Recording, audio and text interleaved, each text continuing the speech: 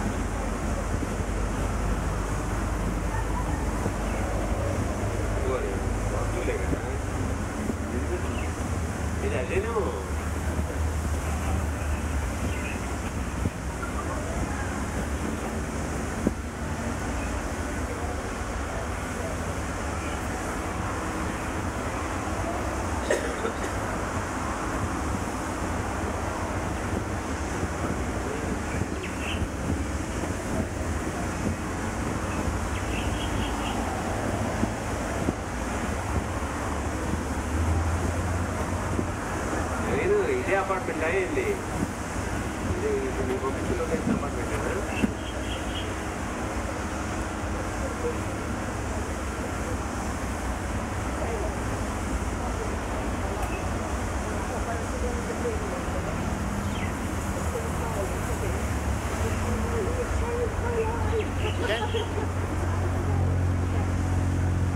ఓహో అదేనట్టుగా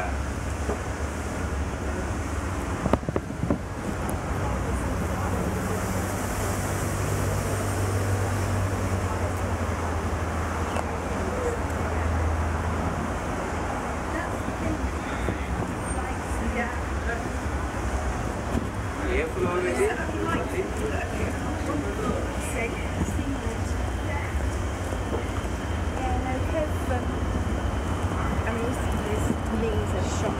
So much sport from playing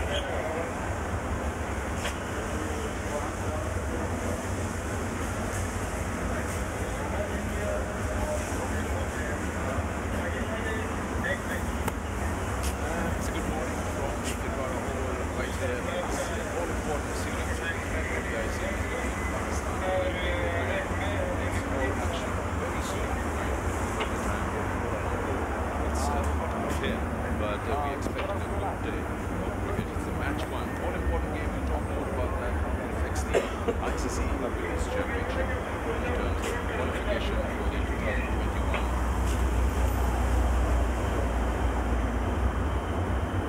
Now, we've got names on both sides, but Pakistan giving them more important gap. And there today, she's supposed to be spinner. Earlier, just before the toss,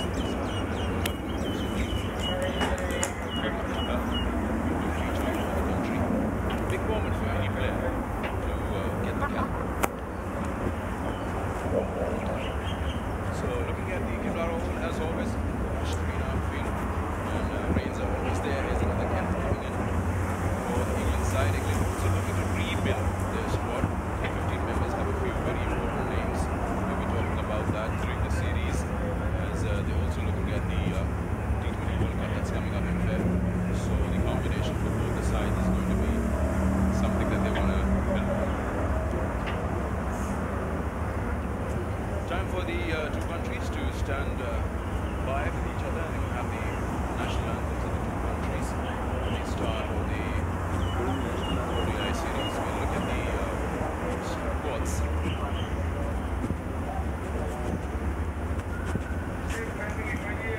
Here we are. Looking at the England side, I was talking about names that we need to look into. We'll come in. Amy Jones is, of course, a name that we will talk about in detail. And we've got Fran Wilson, Freya Davies has been called into the side for the night, leading the team here in the 3 ODI and the 3 T20 matches that have been played. In the Pakistan team, the only important thing that they've left out Sanami, who's been very influential in the Pakistan team for a long time, but they still do have the usual suspects, the big names, Usman, Freedom Side, Jamila Khan, the captain, Sidmama, Naida Khan, they've got those names. And then there Amin Shamim, the down today. Time for us to head down and get the toss, which was with me and the two captains a while ago.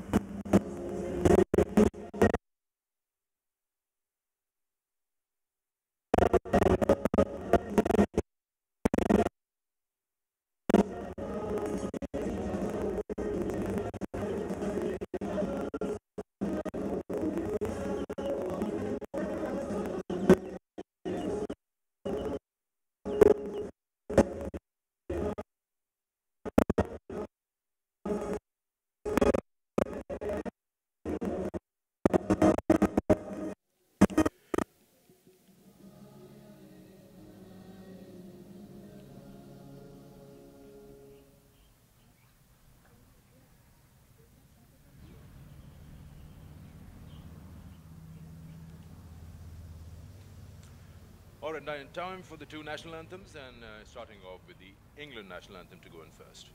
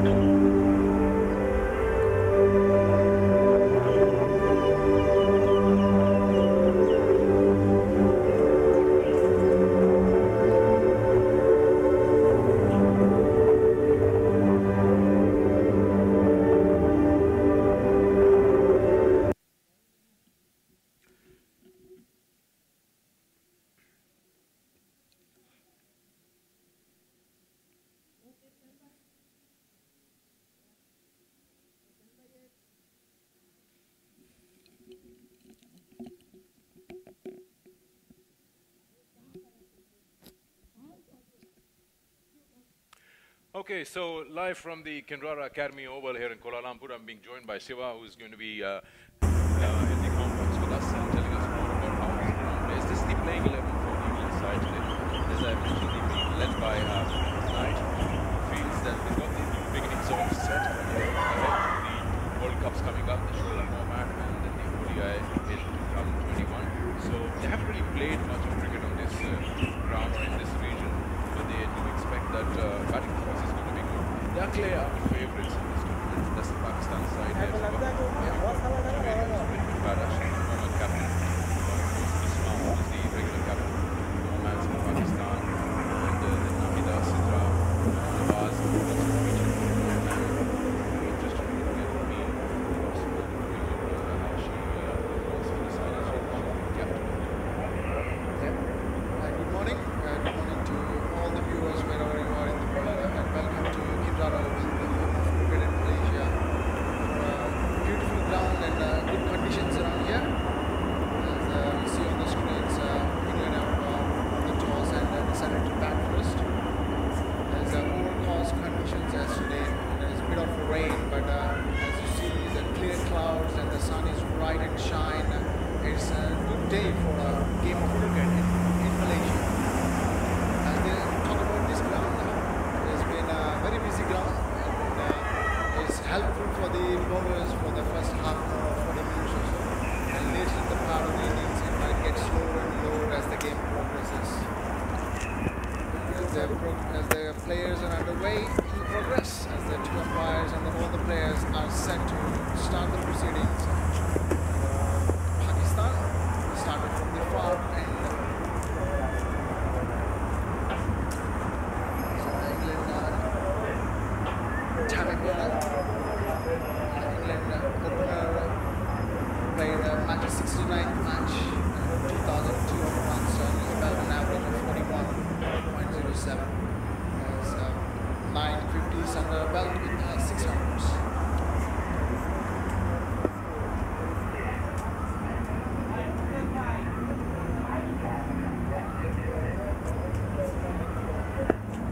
Diana will start the bowling for Pakistan as usual, the right arm wick. And she's done some very good jobs with the new ball. And here is the start of the ODI series. Oh, that's a gift. We'll have to look at the square leg umpire for that. Loose now, just slipped out of her hand. I think the square leg umpire lets go. It looked like for a moment it was above the waist. It was just the start. Pearman, as we just got to know, she's pretty experienced for the England side. And leading the way. She's opening for the country today. Both these batters very experienced, and they look to mount a good score today, take advantage of winning the toss and deciding to bat first. England.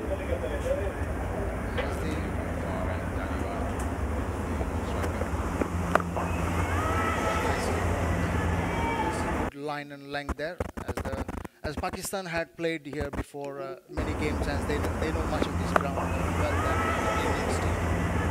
Pakistan played a few series against Australia just in the World Cup. Then that's Dani Wyatt. It's a very good idea how this ground plays, just that they play the Asian grounds. This is their home ground, so to speak.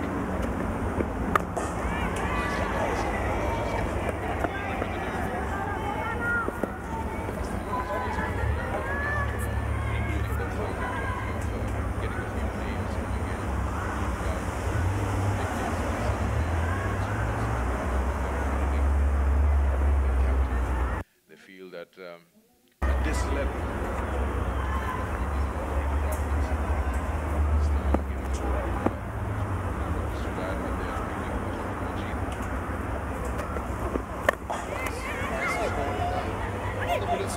a chance of a run out, make home. Is Daniel White, a well-known name under the England's team. Both the players are on the mark. 2 runs on the board of the four balls has been bowled so far.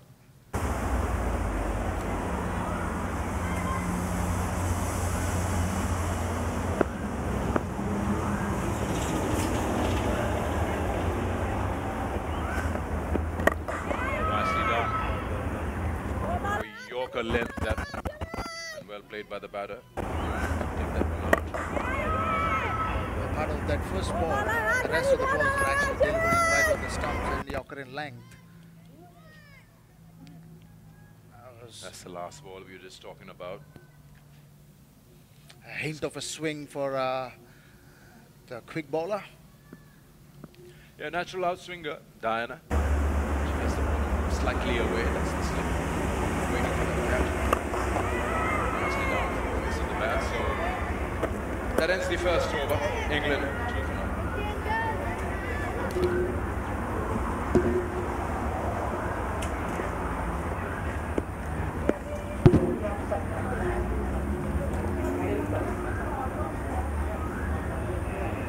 The two sides today being led by Mr. Maruf, Pakistan.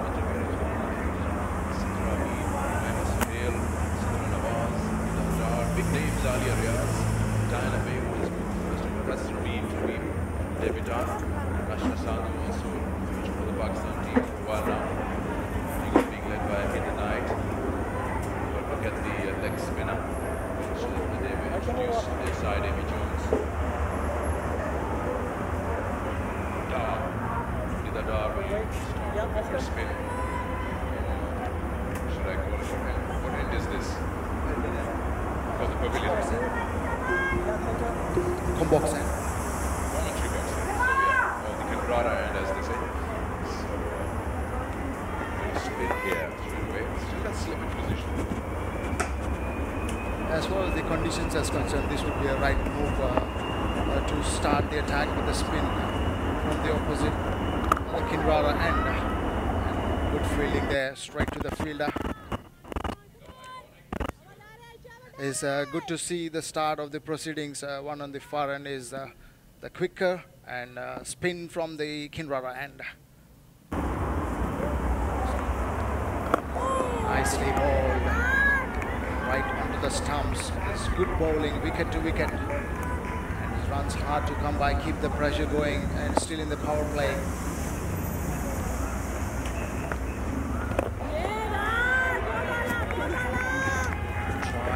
Dancing down the track, but changing the course of the action in the last second of it.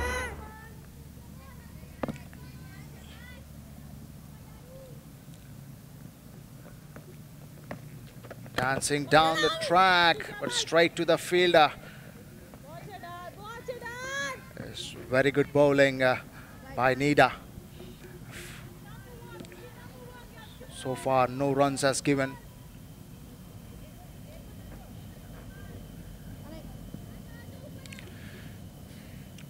Long off being pushed back.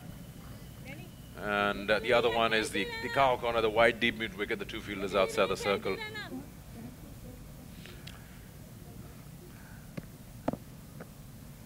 White on strike. Sensibly played, but straight to the fielder.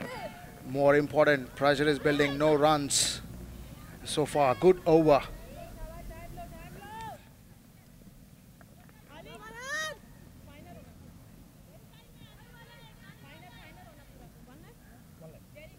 As that movement from Daniel White has made the change in the field, as the protection down the ground on the onside, on the offside.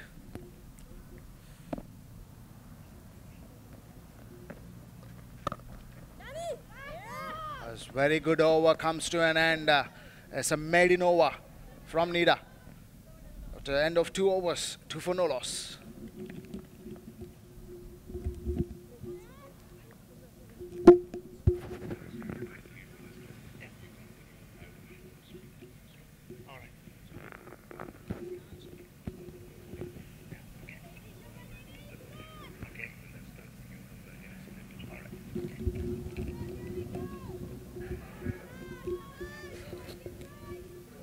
First game of the 3 ODI series here at the Kinrara Oval.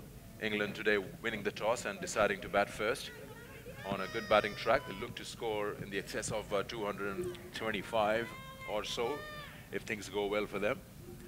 Right now it's been a quiet start. 2 for none after 2. Diana continuing from the far end.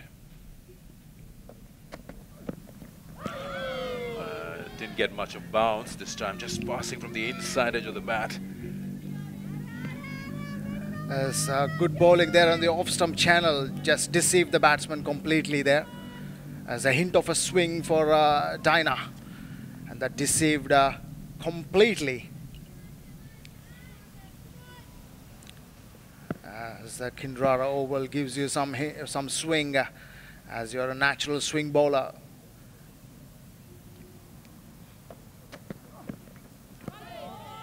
Very well left. Same identical ball.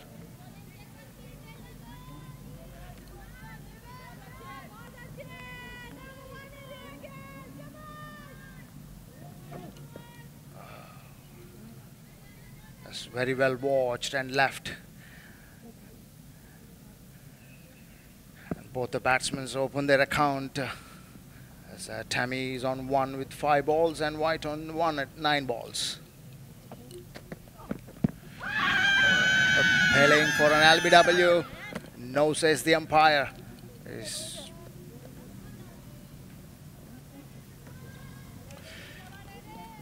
Not a bad shout that.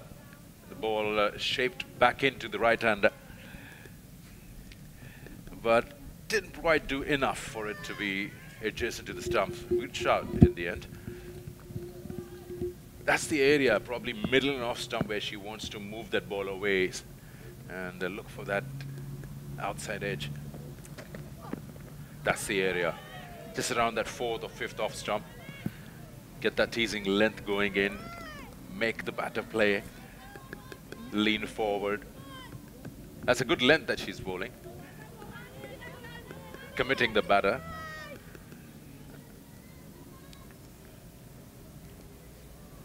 It's just about the consistency, how patient you can be as a bowler. Keep bowling and, you know, just probe that outside off stump line until you get the result. That's the one. Very well played. Coming right onto the off stump channel, targeting that stumps. Good straightforward defense from Tammy.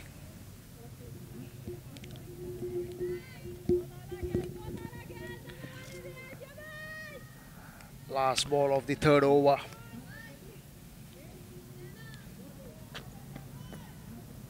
As very well played, right forward defense on the off step channel, trying to ask the questions. So, another good delivery on the off stump. That is the end of over 3. 2 for no loss.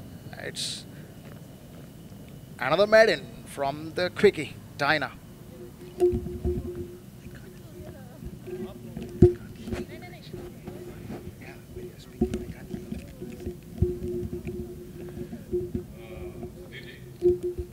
Channel 6. Yeah.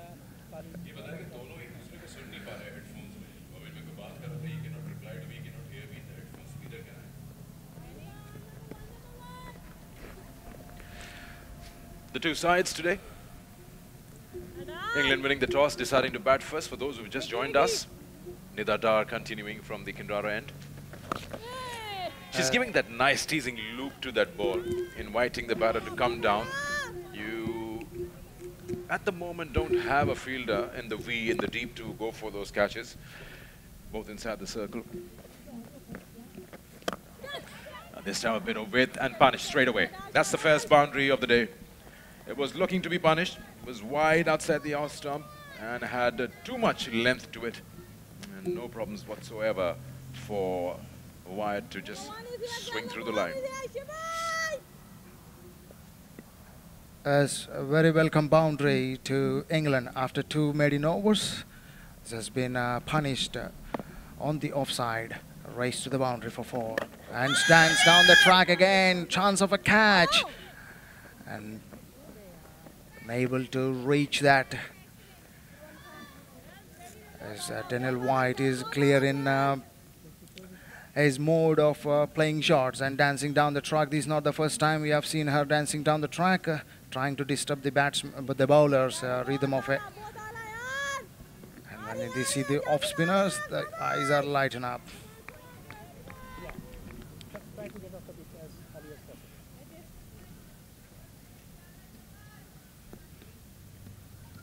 That was an opportunity right there.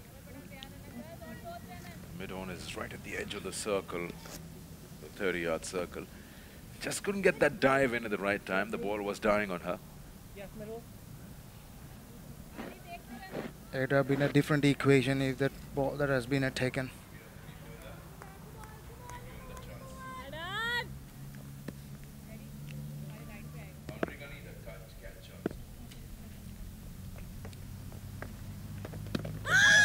That's a good delivery. That's a good one. Inside edge. We'll still wait for the official call from the umpire. And that's well done down at the boundary as well. Surely saving a single, a couple rather. And rightly sent back by the non-striker. There's no 3 runs there. Just settle for 2 runs.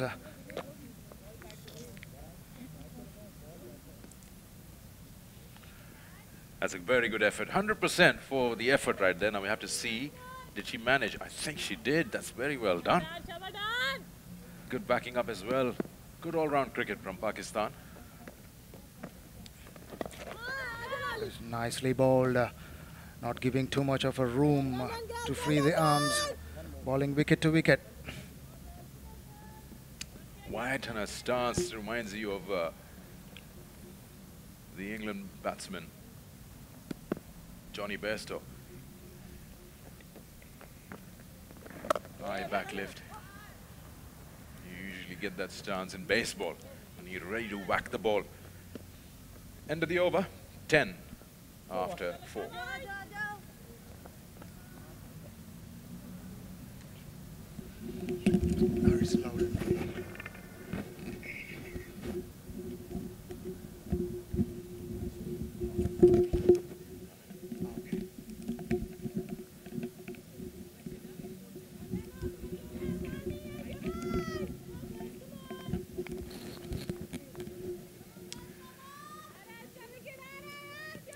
Quite hot out here, and as usual, but very surprising. December also is like this here in Kuala Lumpur.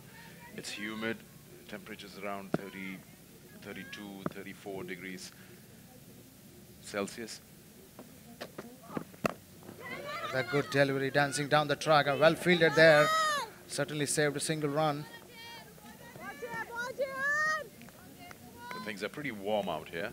Usually does rain in the afternoons. That's what we've been seeing in the last 2 days. And things can change drastically. It's like sun is shining pretty well at the moment. In no time you get the rain. But you've got to give it to the ground staff and the facilities available here that even after a heavy shower, things get ready very quickly for the game to resume.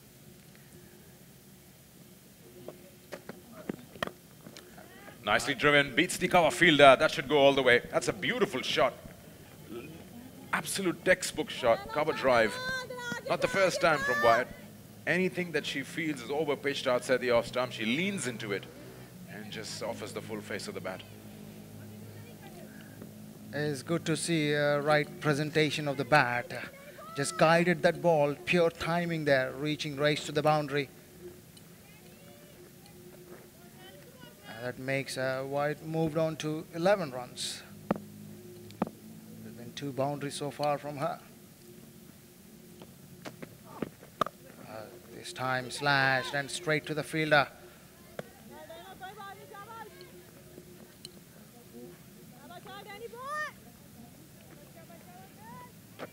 Chaveri at point.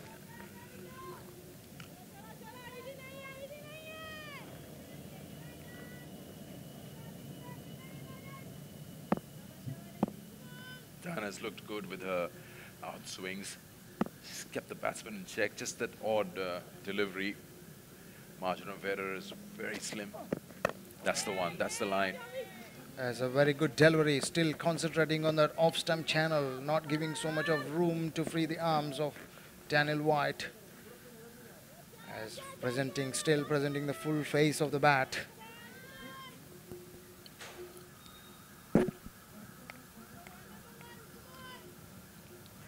No doubt in her Hedonite's mind, when she won the toss, she wanted to bat first. Feels that there's a lot of purchase available here. You can get to a good score and then get Pakistan under pressure. The Pakistan we would like to compare the two sides, say that they would know more about this ground than the opposition, as they played a lot of cricket over here.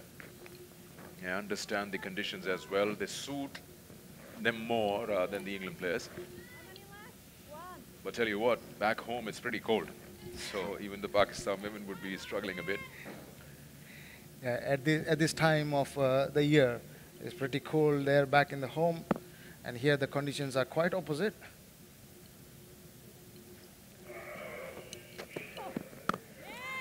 Nice. This time there was no swing. Just went on straight after pitching on. End of the over. 5 gone, 15 for now. There's a change in combox. Yusri will be replacing me.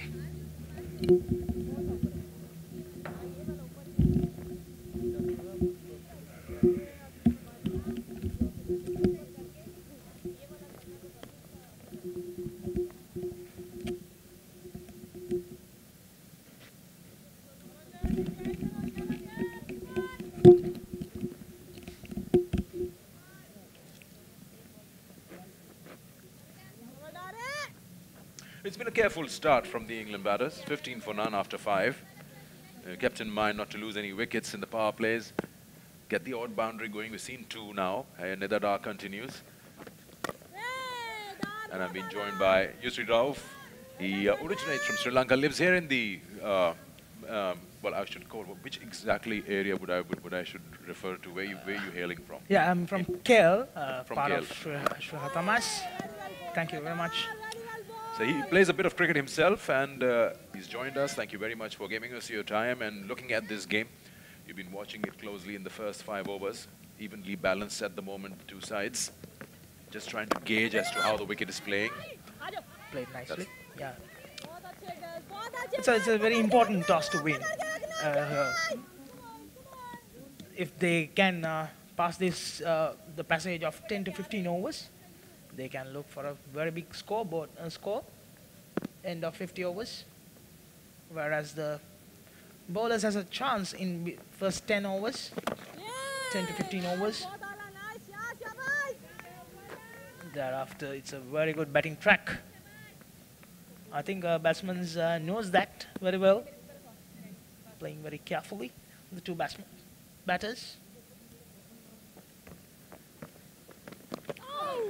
That's a good one.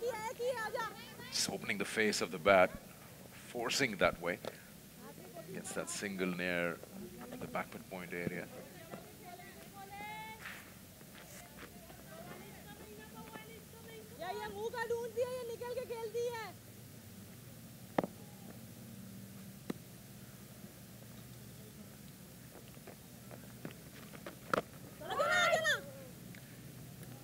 White still trying to gauge the spin or the turn on the track, just trying to come down the wicket, end of the over. 6 gone, 16 for none.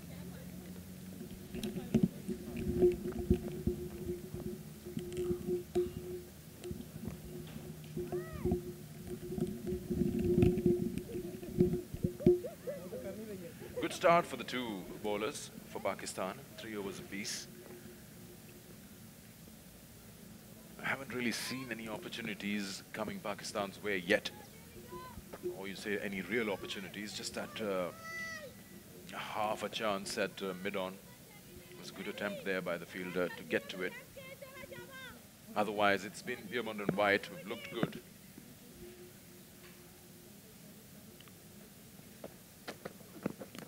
Oh, that's a very good ball. That's a very, very good ball. Shaping away a boundary that won't give her any confidence. But surely that was a beauty of a delivery. Finding the outside edge in between the keeper and the slip cordon. Yes, the movement that in the delivery that forced the keeper to move in the wrong direction. Yes. And when that edge came out, she was wrong-footed. And that's an opportunity here. That's a very good delivery. That's the line, just right outside the off stump or on that off stump. Just closing the face of the bat and suddenly realizing the ball's shaping away. Oh, this time Waits under the bat, under the hands of the slip fielder. Another boundary here, but two not very confident shots from Beermont. Earns her 8 runs though. Living dangerously at this moment. Yeah, not quite the bounce that she expected. This time the ball kept a little low. It was too wide outside the off stump for her to be in a good position. With the slip there, yeah, just not enough carry, I'd say. Yeah, just dying in front of the wicket keeper. Diving towards his right. Yeah, you do realize standing behind the stumps that the ball, if not carrying, you want to come closer, probably a half a step.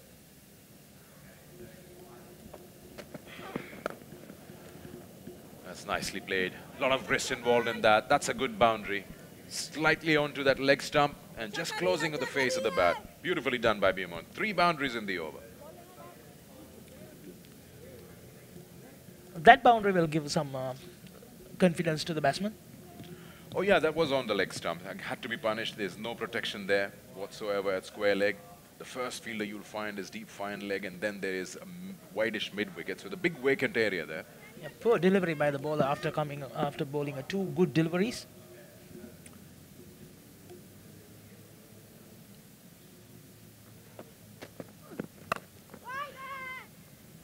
That's a good ball, well played just to find the fielder. It's been a good over for England, this 3 boundaries, but I'd still give 70% of that to Diana. 2 boundaries were very good deliveries outside the off stump, 2 edges, just pass between the keeper and the slip, and then a good confident shot at the square leg region.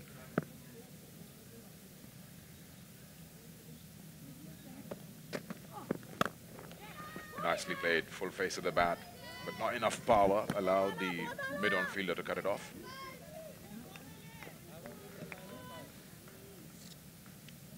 Ball.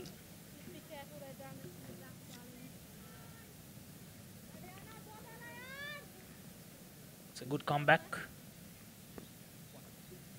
after 3 boundaries. 2 could say it's a lucky boundaries.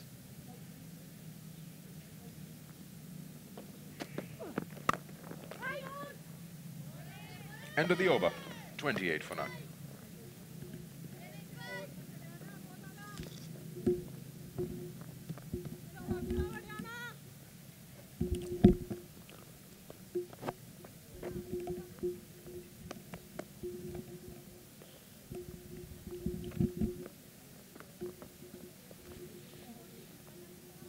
End of 7 overs, 28 runs, England.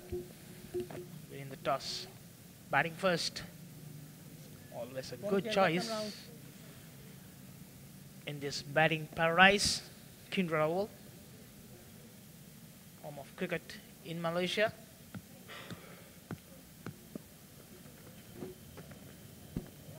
Having a good chat with the bowler, Bisma, the skipper of Pakistan side.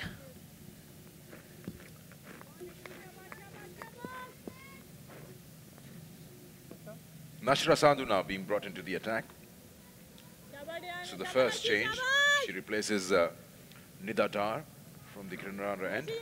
Nashra Sandhu, slow left arm bowler. deciding to come round the wicket to the batter on strike. The stip slays. No. First extra of the day, no ball straight away. Now, how do you do that as a spinner?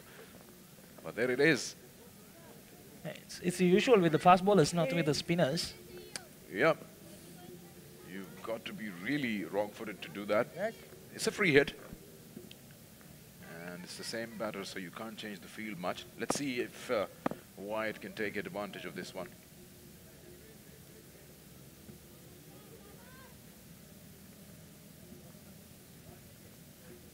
You got that license to just whack the ball wherever you want.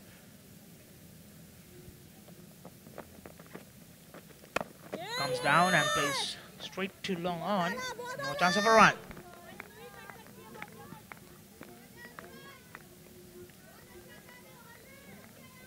That's Jamim for you. That's the debutant. Back to Nashra.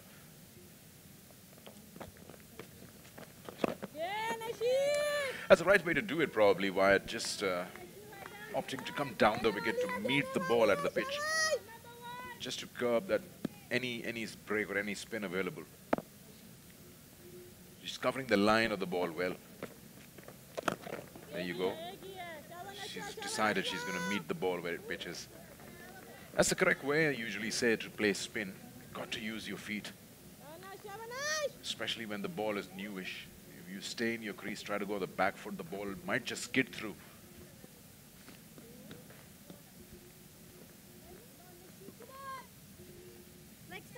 One leg. Beaumont taking his guard. Checking his guard and getting ready to face Nashra.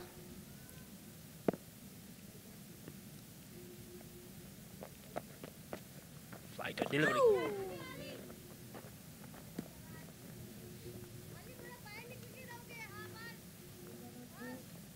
It's done well to come back, starting off with a no ball. And then a couple of dots, 2 singles.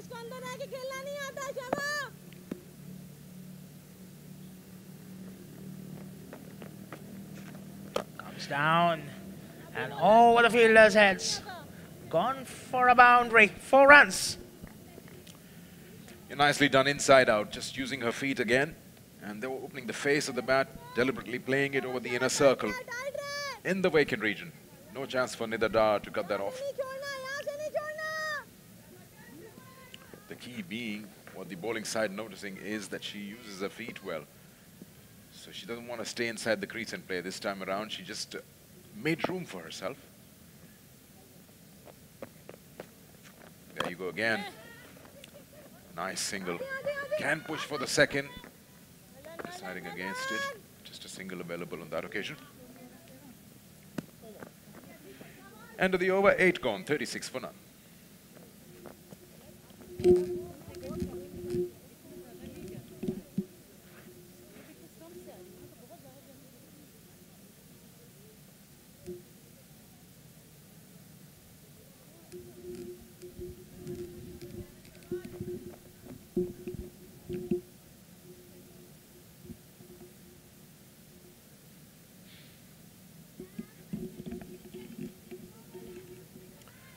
Diana to continue from the far end.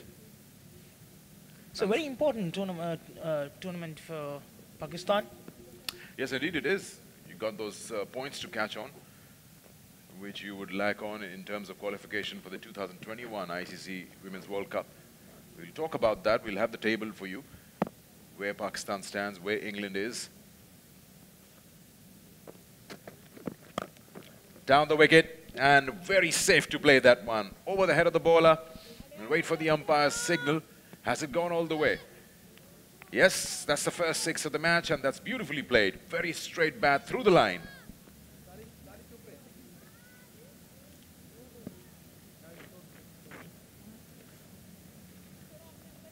Batsman looks very comfortable, using his feet for the fast ball as well. Comes down. Take the ball under the under the eyes.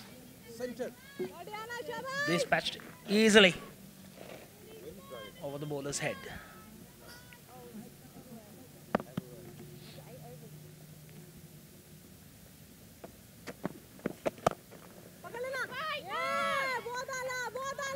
Now the keeper's up to the stumps just to avoid that the batter doesn't leave the crease.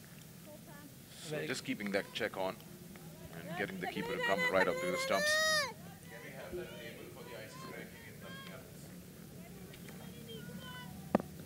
Good decision there to come up to the stumps by the wicketkeeper.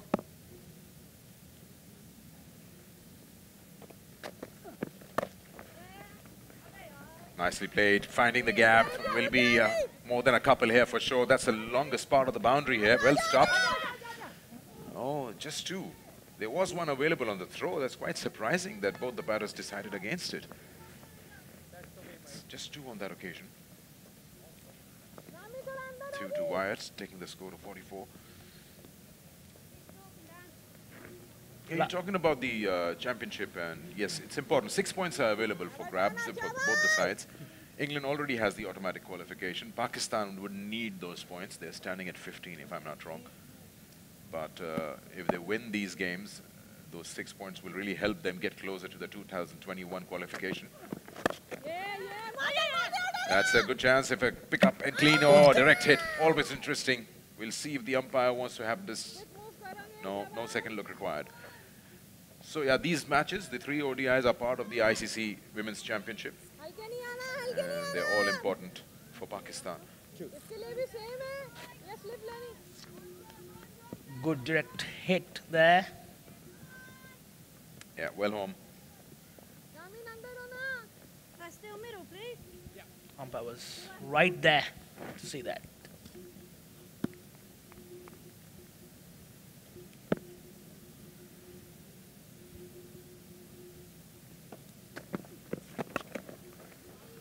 Nicely done again. If she wants to bowl that line, you probably would like to have some protection in that area. It's always going to be very difficult for the fine leg fielder to cut it off. That's the second boundary in that region. He's trying to get that ball to shape away from middle and off, but once or twice, he just strayed too much on the leg side. Well played. Just closing the face of the bat. Nicely timed. Good wristy player.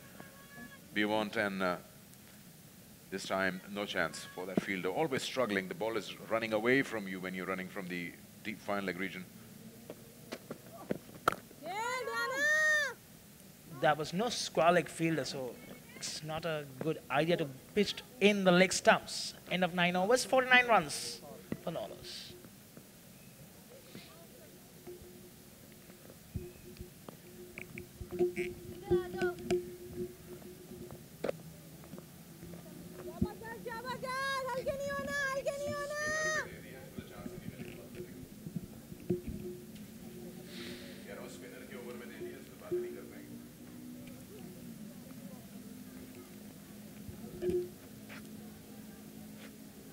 As we spoke about the standings, Pakistan 1 point behind South Africa. Yeah, they have lesser number of games in terms of India and the teams above them. So these 3 matches are very important for Pakistan. How they play them and what points can they grab out of these. Nashra will continue from the Kinrara end.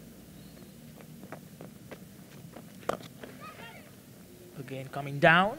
That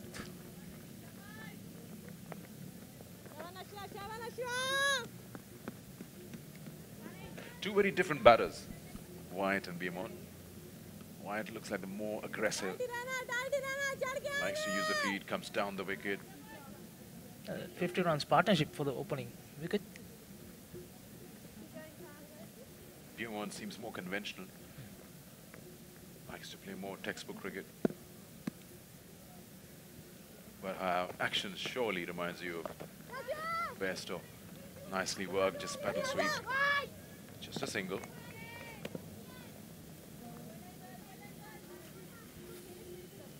Playing toward the fine leg region. There was no fine leg fielder, so square leg fielder had to go there to collect it.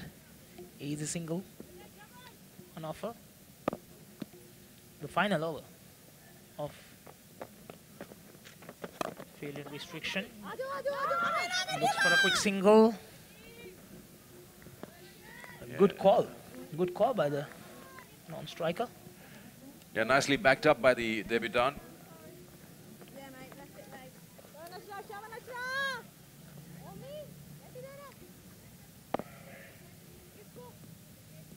Nashra's looked good in her second over. She's keeping the ball wicket to wicket with the field restrictions.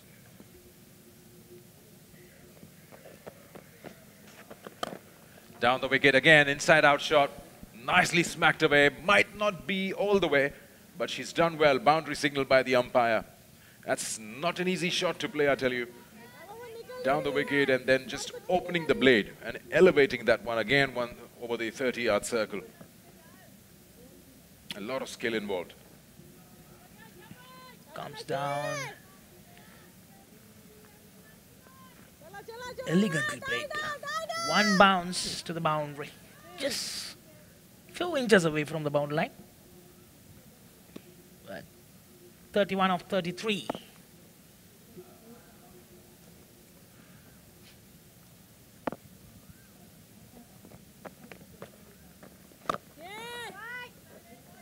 Nashra not really getting any much of spin out here. She's relying more on the length, and she's done well. She's got to probably work on that length against Wyatt, who comes down the wicket on every opportunity. And that's how she manages to play it over the 30-yard circle. So it's just different lengths to these two batters, Beaumont and Wyatt. Now the deep mid wicket being brought in, and that extra cover has been pushed back, so two fielders, two boundary riders on the offside. Yeah, loves to jump, come up to the ball whenever the ball is looped or flighted.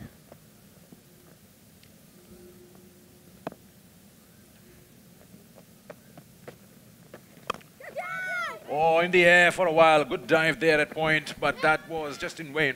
And that's gone to 4 as well. Not a very good effort by Diana to back that up. But this was way outside the off stump, and the batter tried to reach it. It was in the air for a while. Mandatory power play done, 10 overs gone. It's 59 for none.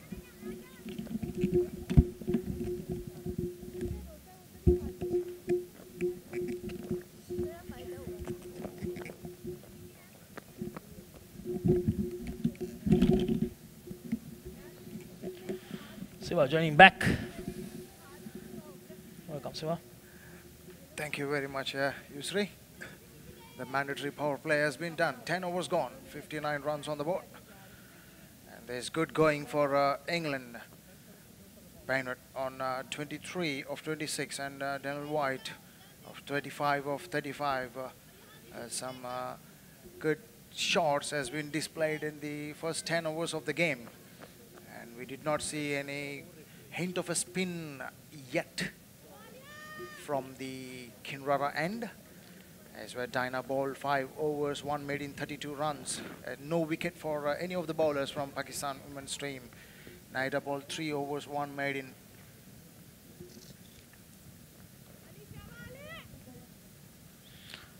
As a change of a bowling from the far end, Alia Riaz, 25 matches, 7 wickets in the bank. 5.22 is the economy rate. 2 for 49 is her best. Onto the pads, just for a single.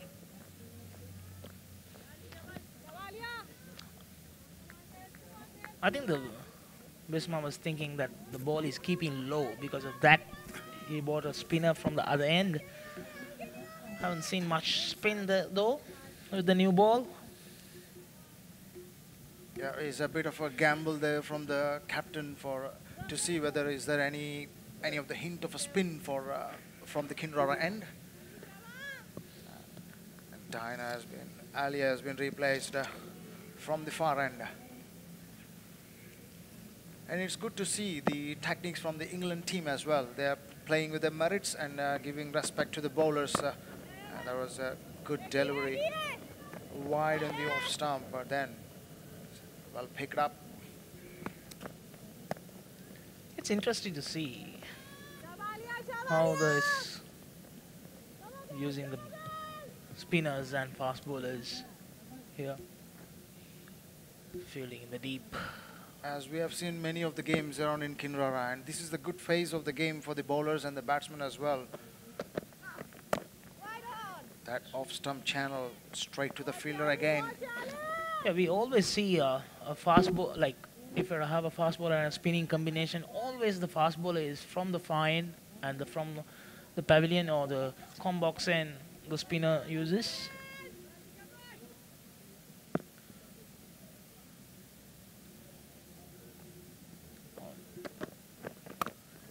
Hint of a swing.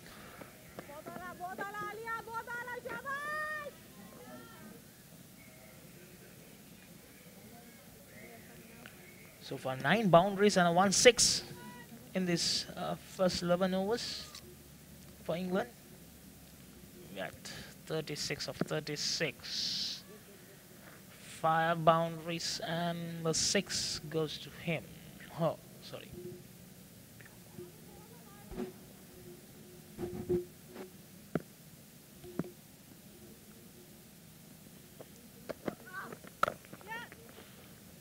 Nicely bowled.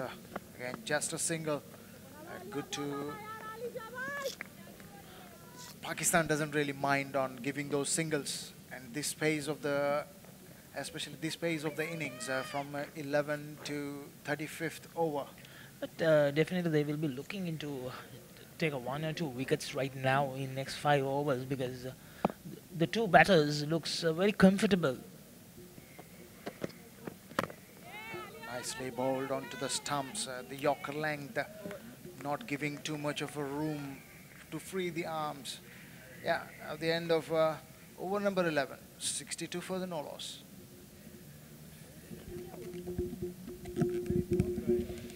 This is where the ICC rankings for women's one-day internationals. Australia leading on top with 151 points and India in the second, as England is on the third in the list of 122. As Pakistan is just below the West Indies with 74 points. As Sikandar and Yusri are mentioning about how crucial are these games for Pakistan. Yeah, this is the world ranking at this stage, ODI rankings. England on 3rd and Pakistan on 7th. So it's England on clear favorites, but though England favorites, Pakistan has more games played here in Malaysia and having a little bit better understanding than England how the pitch works. Having said that, England team has negotiated quite well so far in the 11 overs. They're going at a good run rate of 5.64. Not sure. Continue. The last over, very good over. Alia only gave 3 runs. On the leg side, wide signal by the umpire. Probably this is the mistake that Pakistan bowlers was doing. Like they were bowling very well, good line, and once in a while they bowled that ball delivery on the leg side, and that is very nicely bowled onto the stumps. Just no run there. More important, containing the runs and getting those dot deliveries.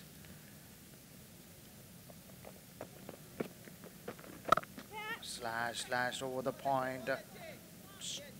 Just a single. what I was talking about, this 1 or 2 deliveries each over, continuously they're giving a one looseness. So that whatever the pressure they build on throughout the over releases at that point. So batsman hasn't much to do about. So they just have to wait till that loose ball to punish. 36 of 37 Watt comes down and plays. Is it a chance? Oh, just drops in front of the fielder.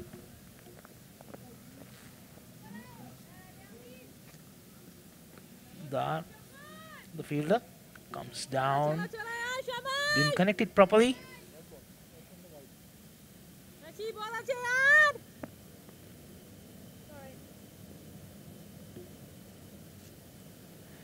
Good ball by Nashra. She saw the batsman coming down. Drop it short. This time that's another chance. Will that be carried? No. In between three fielders. As we see, two good deliveries as reading the batsman's mind. Both the deliveries is trying to dance down the track. Here it is. Dancing down the track. Miscued it, but it's no man land. In between the three fielders. Deceived everyone, including the batsman.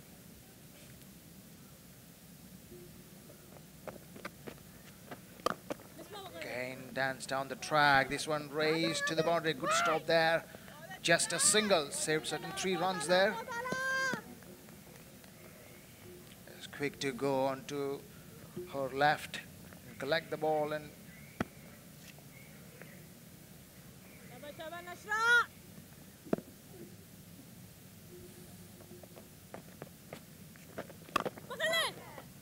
this is a good cricket. It's batsman trying to dance down the track and score runs. And bowlers are reading it and not giving too much of a room. That's the end of over number 12. 67 runs on the board. More important, no wickets has been lost by England.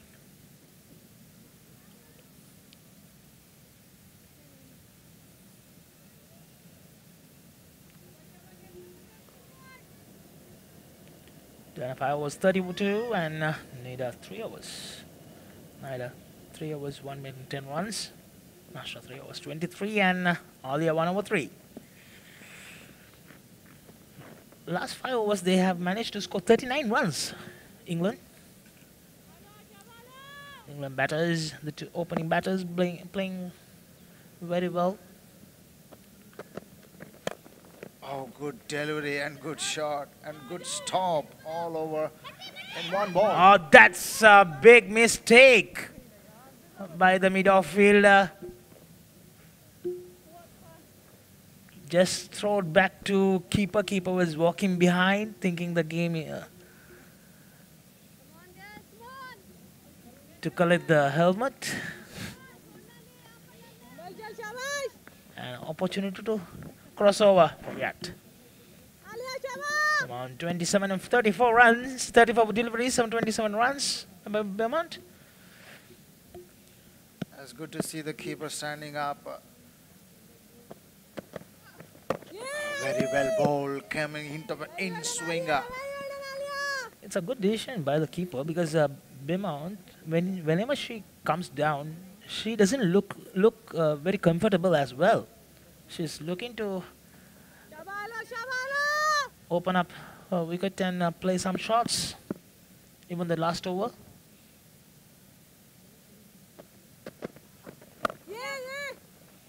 Nicely bowled, just another single.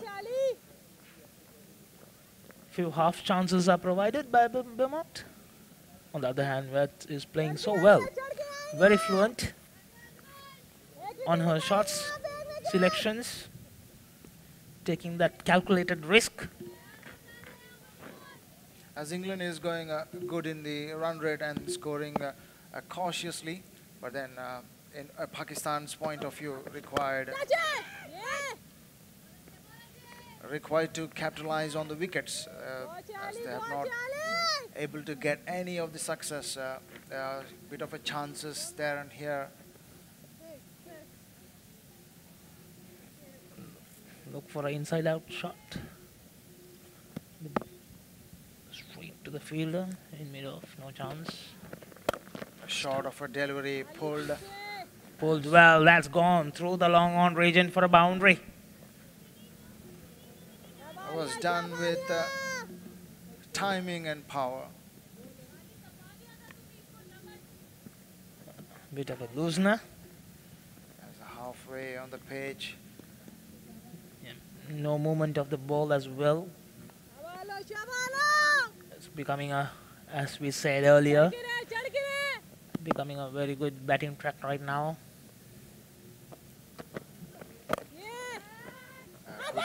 Good call for a single chance of a run out there. Oh, missed it. Missed opportunity there.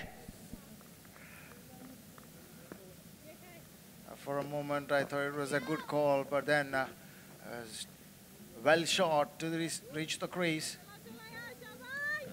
Good work done by the fielder there. I think she read it right that they are looking for a quick single there. Oh, that's not in the frame. And umpires are actually having a chat with the batsman. Is they ran on the pitch? Is it the reason to giving a ball? Some discussion with the batsman? 13 overs gone, 74 runs on the board. And the two openers are giving a good fight, and it's a good total on the board for the 13 overs of the game. At this stage, nothing much really happening towards the Pakistani side. There's not a proper clean chances yet. Couple of half chances. Comes down, pushing towards the long off, taking an easy single there. But moves to 45 with that, and score moves to 75.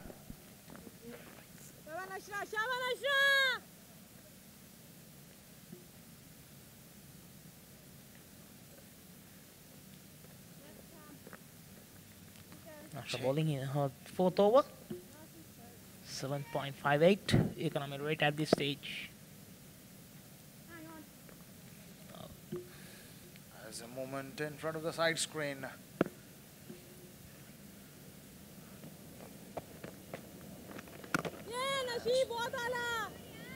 As you can hear, the keeper is always in the game, and telling the bowler is very well done. Very good ball.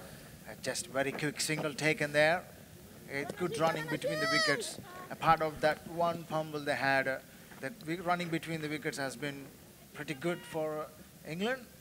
And the amount danced down to play a kind of a inside and out, and then realized the ball was coming towards her leg side, then decided to change. A nice late cut, but just a single. It's good that batsmen are trying to rotate the strike, as there's not many loose deliveries has been bowled for the last couple of overs. It's containing the runs in singles and rotating the strike.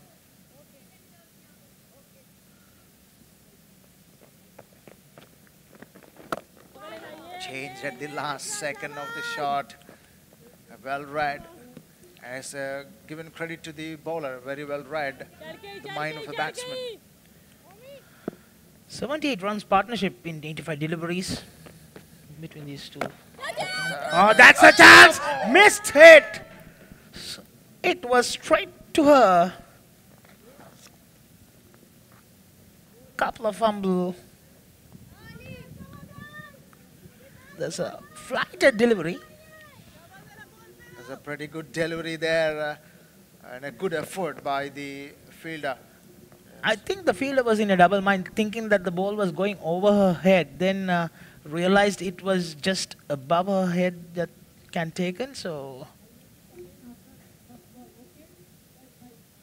As the end of 14 overs gone, 77 runs on the board, the loss of no wickets. Earlier to continue from the far end. Daniel White on strike on 46 of 45 deliveries.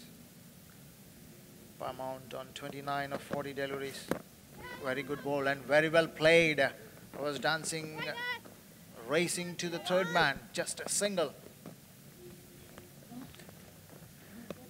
It's a good Yorker length delivery outside the off stump.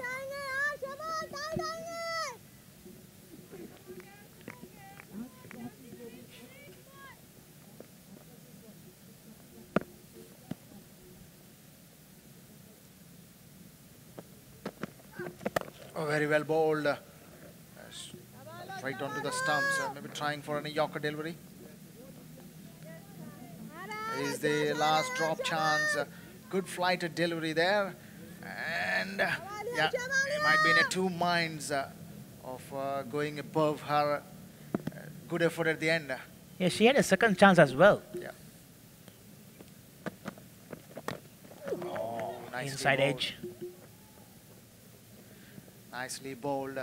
And what we have seen from the last couple of overs is the pace of the bowlers has been taken off, and it's very, very difficult to, if you don't read them, and it's very difficult to time it well, and that's what you have seen on the screen. I might be getting to the replay of it. Yeah, you can see like last couple of overs, batsmen trying to do something different, which they were doing for last 2 overs. That is nicely bowled onto the stumps. Because we saw the two batters, the bat and the Vermount, was waiting for the ball to come and then play the shots. But last 2 overs, see. There's the last delivery, rolling her fingers, trying to get that leg cutters or the off cutters in. This will be a good chance for the bowlers to deceive the batsmen. Good delivery there again, taking the pace off. It's turning out to be a good over. 2 runs so far in this over. 1 more delivery left after this.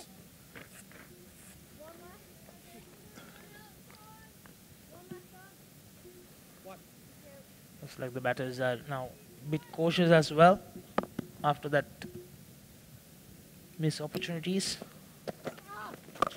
Oh, yes. That's a good shot.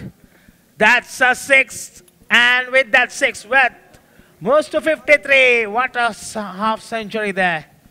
What a way to bring half century. 53 of 49 deliveries. End of over number 15. 85 runs on the board.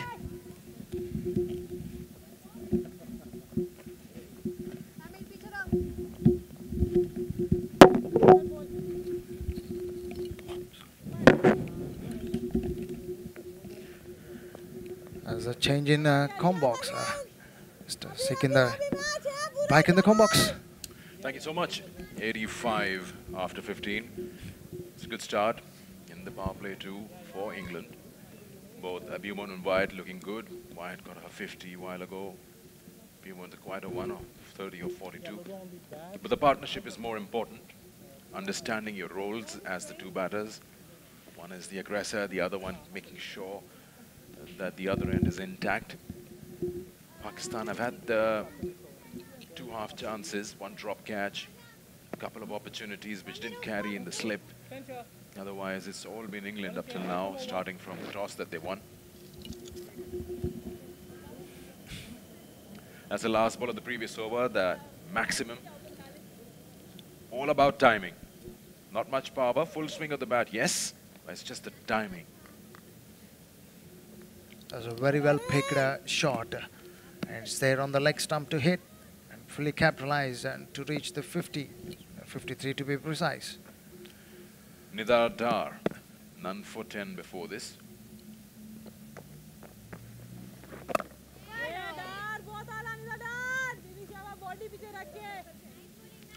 At this rate, England would look to cross 250. They would want to put as many as possible on board.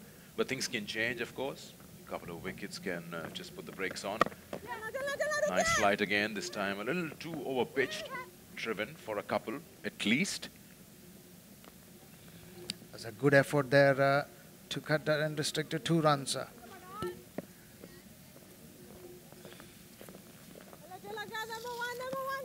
Pretty spread out field now on the onside.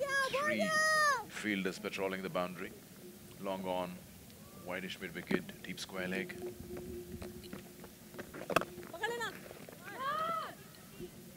Straight to the bowler, no runs.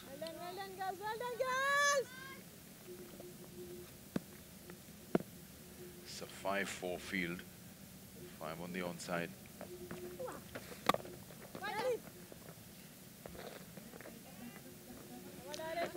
It's a big boundary on the onside, so if you want to go for the big hit, you've got to be really sure that you've got everything behind it. Otherwise, those 3 fielders will come into play. Especially against Wyatt, who likes to go after the bowling.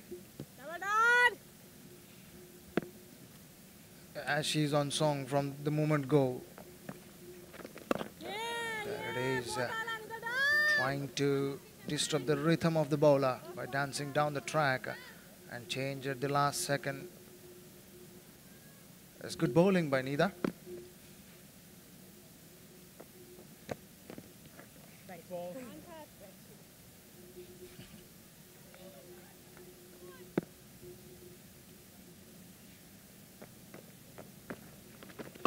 dance down the track, but this time on the onside, just a single. That is the end of over number 16, 88 for no loss.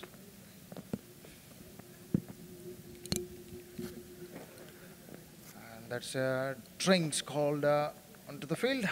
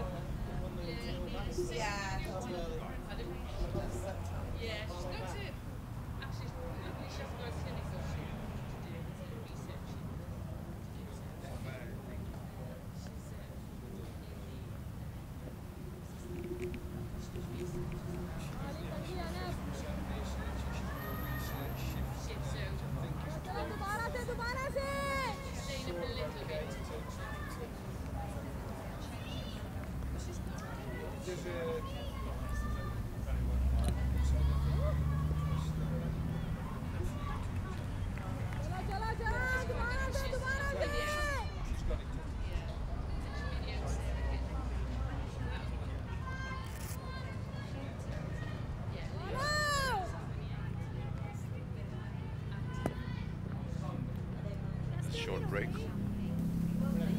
with Beaumont being on strike. Good partnership between Wyatt and Beaumont. They've done well. And here goes action of the first ODI once again after the break. It's a much required break for Pakistan to plan and re-implement the plans of what they have discussed. Would have been get more wickets, as many wickets as possible in the next maybe 5-6 overs of the game.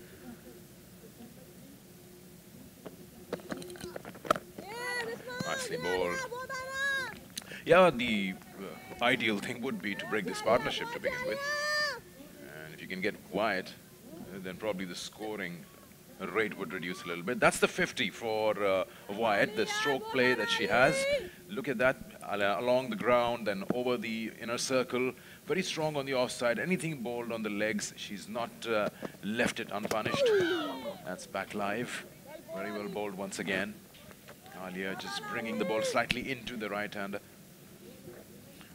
And coming back to Wyatt and her shot play, stroke play down the wicket. That was a brilliant shot through the line, over the head. That was maximum, the first one of the day. There she goes again. She doesn't shy away from using the bottom hand. And a well-deserved 50, and she's still on. 53 or 49. Oh, that's a very, very good ball once again. Seems like Beaumont is not really reading Alia well. Teasing pace and then length. It's getting the better of her by signal by the umpire. And Alia is the pick of the bowler so far. She's bowled 3.4 overs, just given 18 runs in the process. Total 3 extras given by Pakistan. It's good to hear the keeper is still contacting the game and encouraging the bowlers. Oh, Sidra Nawaz, the wicket keeper, she's very vocal. That's how the modern day keepers are. In fact, even you go back to the 80s or 90s, the keepers are the one who keep everyone awake. And that's how they should be. As a batter, you keep hearing that chirping going on. That's part of the game tactics now. You've got to make sure that you've got your fielders on their toes. Your ballers being backed up. Every delivery has a lot of effort behind it. So, yeah, that's the voice of the team. Oh, that slipped away. We've got to wait for the square leg umpire. Well, that's played well in the end by the batter. They're coming back for the second. Good throw on top of the bails, but the batters are quick enough.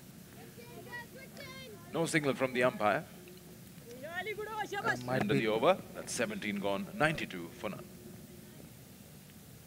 There's a throw from the deep. Slightly wider. Might be in trouble if that is coming straight onto the stumps.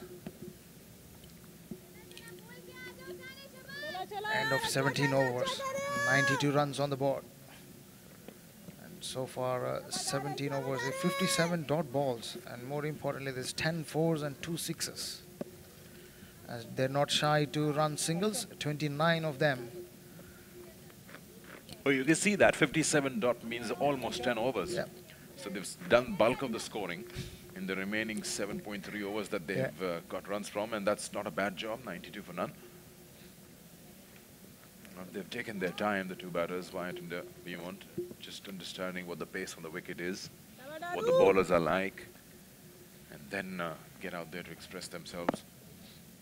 Nida Dar continuing from the Kinrara end. None for 13. There's way bowler onto the bowler's head. Just a single. It's good to see the stats on the screens as 13 balls since the last boundary and 25 runs given from the last 5 overs.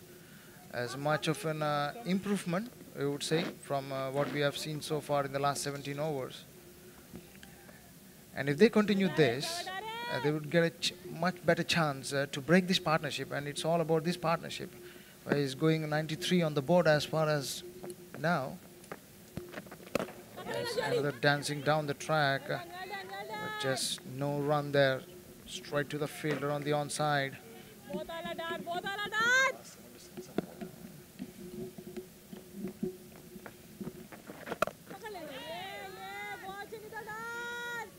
As I love to hear the voice from behind the stumps, Baudala, Baudala. That gives more encouragement to the bowler.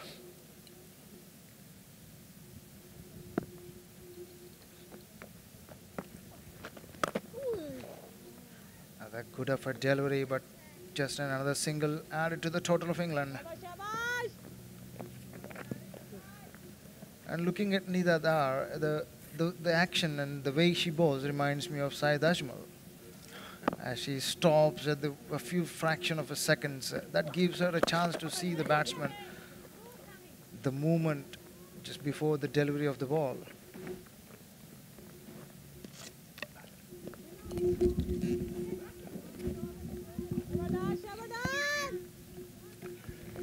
It's been a quiet over. The singles are just a plan of that platform that England is just forming. You get that strong foundation, they can express themselves with wickets in hand, anything's possible. Pakistan would look to break this partnership instead of just going on with the proceedings. They need a little more than those singles just being given away. That's a good ball to end the over. 18 gone, it's 95 for none.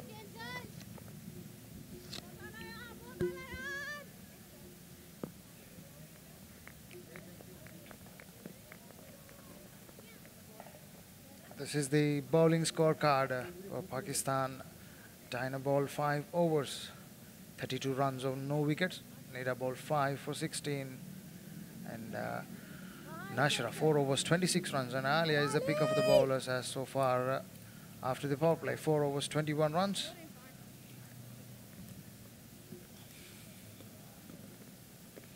Just missing one thing in that column as the wickets. As you can see the projected scores at this current run rate, it goes to 264 and 319.7 and over. This is good bowling by Alia, bowling concentrating on that stump to stump line. And more importantly, she have taken off the pace of the ball from a couple of overs, and that gives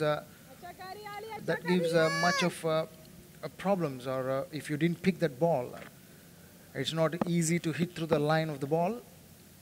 And especially in this part of the world and this Kinrara wicket, as you see that again.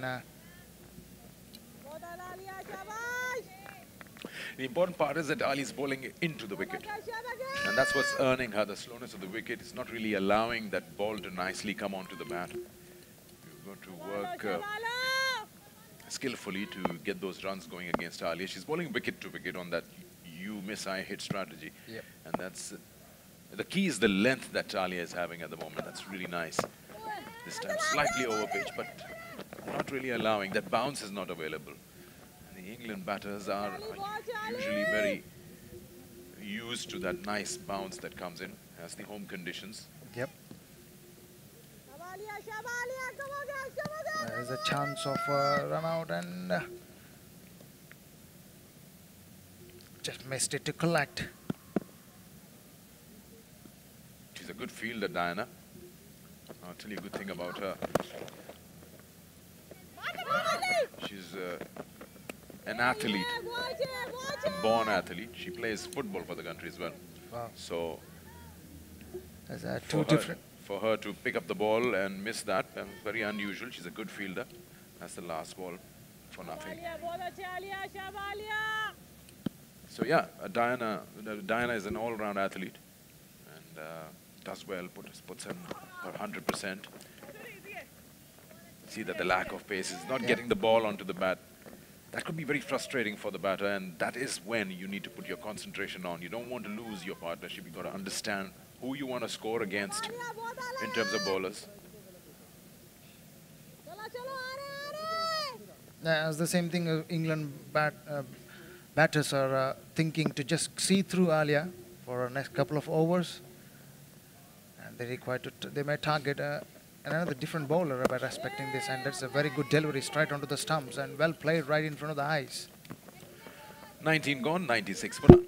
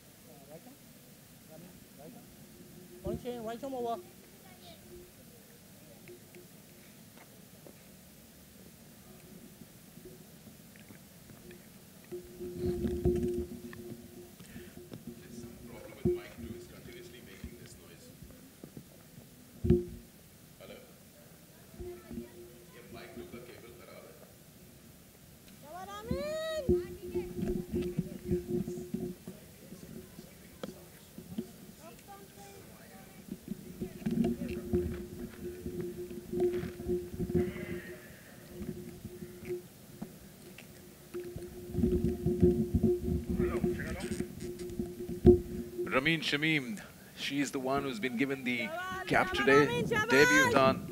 Big moment for her. Off spinner.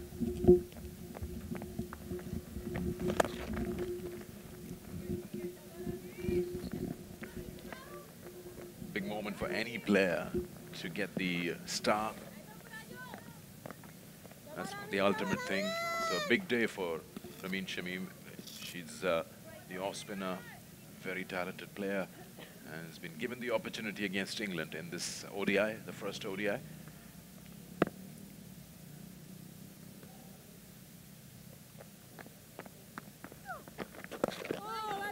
Good start by the debutant.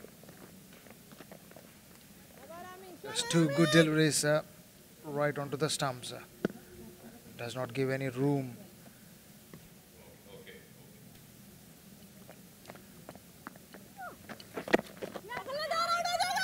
Could be a good throw, and this could be a chance. No, it's wide. Got to be very, very right up on your toes, because these are the opportunities that'll come your way. Got to challenge the opposition with your fielding as well. Ramin, the debutant, this morning, she got her cap. That's the ultimate moment for any player.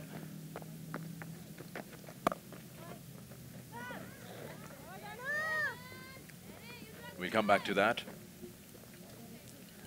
Ramin Shamim, here is the moment. Big smiles, and she'll cherish this till she plays, and after that as well.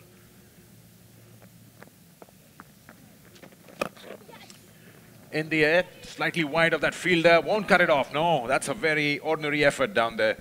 Though I'd say that the ball was racing away from her, but no, Javeria couldn't cut that one off.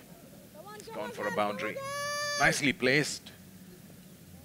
Realizing that there's protection in the boundary between the two. That was a good placement by the batsman Daniel White. And that boundary moved her on to 62.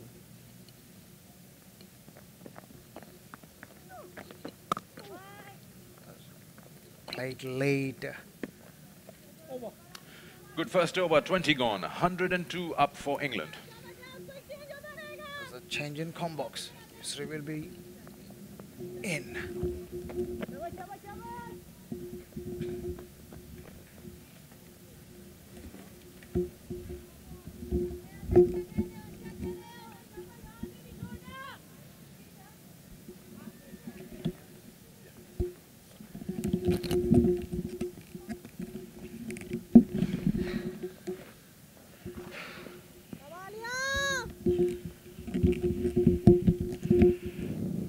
chấp giờ rồi.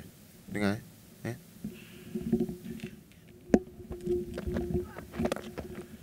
Brand new over where Alia starts off. Bit of cloud cover here at the Kinrara Oval now. It's getting to that time. I mean, you've got to keep your eyes up in the sky and see from where are the clouds coming in. You hope that the game is not disturbed by any rain. But it's a big ask to say that hope there's no rain in Kuala Lumpur. It's a daily feature that's nicely played. That's all about placement. Will she cut it off? That's well done there by Javeria. Now we've got to wait and see. Probably the umpire would want to have a second look at that. But the effort was there, yes. She was a bit off balance. But has she managed to keep her foot back into the playing zone when she was picking up the ball? That's the key part. I think it was a good stop by the fielder. That's fine, as long as when she's picking up the ball, her foot, is it in the playing region? Her fingers are touching the ball. We gotta wait and see. Looks like, Like touching the... Looks like the...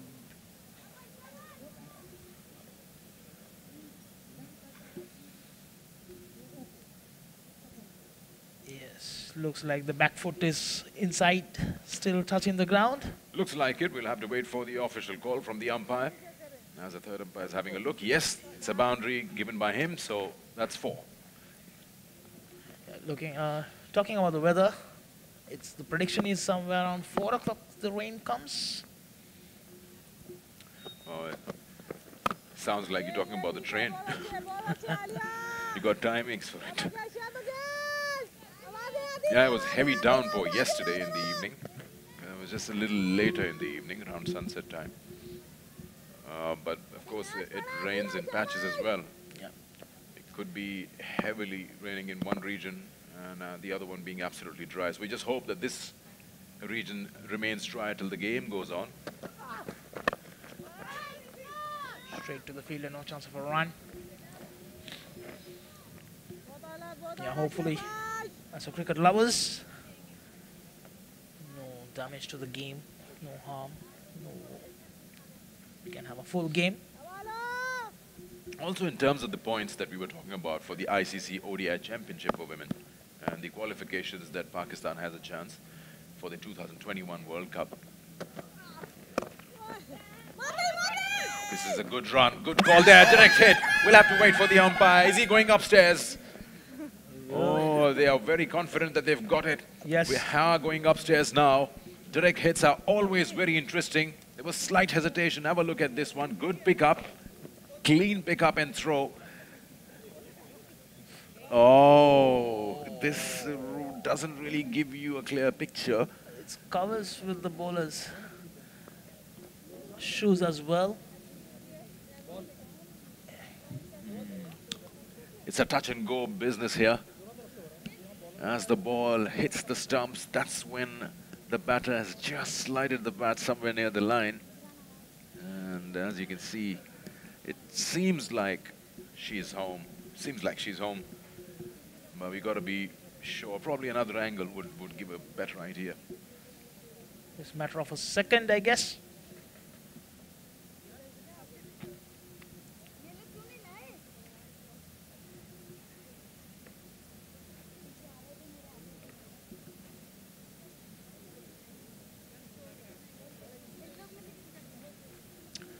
It seems like she's crossed the line, but is the bat grounded? Got to be very sure as the third umpire. It's not clear because of the bowler's shoes covering that exact location.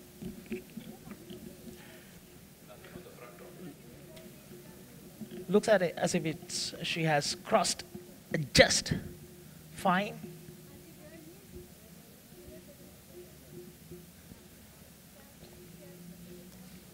We don't have the clear view actually. Another angle would give a better picture. Otherwise, it will be ruled out inconclusive in favor of the batsman. Not out, says the third umpire, so the batter is safe. And it seemed like she was. It's just the sliding of the bat is grounded in real time. And it was. So, the partnership is intact. 108 for none at the moment. Just one more delivery to go in the over. England women winning the toss today. If you've just joined us, they decided to bat first. With Beermont and Wyatt, they've looked good. Scores are good for Wyatt getting a half century. She's still on 67, Beermont 38. Pakistan have tried 5 bowlers. Haven't really managed to break this partnership as yet. That's missed opportunity going to be costly. It was a good attempt. Second attempt, almost I thought she'd grab it. But yeah, if you've got your fingers to the ball, that's dropped. A bit of a slog, kind of a stroke for a single. End of the over, 21 gone, 109 for no loss.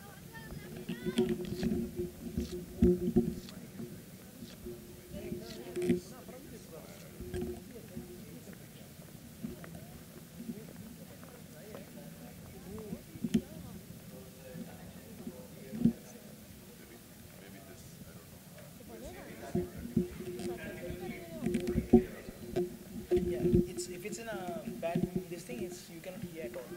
Do you have another mic? Only 2. So then there will be an issue.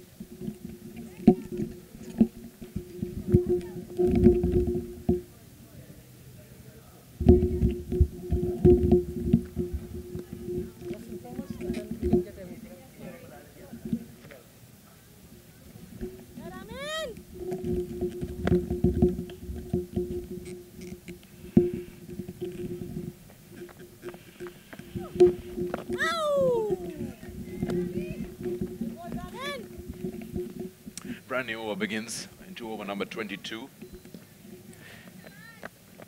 You just feel that something's about to happen. Is England batters going to change gears now and try to purchase some more from what they already have? And can Pakistan extract that opportunity coming their way? We're just approaching halfway stage, 25 overs. Credit to the England batters as well. Apart from that one missed opportunity, there was not much given.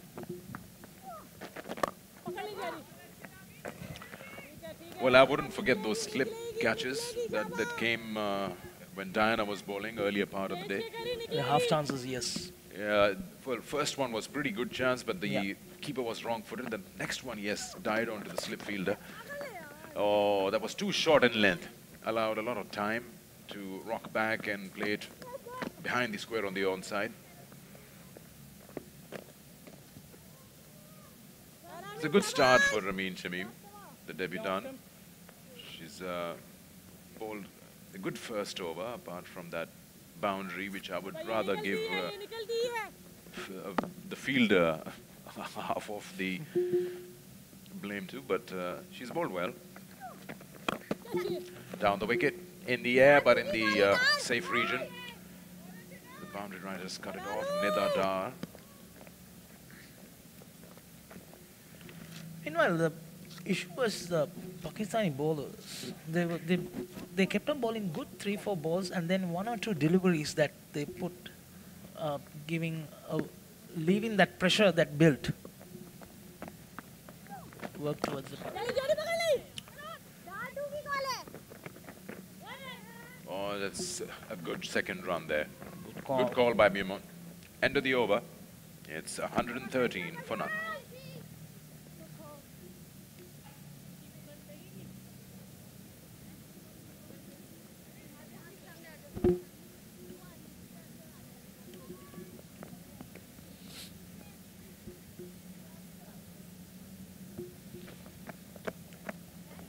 Overs, 113 runs for no loss.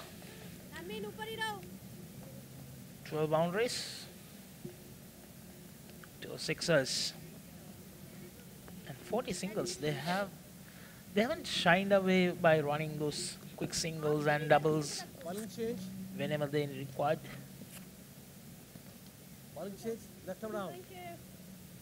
Taking those calculated risk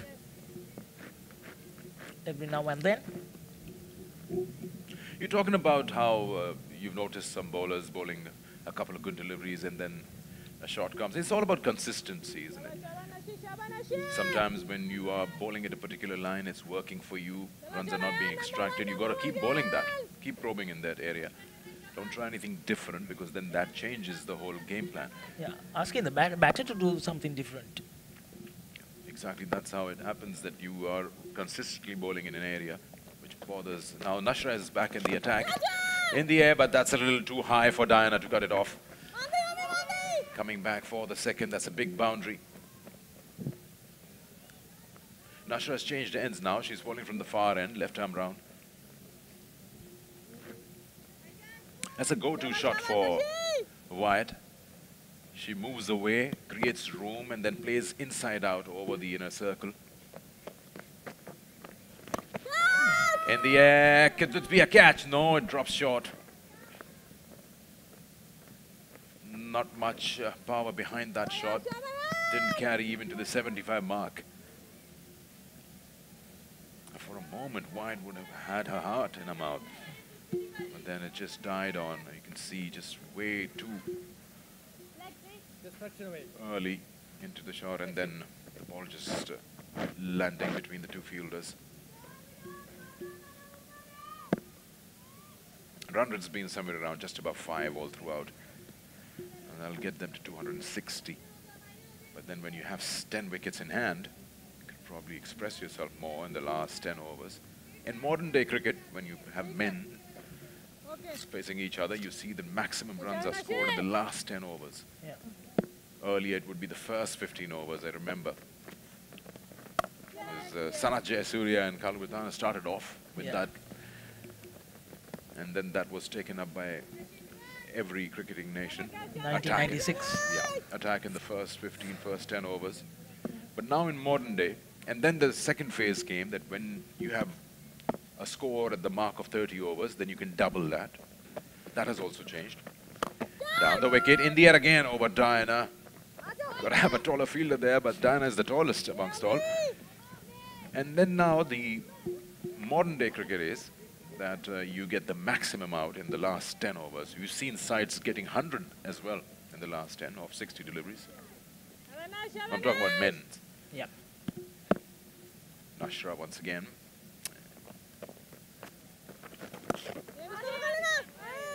Just right under that fielder, allowing the batters to go for a single. Yeah, nowadays it's like you use that first 10 overs, then you come to a very, like go for next 25 overs, like until 35th over, saving their wickets to make sure that last 15 to 12 overs. We'll come back to that. 23 gone, 119 for none.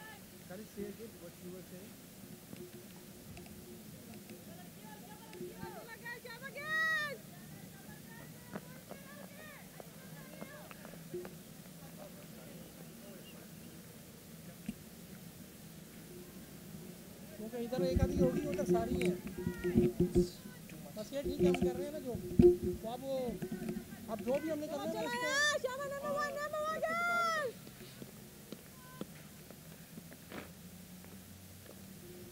Not a good start this, Beaumont and White. Both the openers looking good. Beaumont now closing into her half century. We're talking about the modern day cricket and we're just coming back to that. Yes, today, again we come back to men's. In the first 20 overs, you haven't lost a wicket, you try to get to 100.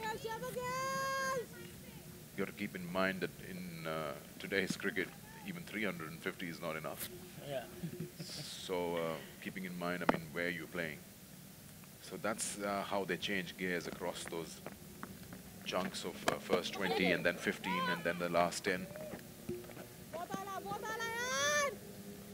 It's very important to divide your overs and plan how you perform during those stages. Nicely driven, but to the fielder. Well, you can plan those things. If I mean, in this situation, England women, you could actually plan it whatever you want. But if you lose quick wickets, then those plans change. You go to plan B, and you put the anchor down. You try to stay on the wicket. In the air, again, it's all about the placement. They've been so good with placements. Even if they're playing up in the air, they're making sure that the ball lands somewhere between the fielders. That's a good shot. Split the two fielders in the deep. That's a go-to shot for Wyatt. She's so good at that. Again, Pakistan have not really read that already. She moves away, makes room, and plays inside out. That's her area. Got to plug that gap somehow. This time it's a slog. Just to the fielder and the deep on the onside. Just a single. Interesting to see how the debutant is going to react to the charge that is being given by Wyatt and Beaumont. Nicely done. Changes her length.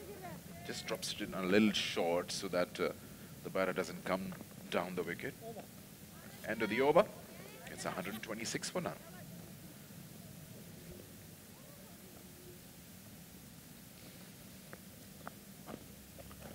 Come on, guys. Wicket nikalna, wicket nikalna.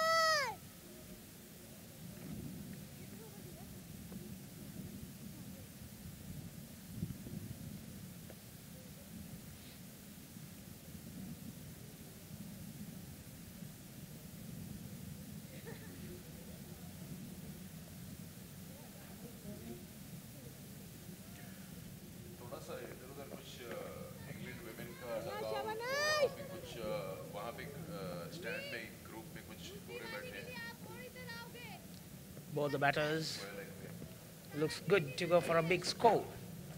on 77 of 72 and amount 47 of 73 deliveries.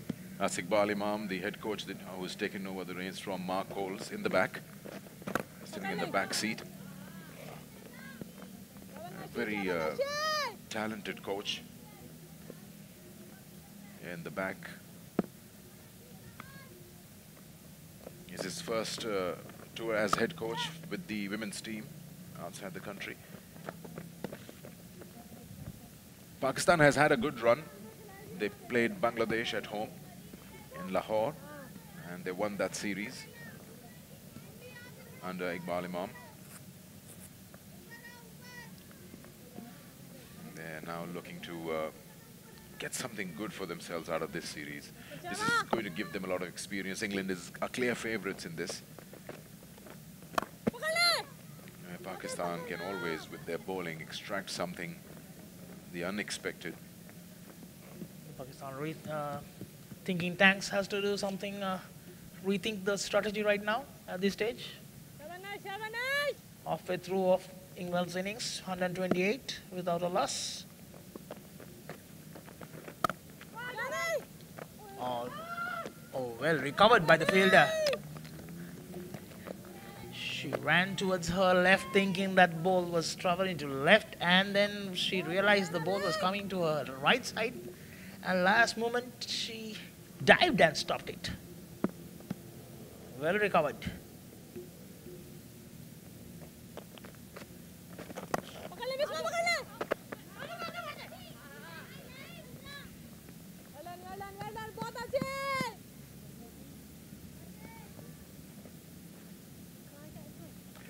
That's our match referee, Mr. Mohammad Javed, who's out there at the toss time, keeping an eye on the game. End of the over, 25 bowled, 128 for none.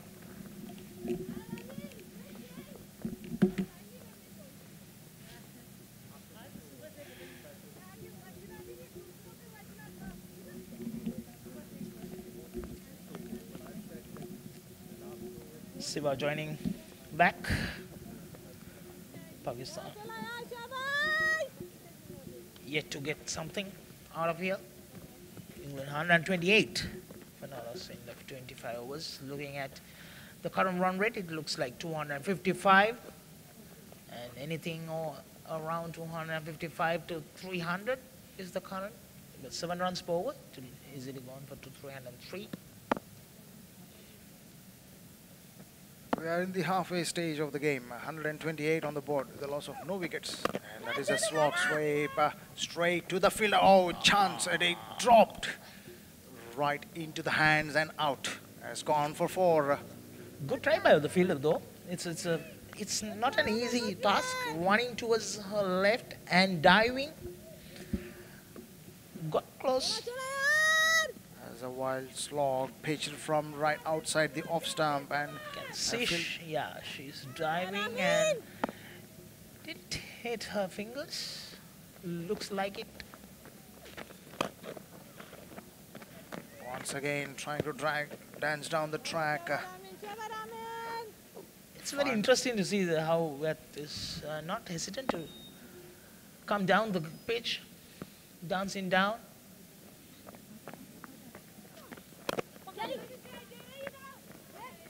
Good effort there.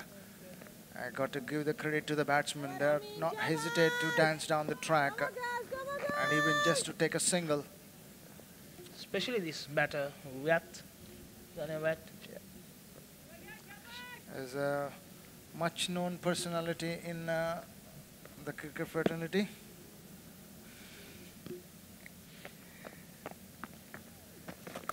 It's on the leg stump, swept and straight to the fielder on the onside.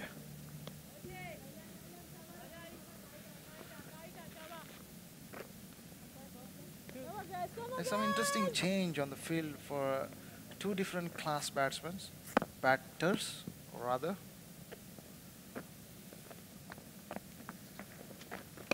Again straight, no chance, wide of the fielder.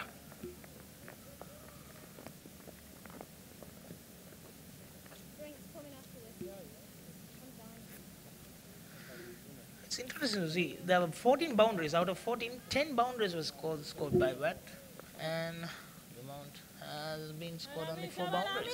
And they're going good run rate, 5.23 at this moment. That will give them 261 runs. Again, another single. And Pakistan need to find something out of nowhere to break this partnership. It's been a tough morning session so far for Pakistan bowlers. End of 26th over. It is 136 runs on the board with no wicket loss. Come on, guys, थक गए हैं वो गर्मी इतनी है, come on, जरा energy दिखानी है.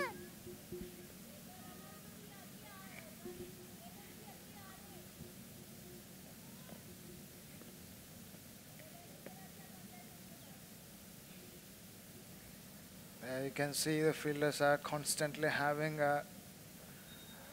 drinks as the hot and humid conditions in Malaysia Kinrara Oval. As the time of first drinks breaks, I've seen some of the England batters having the ice packs on their necks. That shows how humid and hot conditions are here. It's around 28 Celsius, but the out there it looks more towards 30, 33, 34 because the humidity condition it's about 80%, 80 to 70%. So yeah, that's what I like the comments from the keeper. It's both garmi ho rahe, which means getting hotter and trying to get under the skins of the batsmen, and nevertheless they're still picking up singles.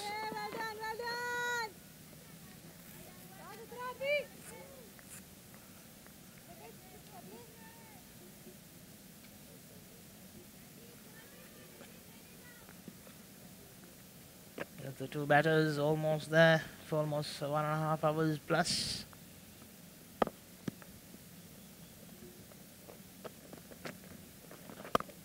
Widest delivery.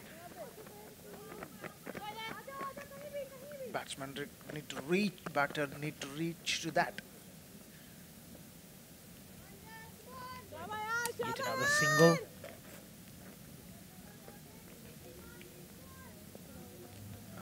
The amount has crossed the 50 runs mark as well.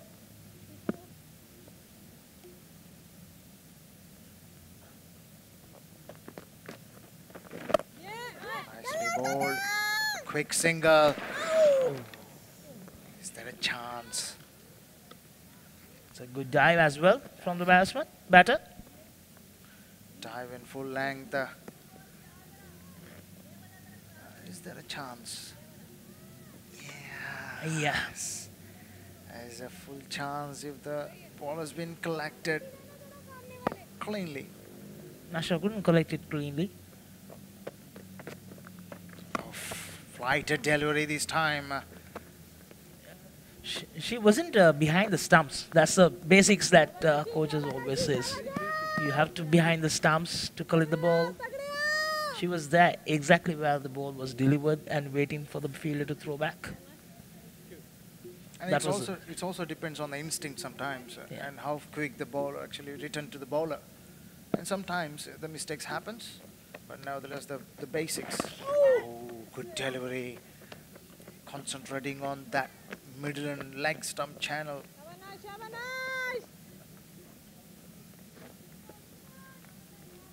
And by looking at the way the England batters are actually going on, as 250 runs minimum on the board is on, unless Pakistan has required a miracle, and that is dancing down the track. Is it clear the fence? Yes, it has. 6 for White. This is what she's been capitalizing on from the ball go. She's not shy to dance down the track. There it is, dance down the track, and with the full timing, is completely timing rather than the power hitting. She started from the first couple of overs, dancing down and playing those elegant cover drives and inside-out shots as well. And they've taken the responsibility quite well, both the batters. As one is going aggressively and one is playing the sheer anchor role and to stay there as many overs as is possible. As a happy dugout of England, why not? There's 147 runs, 148 runs, beg your pardon, on the score. Happy captain as well. Yeah. 27 overs has gone. And as we are still keep talking about, Pakistan is required to pull that string from somewhere to get that wickets column going on. They need to break this partnership first and then take it then from there. And that is Ramim, the debutant. Because right now, the body language of the Pakistani players are a bit down. Doesn't look more that aggressiveness which they had in the first few overs. That's because of that being the wickets column being dried out all this while. That's what she's exactly saying. Take the wicket, take the wicket. Yeah, one wicket will change that body language of any of the players. Give that positivity back to the team. Again, dance down the track. But no harm done. It's well in between the fielder on the onside. Viet has moved to 92. That's no time. Those three maximums that she went to. That's nicely taking those singles and rotating their strike, and right thing, putting Daniel White on the strike back as she is in the prime form. No looking back until 92 runs. Yeah, the best thing was Viet's innings. Whenever the Beaumont found that she was struggling a little bit in the middle, Viet has taken that responsibility and played that risky, the calculated risk. Just a hug between the two batters, crossing the 151 runs 150 mark. Probably just now realized that they have put up a 150 runs partnership. Okay.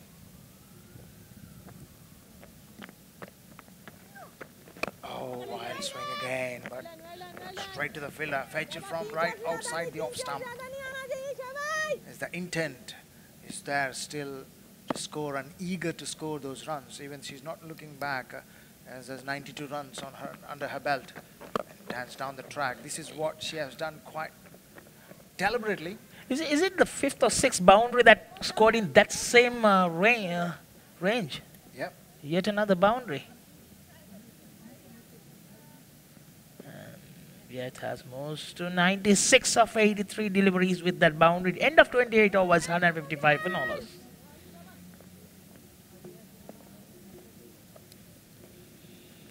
is where the match stands. In 28 overs, 155 runs. Both the batsmen crossed their half centuries. As Beaumont 55 and Daniel White. Nothing much has happened with the Pakistani bowlers. Diana bowled well in the beginning, 5 overs, 1 made in 32, and especially Naida, 5 overs, 1 made in 60. Nashra, 7 overs, 45, and Alia, 6 overs, 29. And Ramina took 5 overs, 32. Yeah, there wasn't much chance of opportunities was created as we talking earlier as well. Anyone who joined for this live cast now, England winning the toss, England to bat first, going strongly, end of 28 overs, 155 runs. There was a little bit of nervous times in the beginning, few half chances, then couple of missed opportunities as well later on. Is that as Alia brought back into the attack from the far end.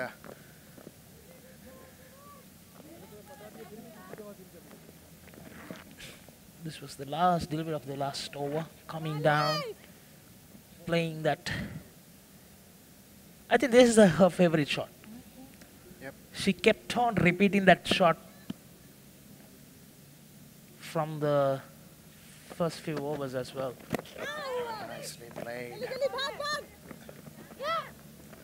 Easy two there, and yeah, they settle for 2 runs.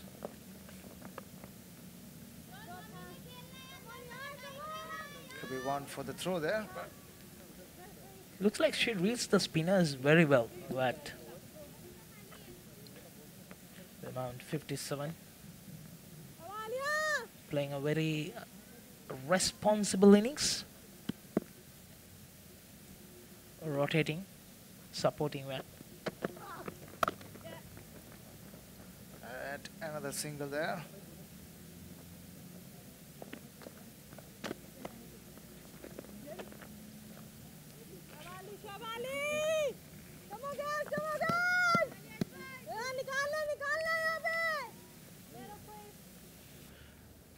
This is the 50 for Bernard. Has two chances gone down behind. It's tough chances though, and the rest is a full power package of 50 runs, and that is with more of dedicated innings. Oh, that is nicely good bowling there, and you have to credit the batsman is reading very well.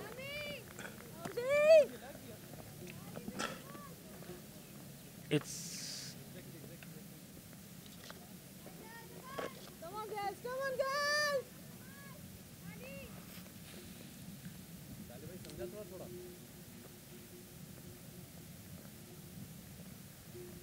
we are slowly and steadily moving towards her 100. The amount. Well calculated 58, supporting what? 159 for no loss. Final delivery of the 29th over. What a performance by the England batters. Yep. And they had a good practice session before this game. They look completely fluent. Oh, that is cheeky. That is cheeky. It's not the first time the batter is trying that.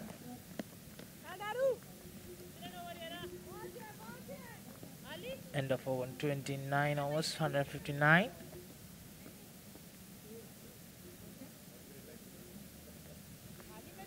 Nice. Even before the delivery has been bowled, she's there for called telescope. Yep.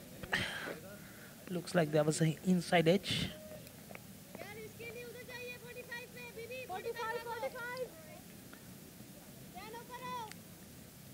It's a bit risky shot.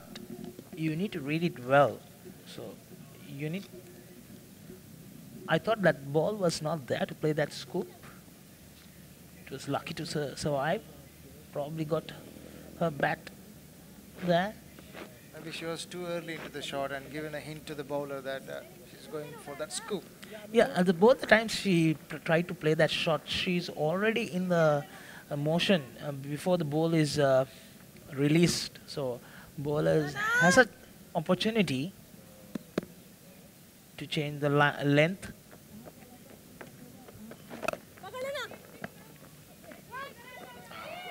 Looking for a misfield allows the batters to cross over.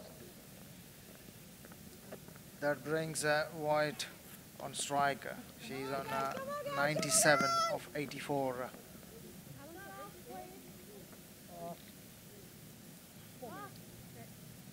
Here you go. So you see, she struck there that shot for a few seconds. yeah, Even the ball has not. and reached. waiting for the ball to come. Dance down the track. It's very well bowled into the batsman.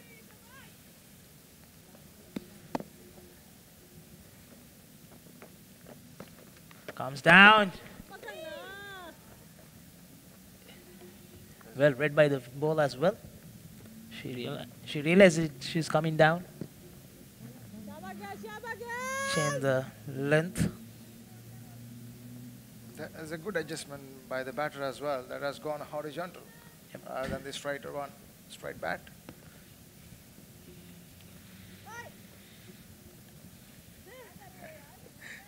There's a disturbance in the side screen behind the bowler arm.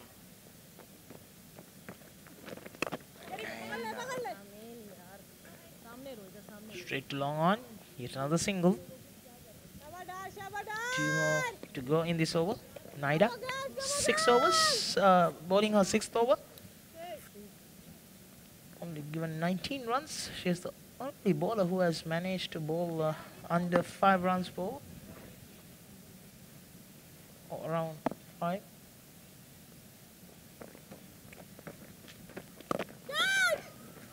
That's just wide and well placed. With that single that moves to 99. In 87 deliveries.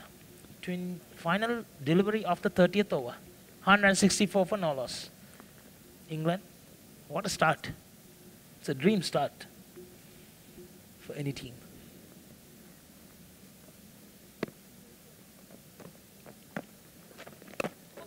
Oh, that lost the bat. That shows she has the humidity in the center, and she straight away asked for a change of her gloves.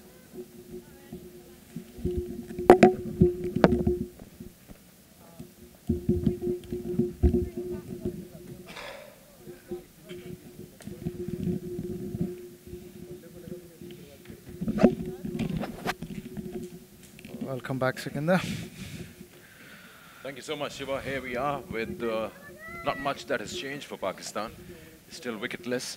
164 for none after 30. So both these batters, Beaumont and Wyatt, extracting whatever possible available here in terms of runs. And the good part is that they haven't let that run rate with which they started off with come down.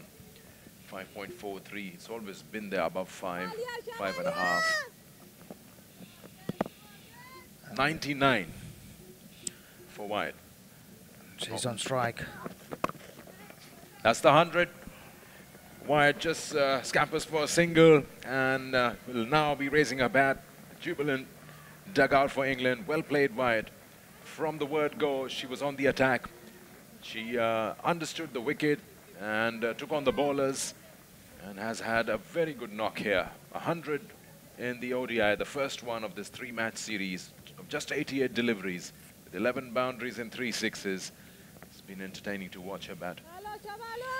It's good to see from a Pakistan player is congratulating after the fluent 100, and those are the plenty of those shots has gone in and out. Inside edge onto the pad. It's important to see how she takes on the remaining 20 overs, what she like to bat on. It's pretty hot out there, but she wouldn't throw her wicket for sure.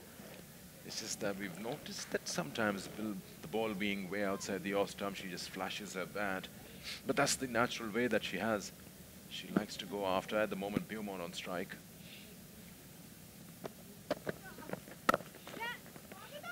It's good to see the techniques has been changed from slightly couple of overs before, bowling wide away from that off stump and reducing the pace of the ball.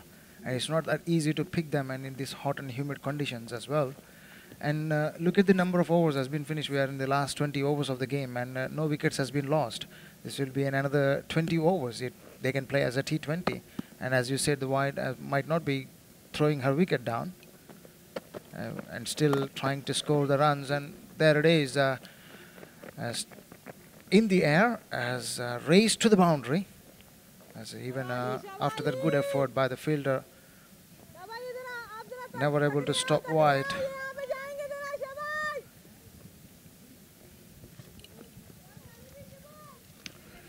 Again, that shot that we've seen from White,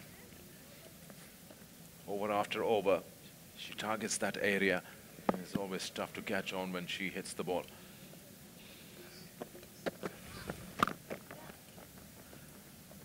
Very strong onto the offside, especially in that extra cover region. likes to play in the air as well. And as you say, the calculated risk is what she takes. She knows exactly where the fielders are in the deep and plays it right in between them, even if she doesn't cross the boundary all the way.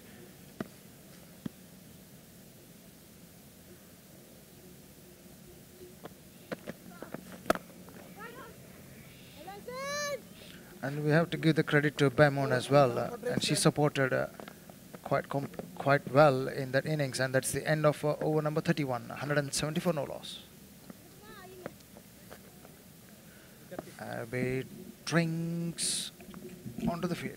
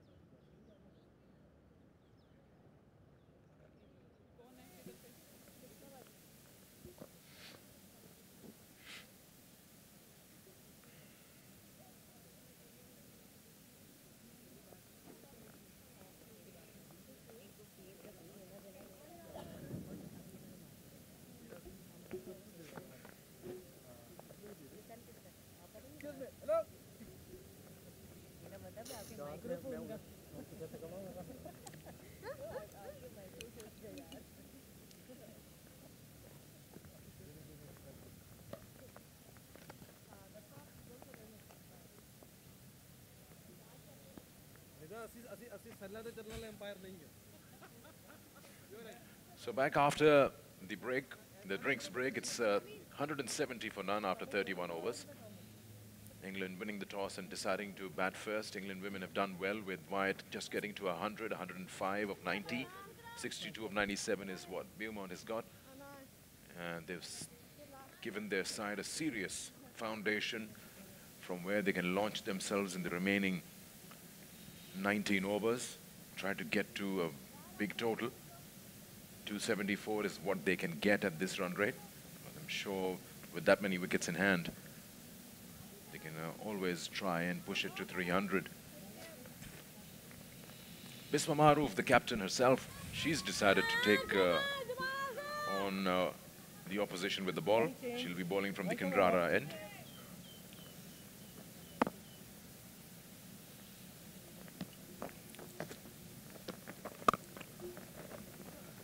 It is as slow as you see. It's taken an amount of time to reach the batsman. It's a good way to bowl in this part of the world, and especially in this phase of the innings. Last 20 overs left. As you slow the pace of the ball, it's much difficult for the batsman to go on and hit through the line of the ball. As captain herself. She's really tossing it up in the air. Sometimes you feel it's just gone above the eye line of the batter. I think the batters will take a couple of deliveries to understand what they're facing. There it Go is. about it. That should be a boundary. That's nicely done. Eyeing where the fielder is and getting a good, healthy contact for it to race away to the boundary.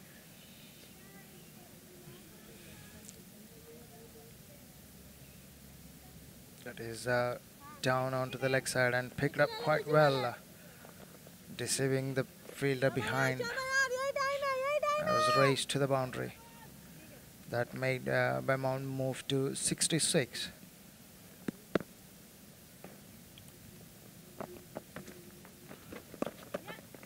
Another delivery pitching on the leg stump. And 2 runs taken comfortably.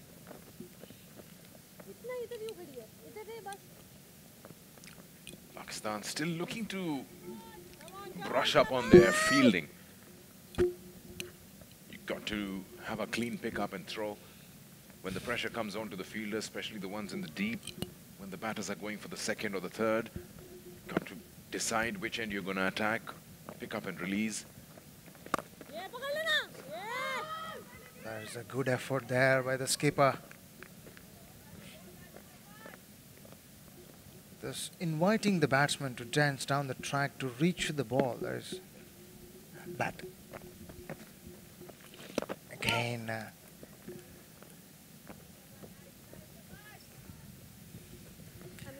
As the end of over number 32, 178 for no loss.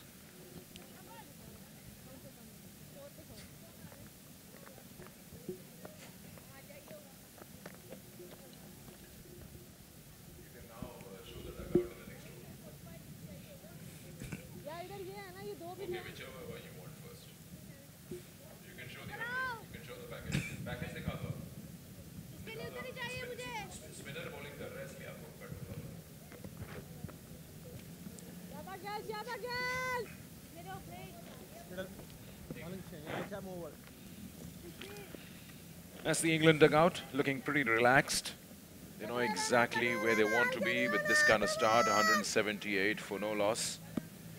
And just like Pakistan, England also going through a lot of changes. Pakistan have left out Sana Mir, but that's not a huge change in terms of the whole setup. Yes, they have a brand new coach, Iqbal Imam. He's sitting right there with Abdul Majid, the fielding coach. But England themselves have got them a new coach, a new head coach. On the pads, wide. Wait for the umpire signal. Yeah, wide signal by the umpire. Coming back to England, they've removed Mark Robinson, their head coach. And England women now have a new head coach who would be taking on the job from January. Well, she'll hardly get any time because the T20 World Cup is in Feb. Lisa Kitely will be taking over, who's the former Perth Scorchers head coach. She takes on as coach for the England side, England women's side. Apart from that, a few big names have hung their boots for England. It's a good delivery under the captaincy of Heather Knight. There are few players we've been talking about you've got to look into. There are a couple of players like Sarah Glenn. She's the uncapped leg spinner. The 24-year-old seamer Freya Davis and 22-year-old spinner Kirsty Gordon. They're into the side. Maddie Villiers, the 21-year-old off spinner, who took 2 for 20 on a T20 debut against Australia. She's also someone to look out for. And the big names like Jenny Gunn and Sarah Taylor hanging their boots. So overall, a brand new setup with the head coach, new players coming in for England. It's a good start for them.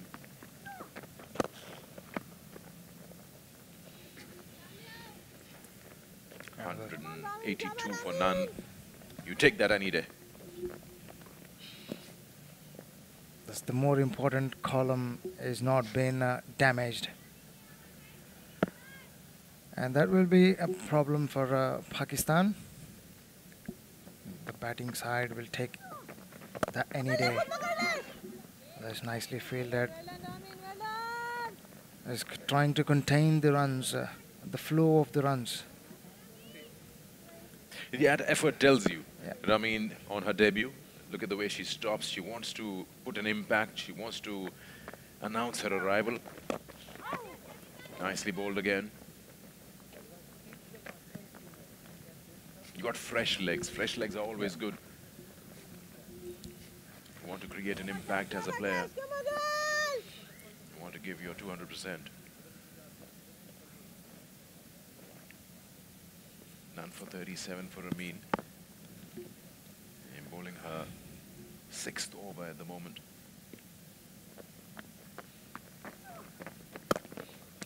Picked from right outside the off stump, but still just a single gone onto the onside. Yeah, kept very low. Mohammad Javed, the match referee, and the 3 ODIs who were part of the ODI, ICC ODI Championship. We earlier showed you the table, which clearly tells you how important it is for Pakistan to get these points for the qualification of the 2021 World Cup. End of the over, 33 gone, 184 for none.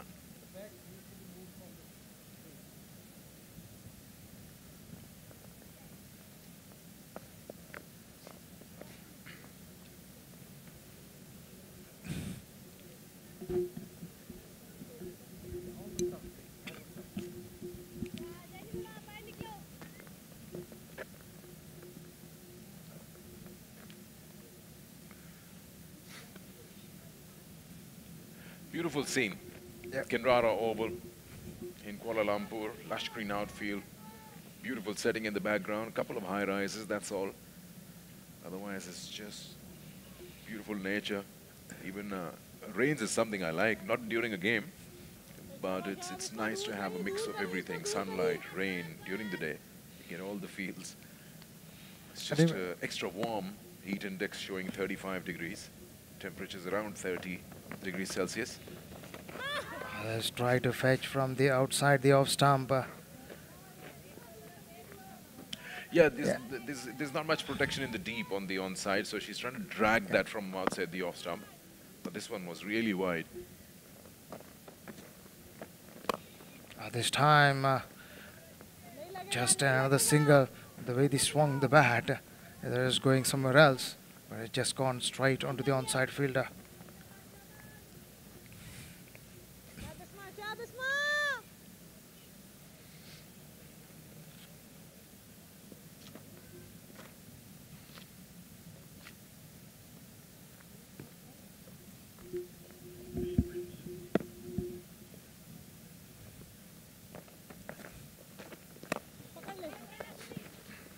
Another good effort there, but just can't able to stop those singles coming in their way.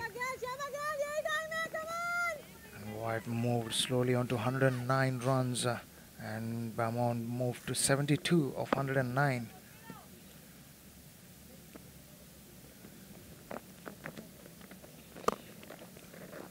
That is Bhekra, but just short of the fielder. Good thing about ODIs over 50 overs, it allows you a chance as an opposition to come back into the game. You get a couple of wickets, you can reduce the total that you're looking at this stage with 187 for none. Shortest formats, you hardly get 1 or 2 opportunities, but here session-wise, you can come back into the game. The important good thing about England women team is that both the batters have reached their landmarks, but you haven't seen them playing any loose shots. Just to think that on a personal level, they've done what they had to. They want to carry on. And that's the intent that counts. It keeps the opposition thinking. Oh, straight to the fielder. Yes, gone. Has gone straight to the bowler. Well, finally, the breakthrough that Pakistan was looking for has come through the captain. It was hit very hard back at the bowler. And Bisma Maroof made no mistake. That just stuck right into her palm. And a well-played knock by Wyatt has come to an end. Scoring 110 of 95. Here's how she got out. Played that straight back at the bowler. And she kept her eyes on it, Bisma. Got it, and that's the breakthrough that Pakistan was looking for. Can they create inroads from here? But hats off to this brilliant performance from Wyatt. She was on the go from the moment she came out to bat. And she scored 110 of just 95 deliveries. Cotton bowled by Bisma. England, 188 for 1.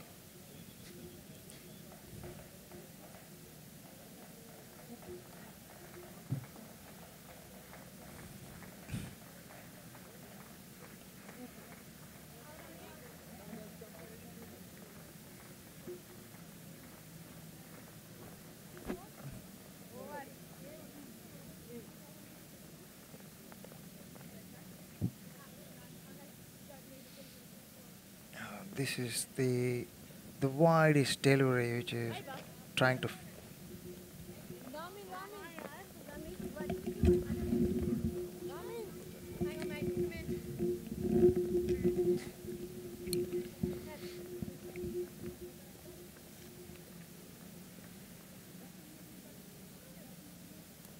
The captain walks out. Heather Knight. She's the one who had no doubts whatsoever when she won the toss. She wanted to bat first, would be very happy to see how the openers have batted. And now she's out there wearing those pads for the longest time in this heat, sitting in the dugout, waiting for the opportunity. And here she is. Can Pakistan now create inroads? That's what's important. They've got to attack the new batter. Try to extract another wicket. Usually you see when a good partnership comes to an end, the well-set batsman at the other end also departs. So can Beaumont just keep her focus? She's not very far away from that 3-figure mark, 73. Now she will have to take the lead role along with her captain. On the other end, the debutant might be looking at filling up the wickets column. That will give her a boost in her bowling attack. And oh, nicely bowled. This is a good comeback after the fall of a wicket, as the intent on the field has been changed. I can hear more talking in the center. That is well flighted delivery there. Good commitment to stop it.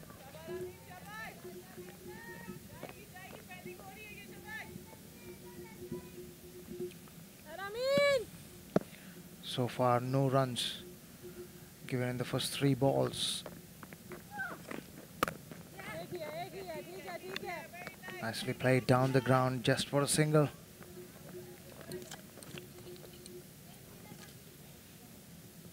That brings a captain Heather Knight on strike for the first time in this game.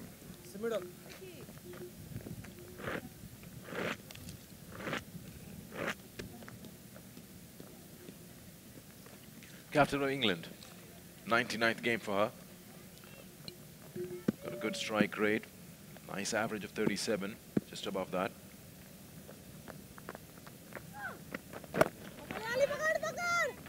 And she's off the mark straight away. That has gone in between the two fielders.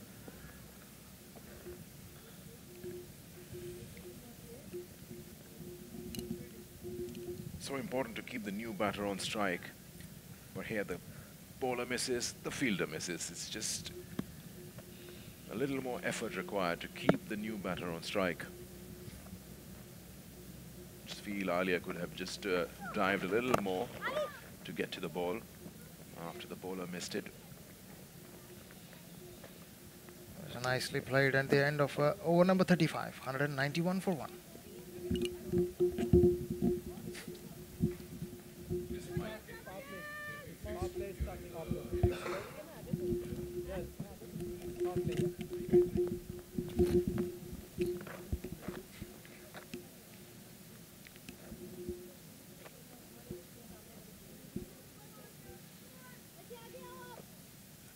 Overs to go now. And nicely placed our England women, 191 for 1. With Beaumont 75, the captain either just joining in. Knight is not out one. Just lost the wicket of Wyatt. Cotton ball by Bisma Maroof. Brilliant 100 from her. England women winning the toss, deciding to bat first. That's the mini bowling card for you. Just that one wicket for Bisma. Otherwise, we've had some good performances. Nida has bowled well, 6 overs, none for 20. Diana has looked good. She created 2 opportunities, 5 overs, none for 32. Nida now will start off, replacing Bisma, who came in just to break the partnership. Not a regular bowler. This one kept low and has been hit hard. Nicely done by Beaumont. 4. Good way to start the over. Ball is slightly drawing towards her legs on the back foot. Played well. Yeah, the length was too short. Really allowed too much time for the batter to play it behind the square on the onside, off the back foot. Kept low as well. It's just the length not right on that occasion. Beaumont. Now she's coming round the wicket to bowl to Beaumont, and not out 79. Really spread out field on the onside. Just 2 fielders in the circle, square leg and back foot square leg. Now that has changed for Heather. Short mid wicket in place now for the new batter. Mid off also comes in. Very good opening partnership, 189 runs. Releasing most of the pressure from the middle order. They just have to come and express themselves. Well, speaking of pressure, they've got to keep pressure on the new batter. Try to keep her on strike. Nicely done. Short mid wicket, can't cut it off.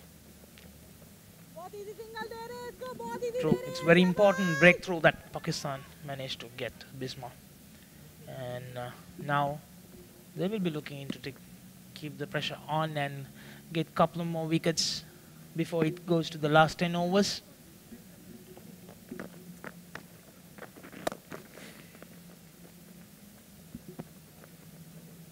Easy pickings at the moment for the England batters, just singles.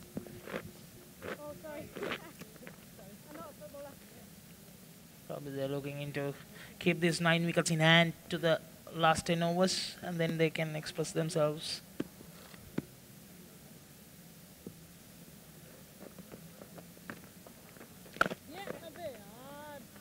Flight delivery, straight to long on. Taken an easy single there. Knight. Ground now completely covered with the clouds.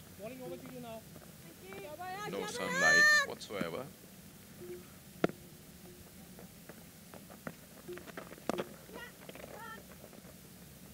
Yet another single there. It's a good thing to see that there's no dark clouds around yet, and it will reduce the heat. End of over number 36, 200 for 1, England.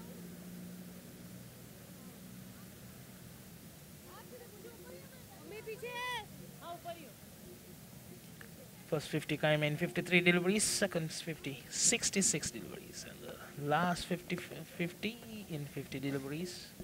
the fastest 50 in that the third phase 100 to 150, which comes in 46 deliveries.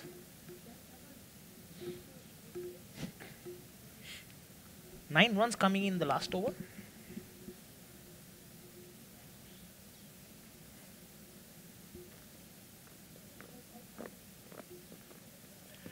200 up for England women, winning the toss, batting first, and they still have 14 overs to themselves and 9 wickets in hand.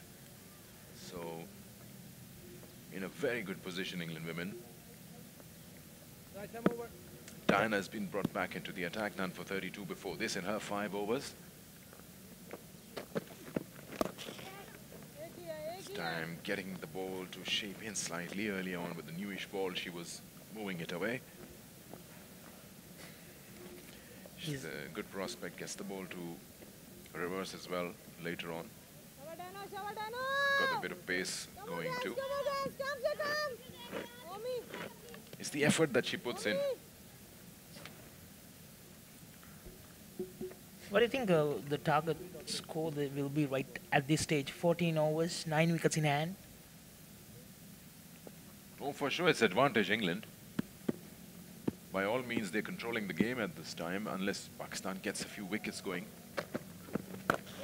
and stop them from reaching at 250, which seems pretty inevitable. Probably that's why Bismarck bringing the two opening bowlers straight away. Wants to take a couple of more wickets before going to the last 10 overs.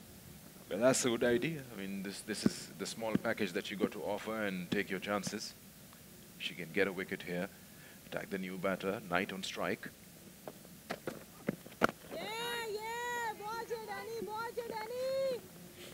It's always a good thing to go with new batters in the middle for going to the last 10 overs rather than having an experienced batter. Like Beaumont, 83 of 120 deliveries. Spending over 2.5 hours in the middle.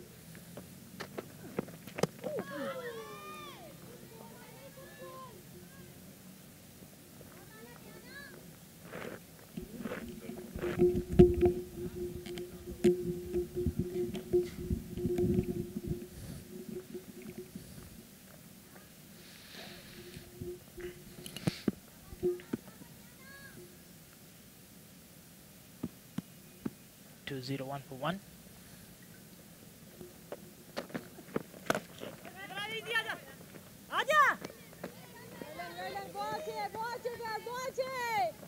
Well fielded there. Batters were trying to steal a single there. Good over this. Just a single of the first ball, and then Diana has kept Knight on strike. Hasn't really allowed her to steal a single anywhere. That's good. What happens is that then this pushes the non-striker into a different zone. Yep. End of the over, 201 for 1.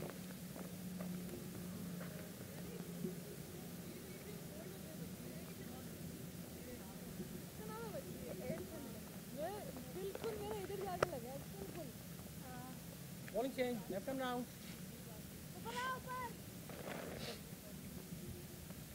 I'm sensing some opportunity here because just 1 came in the previous over, so probably the experienced batter Beaumont try to play something different in this over, try to take the bowler, and always there's an opportunity at that stage. I'd be thinking about the remaining 17 runs. She's got to get those to get 100. Yep. I think she will allow her captain to just settle her eye in. It's just about the fact that Beaumont has a certain momentum to her batting at the moment. She's been batting for a while. So just being stuck at the non-striker would actually then test her ability, or how much patience she's got. And she's shown a lot of patience when Wyatt was going around hitting the ball. Straight away gets a single. She had played a very responsible innings throughout.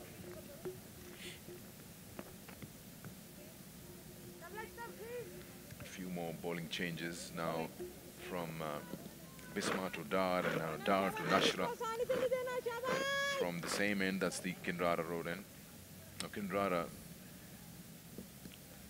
has this stand on this side, the end which has the dressing rooms. Bisma keep on talking to the bowlers regularly. It's a very good thing.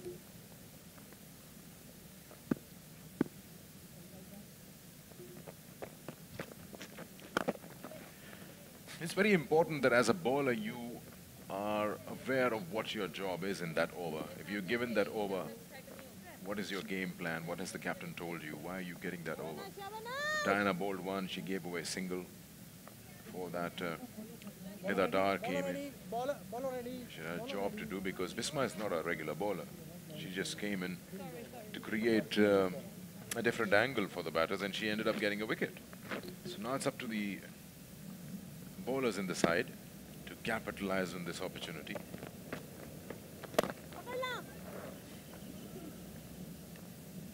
Little single there. Bhuvan has looked good, an all-round batter. She's played up to the merit of the ball. You've made good use of her feet when required. She knows exactly about how to take the calculated risk, eyeing the gaps, running well between the wickets, keeping calm. 122 for her 85, but that's more because her partner was doing so well. She just had to give her the support and get the strike rotation going. That's very important, the strike rotation. In modern day cricket, all the head coaches at the end of the match look at the number of dot balls played by their side. And that is something that they feel is very important to look into. Dot ball strategy. Strike rotation is very important. There you go. Playing in the V with the fielders deep. Another single. Dealing with singles at this stage, the two batters. 5 runs coming in 5 deliveries. 206 for the one. Final delivery of the 38th over.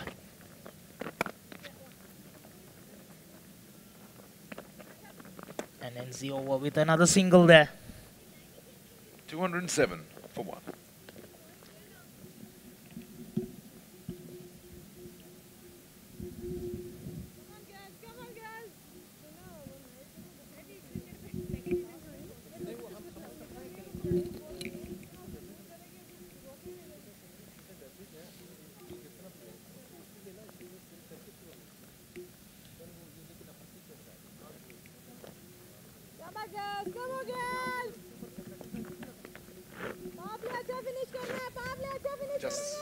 Just that one wicket there for Bisma.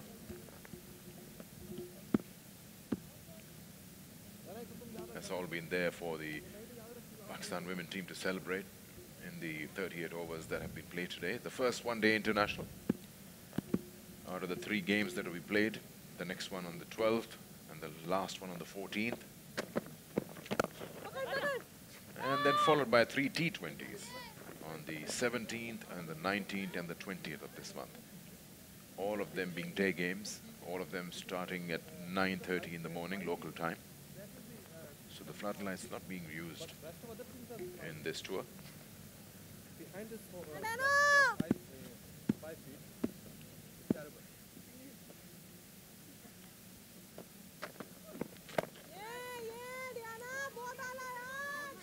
It's an interesting call why haven't the floodlights were not used.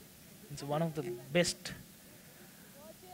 in this world, Kinrara Oval, with the floodlights. Well, I don't know, maybe it's the later part of the day where you expect more rain. That's why they want to finish earlier part of the day.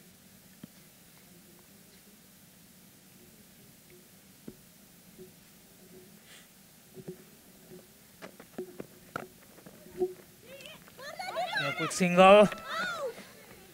Direct hit would have been interesting.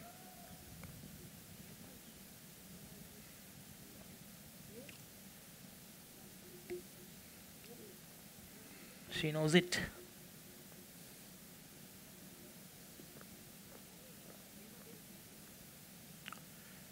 Yeah, would have been very close, but Bisma completely missed a target.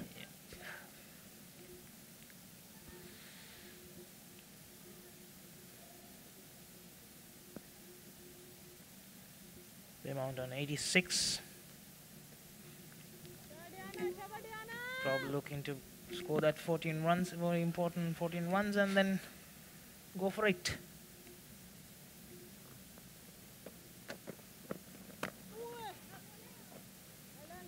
Diana has been good all around. It's just that she's gone wicketless. She, apart from creating those two opportunities, she's been on target. She knows exactly what her job is. She's looked good. It's just that the opposition has been up to task. Especially that first half chance was a good opportunity that missed. Well, kept very, very low, under edge of the bat. And Javeria can't cut it off. That's gone for 4. That's the third time or fourth time around on Diana's bowling that the ball has just passed the slip region and gone for a boundary. And every time it's been Beaumont. This time playing away from the body, keeping low, getting enough on that bat for it to race away.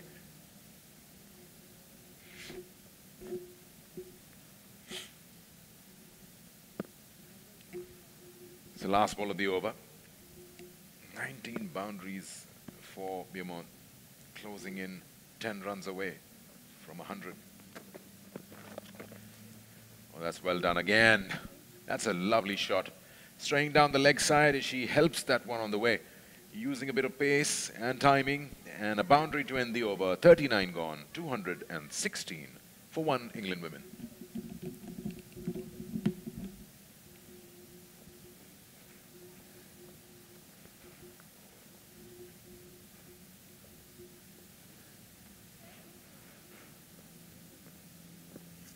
Eight boundaries to Beaumont. With that 94 runs and 124 deliveries.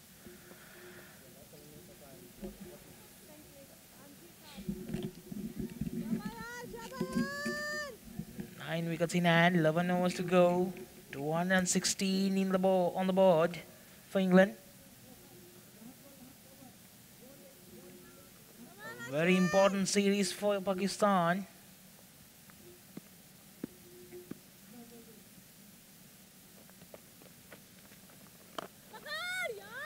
Nashra continuing. And the match getting into the 40th over now.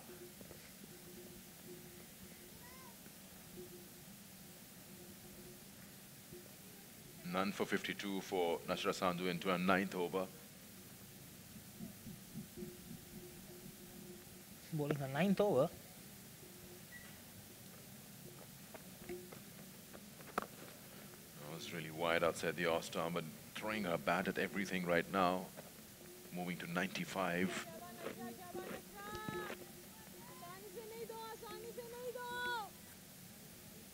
Important to see what England women get in the last 10. We've got 9 wickets in hand.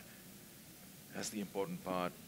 Probably a change in the batting order if there's an opportunity, trying to get more and more runs going. Comes down the wicket. That's a big shot from the captain. And a couple of bounces for a boundary.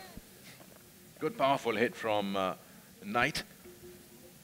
Getting her first boundary. Taking England women to 2-2-2. Nelson, 2-2-2 for 1. The pace isn't much, so that is allowing the batter to just come down the wicket, taking her time to decide if she really wants to do that. And this time around, she was comfortably a couple of steps out her crease and placed it at will in the wideish mid-wicket region.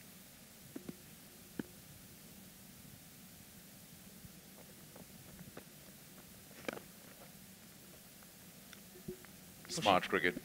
Yeah, after a boundary, pushing towards the long off and taking an easy single.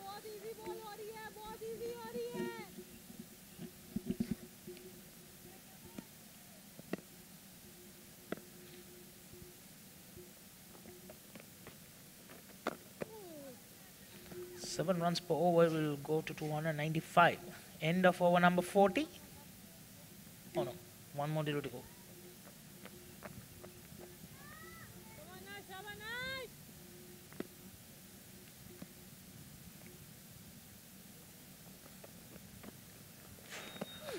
An opportunity of reverse sweep for the first time in the day.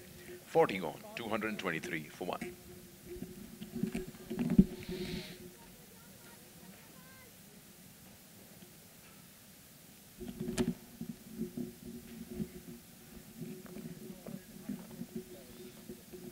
Siva joining back, and the most interesting phase of the game. Last 10 overs, 9 wickets in hand. Thank you, Yusri.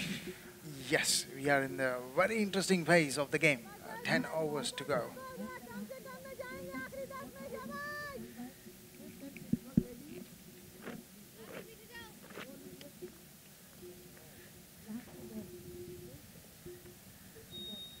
You can see that the last 2 deliveries that bowled one good length, which not allowed the much room to play, and then next delivery, batsman's trying to play that reverse sweep. So innovative shots coming into the picture. Here we go, on the 40th over of the game. Nicely driven. A good cover up by the fielder just for a single. Yeah, Ali coming back to the attack.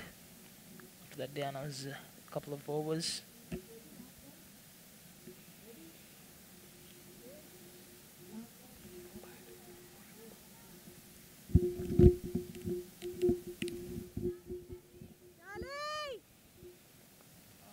Was the opportunity? Just gone past the fielder.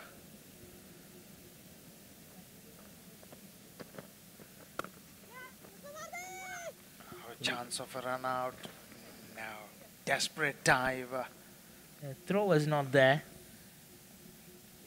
That brings Paramount onto 96 of 130 deliveries. Oh, not in the frame. If it has been a straight to the stumps, the equation would have been different. Yeah, was it a good idea to throw to the batter's end? Probably because non-striker was not in the frame at the time of she's picking the delete ball. And the power play 3. Oh!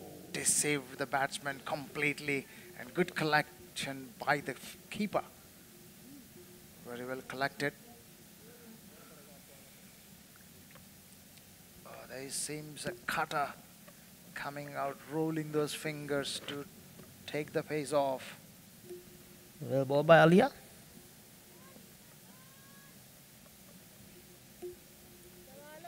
Keeping the batsman on check.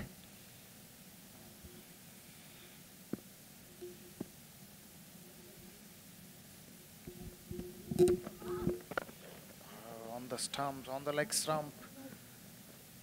Just another single down onto the onside. Middle and leg. Playing towards the deep mid-wicket region, taking a single there.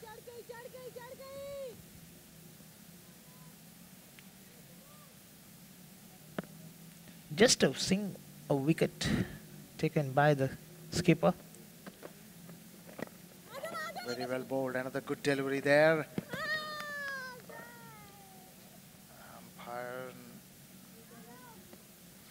Umpire moved, yeah.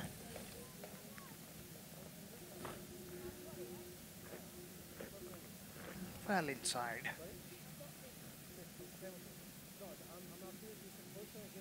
The throw was not that quick.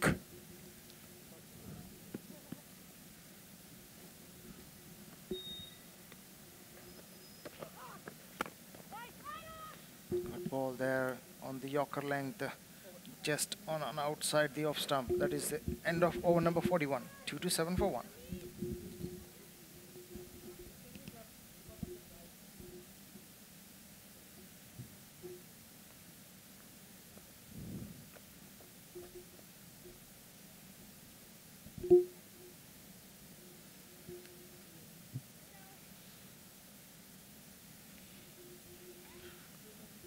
You can see how they have paced the game. There's just one wicket in the middle of in between 30th and 35th. Yeah, you can see the first 10 overs they paced it well, and then they went to a consolidation, like keeping the wickets in hand. 3-4 runs per over, then once in a while go for a 8 and 10. There is a good construction of the buildings in the middle of the overs as well, as the start of the overs has gone higher and higher. And expected to go for higher buildings in the last 9 overs, plus a couple of few overs.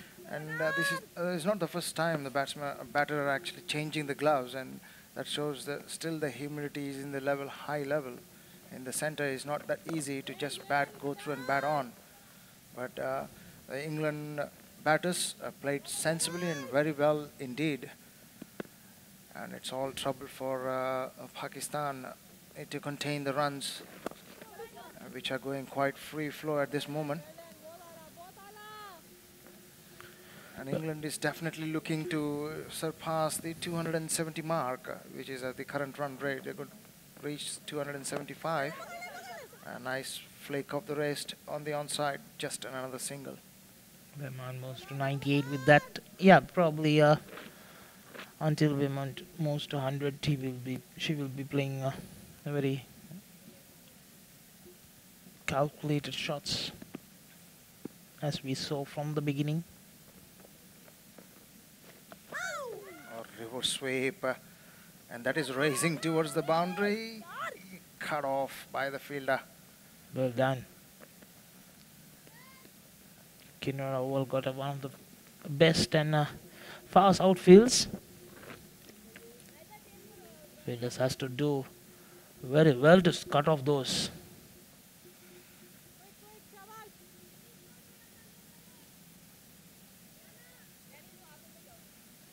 Nice green outfield after that. Knight, 17 of 22. Late shot. Is bowling on that off-stump channel, part of the reverse sweep. And this is an identical ball to that, but just change the direction. It will be interesting to see. Another flighted delivery there. Chance of 2 runs there, and picked it quite comfortably. It will be interesting to see what time the Knight will be looking to go for open her arms. At the end of over number 42, 232 for 1.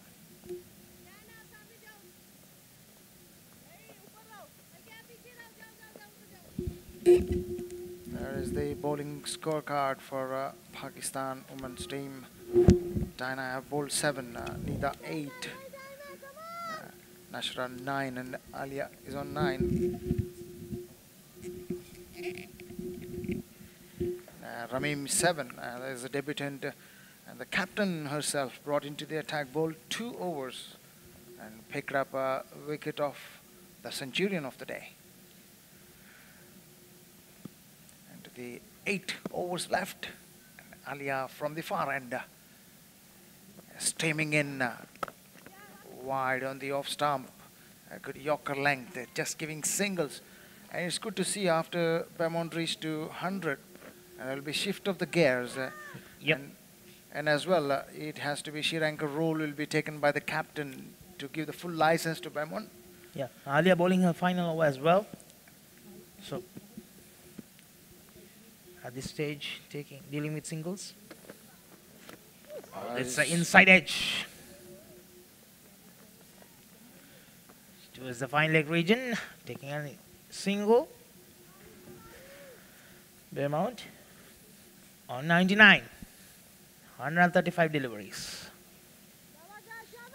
8 boundaries to her score.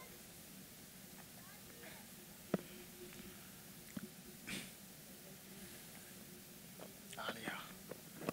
Oh, very well bowled, and is that reaching her century, the second centurion of the day. Beaumont have reached to 100 in 136 and raising the bat. Welcome, to the dugout. Yeah, welcome by 100 there. Earlier she was supporting, giving a supporting role to Wet and put up a great partnership for 189, and then from there onwards continuing for 47 runs partnership. as we saw the mindset of the captain is very clear to just as another delivery banged in shot, then straight to the fielder. As I'm talking about, the skipper's intentions are very clear. Even before Beaumont reached the century, she's been clear of her mind to just hit the shot and score as many runs as possible. Now it will be interesting to see that Beaumont has scored her 100. What she is going to do from here. Probably she has got the green light from the skipper, standing other side of the pitch. Yep.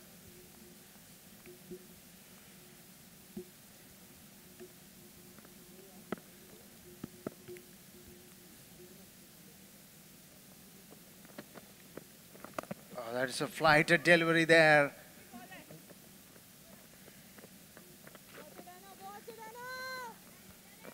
Alia bowled well, not allowing much room to the batsmen.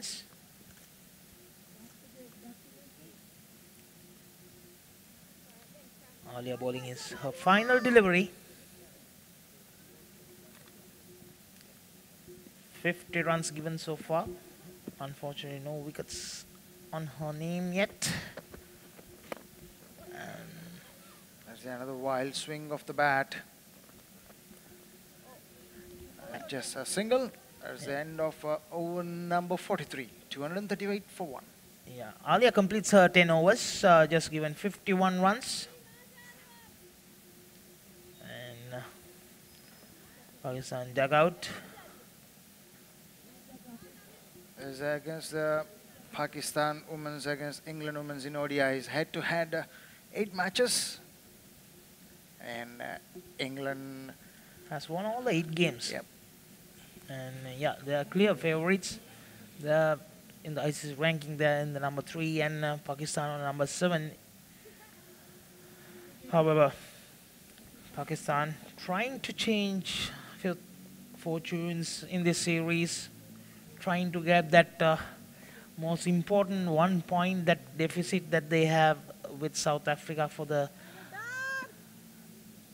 women's championship, where the top 4 qualifies automatic qualification for the 2021 World Cup. So they're just 1 point behind. Yeah, and the captain herself is trying to capitalize with the reverse sweep. This is the second time she attempted that. Comes down, plays towards the mid-wicket region. Single.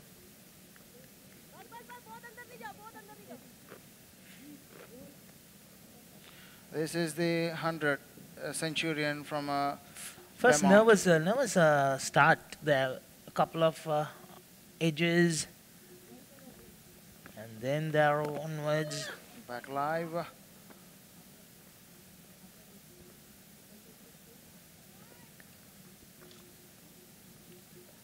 After that couple of nervous start, the edges, then she took the game from there onwards.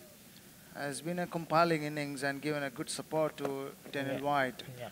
And that partnership has given so much of so many chances for them to go through in the end overs as well compiled and well played innings. Yeah, it took her time to settle in. Then onwards.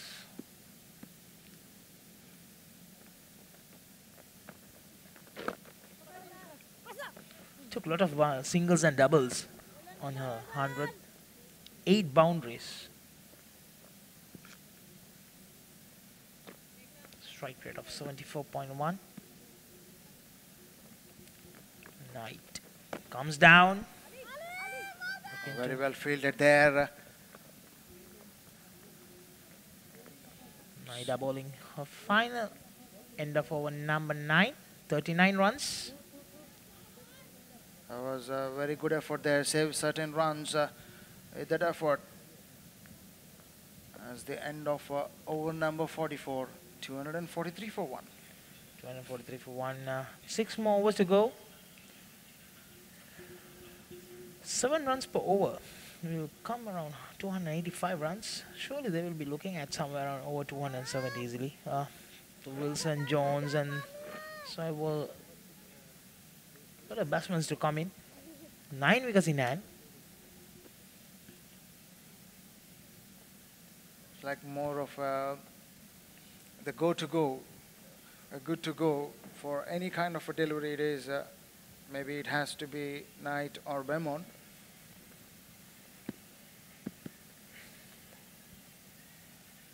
Probably both the batsmen will looking to go in 6 overs, 9 wickets in hand. Slog sweep again on the onside.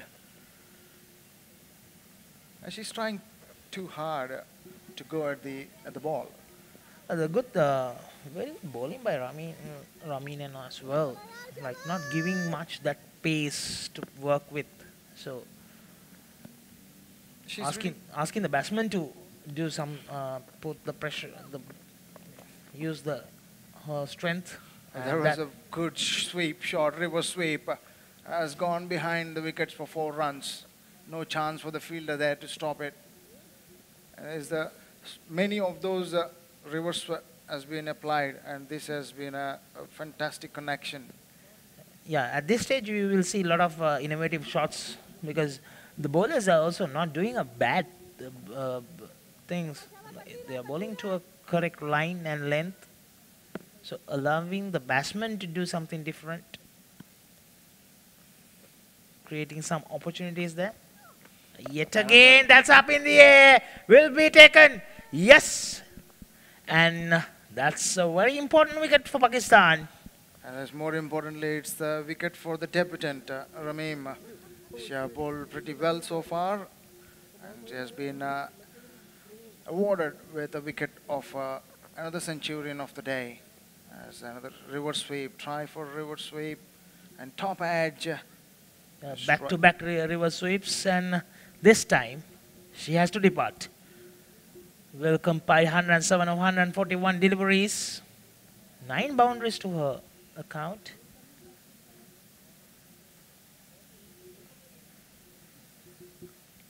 .248 for 2, went to the 45th over.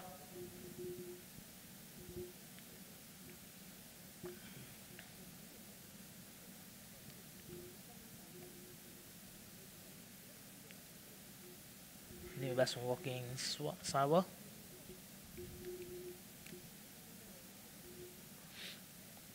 Joining the skipper. 60 runs partnership there for the last wicket.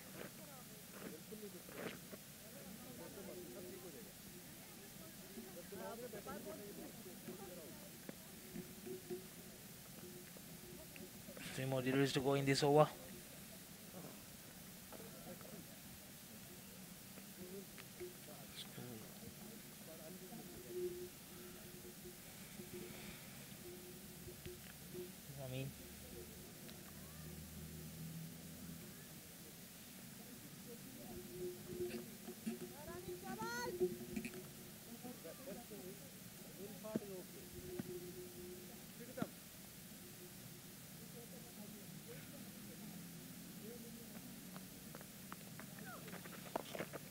Dancing down the track on the mid-run leg stump channel. Settle for a single.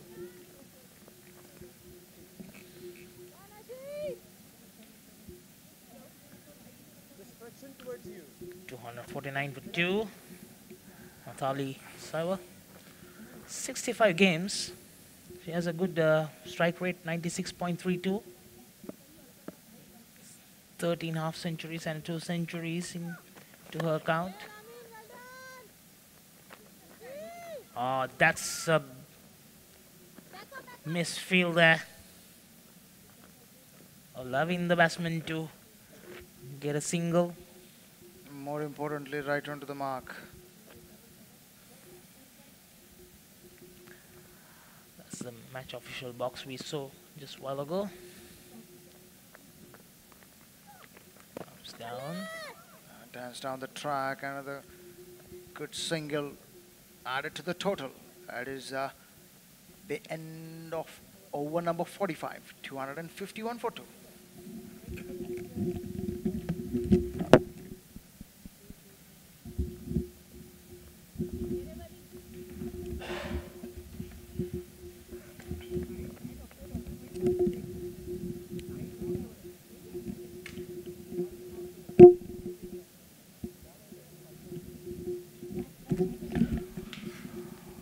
Welcome back, Sikandar. Thank you very much. 251 for 2 is where England women are.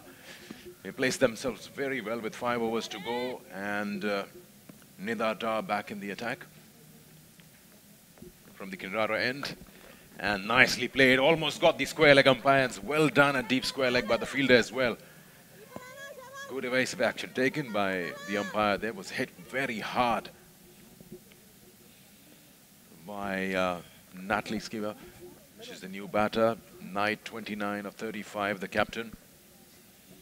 Some crowd coming in, some youngsters. Important to see international level games here at the Kinrara Oval, Kuala Lumpur, Malaysia. They are fans of cricket. They have their own team as well. But what a good performance up till now. Winning the toss, deciding to bat first, making good use of a good wicket out there. Beaumont and White, both of them getting 100 each when opened for the side. It was taken the game away from the opposition to a large extent up till now. Oh, that's a misfield there. These runs will hurt later on. That's a boundary. The umpire signals the boundary. The bowler signals to the fielder. Things not going the Pakistan women way. You've got to protect every single. Yes, it can be very disheartening and discouraging when you don't see wickets coming. But then you've got to support your bowler on the occasions like these. As well swept and swept in front of the eyes. And taken another single easily. The captain and Captain Knight and Skiver as in a mission to just launch it in the last 4 overs of the game. As the off spinner is operating from Kinrara end. Yeah, she's into her last over. In fact, the last delivery now to come. She's bowled well. None for 46 and 9.5. Finish off the over well. That's the important thing every time. Should be a single to end the over. And it is. So 47 in a quota of 10 overs for no wicket. That's Nida Dar. And it's 46 bowled, 259 for 2.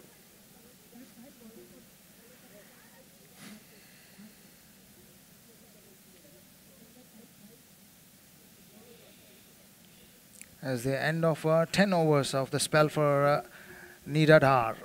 10 overs, 1 made in 47. As unluckily, she bowled pretty well. As just not lucky today to get a wicket.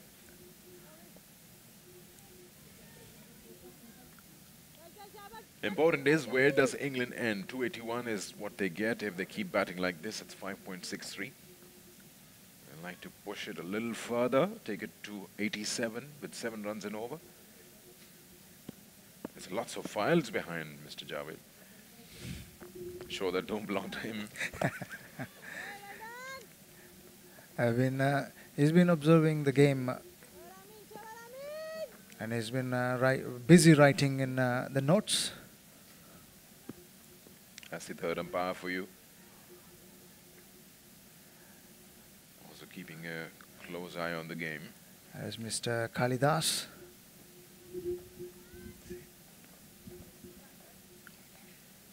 The debutant Ramim changing her end for the first time. She's in her 9th over. Ramim Shamim. As dance down the track and clear with ease with fans. As race to the boundary. Nice shot, very Wyatt-like stroke, inside out. But this time around it's the captain. And Knight. Just a bit of room and elevated over covers. Brilliantly played. Clean hit. No chance for the wide long off to cut that one off. 264 for 2. This is not the first time we have seen from an England batter the kind of a shot.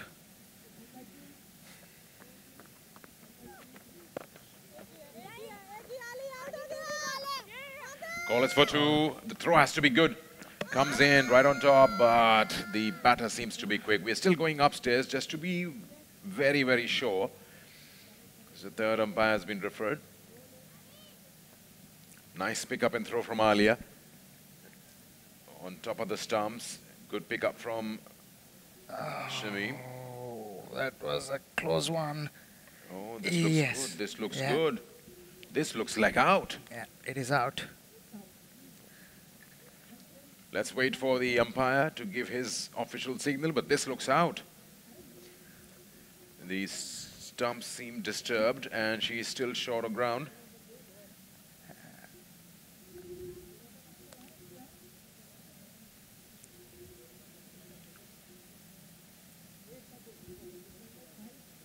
This will give you a better idea.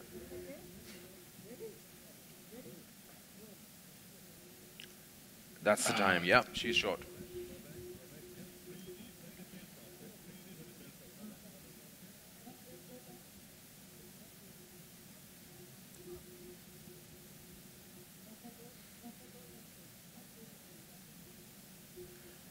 Yeah, this suggests that the batter will have to take the long walk. Wait for the umpire's signal. As long as the third umpire is happy with this.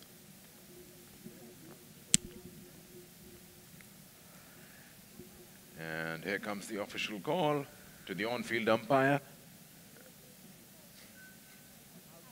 And that's out, yes. So that's wicket number 3 going down, and that would be the end of Natalie Skipper. She'll have to take the walk. Oh, in fact, it's Knight who's out for 39 of 39. He's played a good knock here. And the captain departs as England women come down to 265 for 3.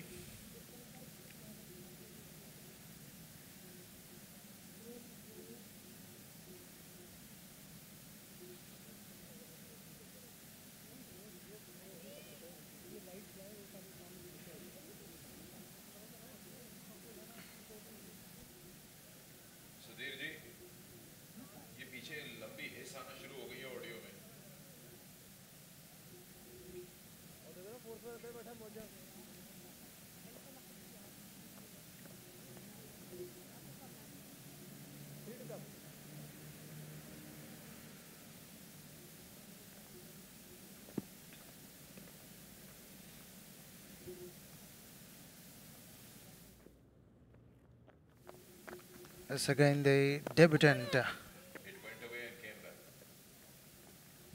Romim in her 9th over of the game. 55 runs so far she's given.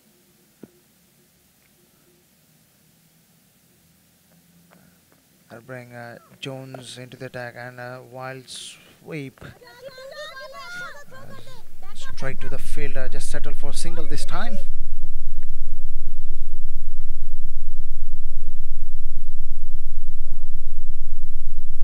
As the skipper Heather Knight is still in there.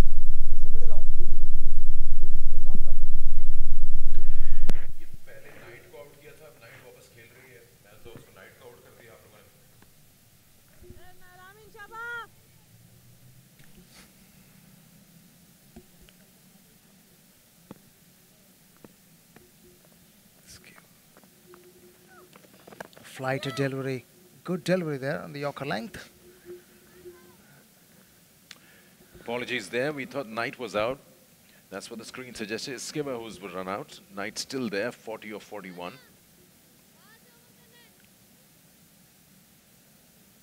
And the new batter out is Amy Jones. Jersey number 40. As the match stands at the end of 47 overs, 267 runs with a lot of 3 wickets for England women. And 2 centuries on the top, 107 and 110 respectively for both. And captain Knight playing a sensible innings here. And 3 more overs to go. And here's the bowling card for Pakistan. And pick up the bowlers. Nida has finished 10 overs of 47 runs. And Tina 7 overs 42, and the debutant has just finished 9 overs.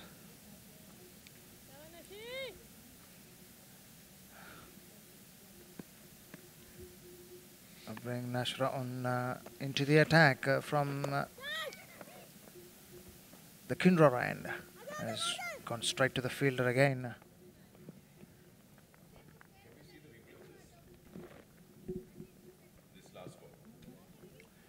Had Nashra grabbed the ball, I feel the non-striker was way out of the ground. There was no way for her to come back. Yeah, she's way ahead. From the other angle, it would give you a better idea, but yeah, there was no chance for the non-striker to come back. Knight on strike now. That's wide. It's got to be wide. Trying to keep it away from that bat swing. The idea was right, but a little too wide on that occasion. Nashra. Another reverse sweep, but this time straight to the fielder.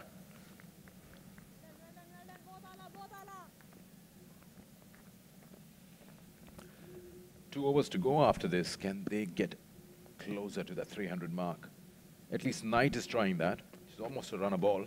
Down the wicket this time. Just a single. That's good throw from the deep. And Nashra into her final over of a spell. 3 more deliveries to go.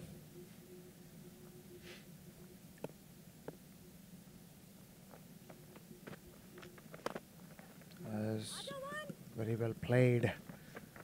Oh, rightly sent back.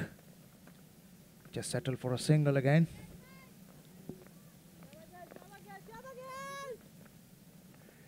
Been very consistent, England women, with their 5.5 runs and over through the 47.4 overs that we've seen.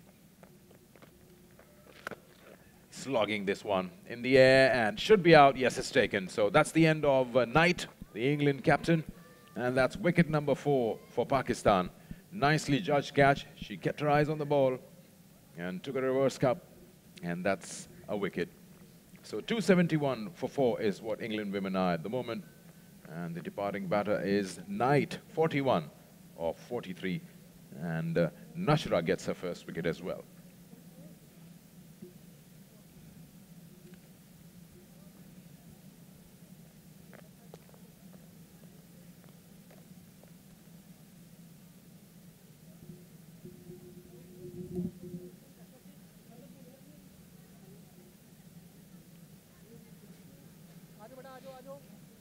That's the wicket, slogging that one, didn't quite get enough on it. A nice catch taken a couple of yards inside the boundary. And Nashra gets a wicket just on the second last ball of a quota of 10 overs. 1 for 62 for Nashra Sandhu. It's an IPG group production for the Pakistan Cricket Board that you're watching at this moment. It's the first one-day international between Pakistan women and England women, live from the Kinrara Oval in Kuala Lumpur, Malaysia. 3 ODIs in this series, followed by 3 T20s. The new batter is Fran Wilson. 28 match for her. Good strike of 79. Her best is 81. Won't get an opportunity to cross that today, but can she add on some valuable runs here in the last few overs?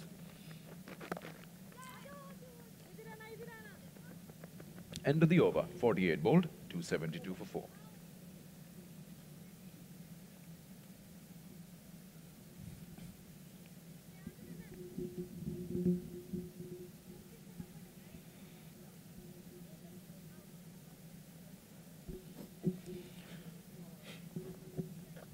Getting into the last 2 overs of the game, as is the England women's score so far in the wicket number 1 has fallen at 189 runs.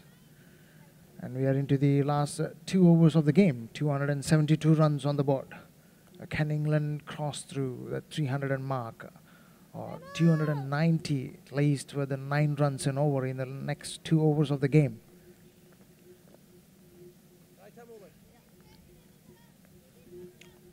Diana back in the attack from the far end.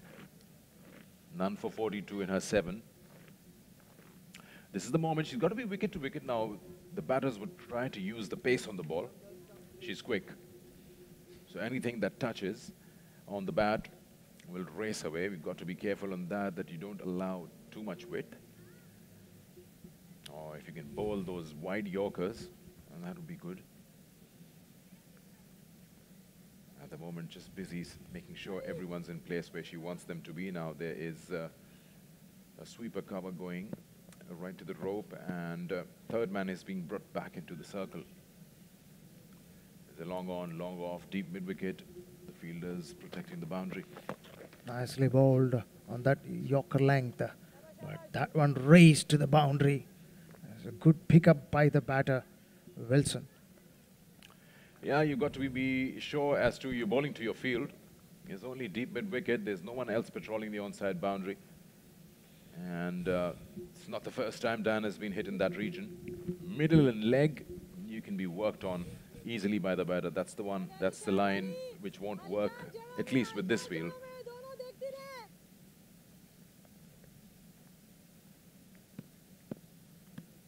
Important runs being added to the total. Wilson on strike. This is a good delivery there. Cut down the pace of the ball and not easy to hit through the line. And that too, it's wide on the off-stump channel. You got to reach for it.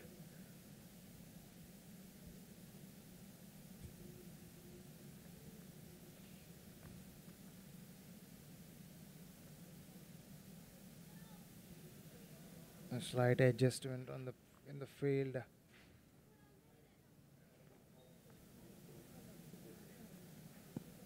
With a drop on the onside into the deep square leg.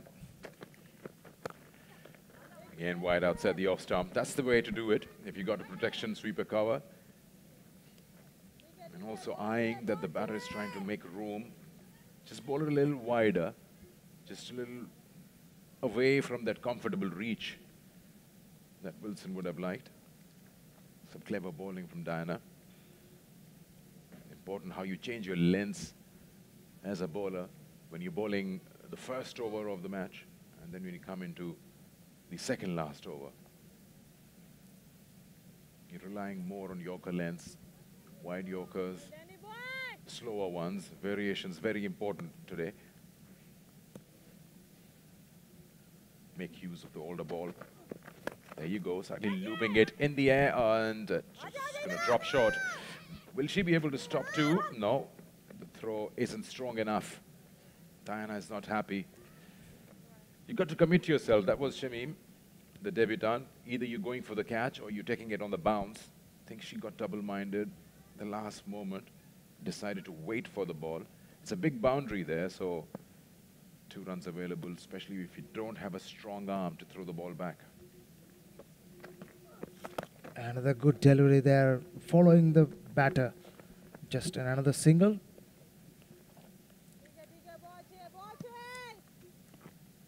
Part of that first ball has been bowled onto the legs. The last 4 of them as right on the spot. Either it's wide-ish on the off-stump channel or following the batter. 8 of the over, 1 ball to go. Slower one again. Nicely done to end the over. So 49 gone, 280 for 4.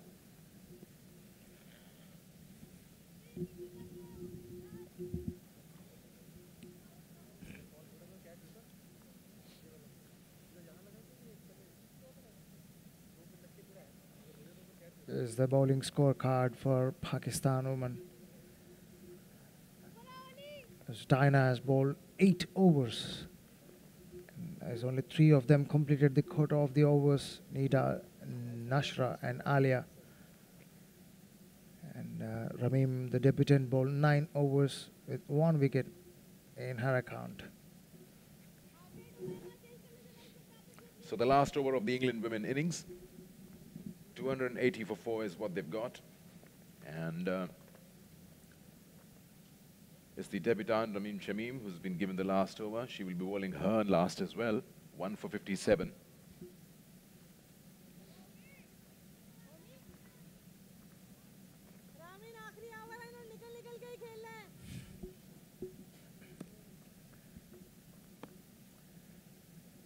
How many more can be added? Let's see.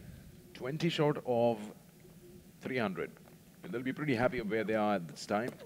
Trying a reverse, so that's the first dot. Nicely bowled there. not hesitating to bowl that off-stump channel. Even the batter is trying to reverse into the onto the offside. Nicely bowled again, followed the batter. Just another single.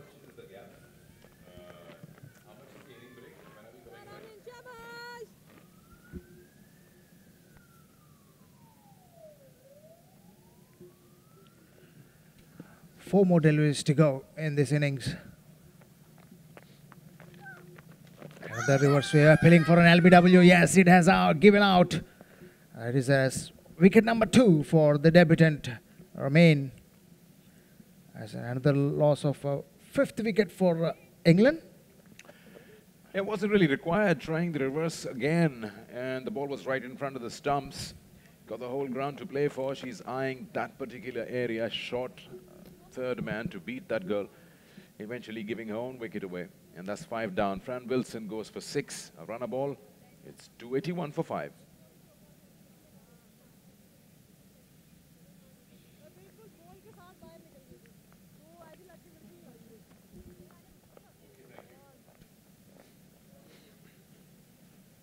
All the coverage has been brought to you by IPG Group Production for Pakistan Cricket Board.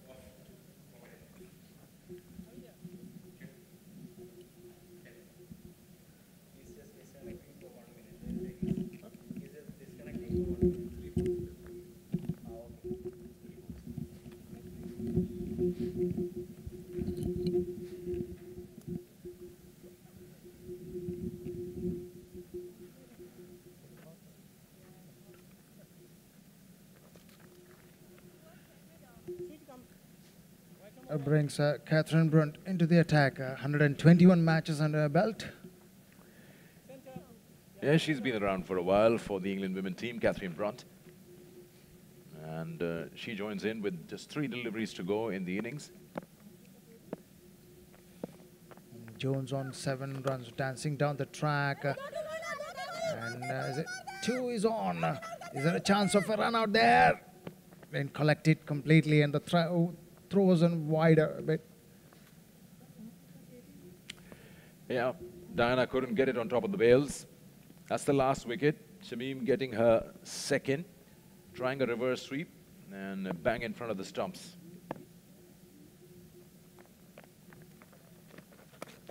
This time sweeping this one bounce to deep square leg. Nida Dar feels slight fumble, but still the batters don't come back for the 2nd. So it's 284 for 5 with 1 ball to go in the innings.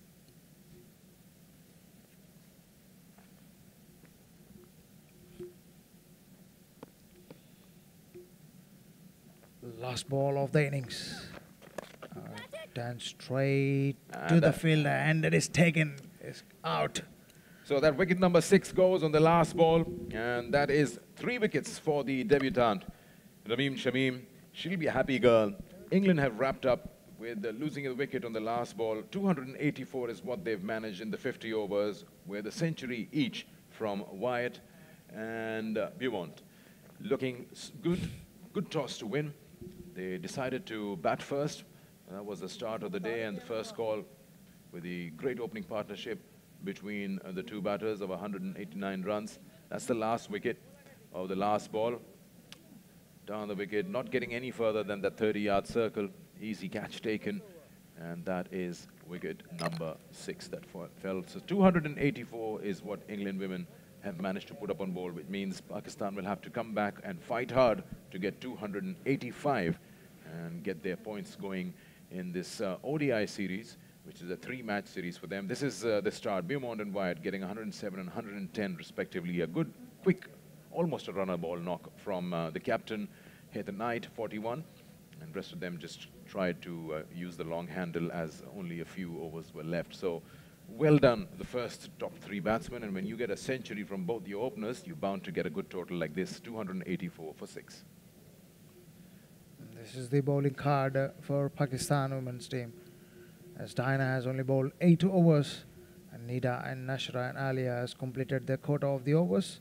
And pick of the bowlers, the debutant Rameem Shamim Ramin Shamim has got 10 overs, 61 runs. Importantly, she picked up 3 wickets of it, and the captain chipped in and got the important wicket of Daniel White. 2 overs, 12 runs for 1 wicket is where the match stands. Pakistan required 285 runs to win the first game of the 3-match series. Yeah, the partnerships here, that's the big partnership, 189 of 208 balls between Beaumont and White. That probably has, taken the game into England's favour up till now. And then Beaumont and Knight had a good knock of 60 between themselves. So here we are. Now, Pakistan knows what they have to get. 285 is the target in 50 overs at 5.7 runs and over. And we'll come back in 45 minutes with Pakistan's reply.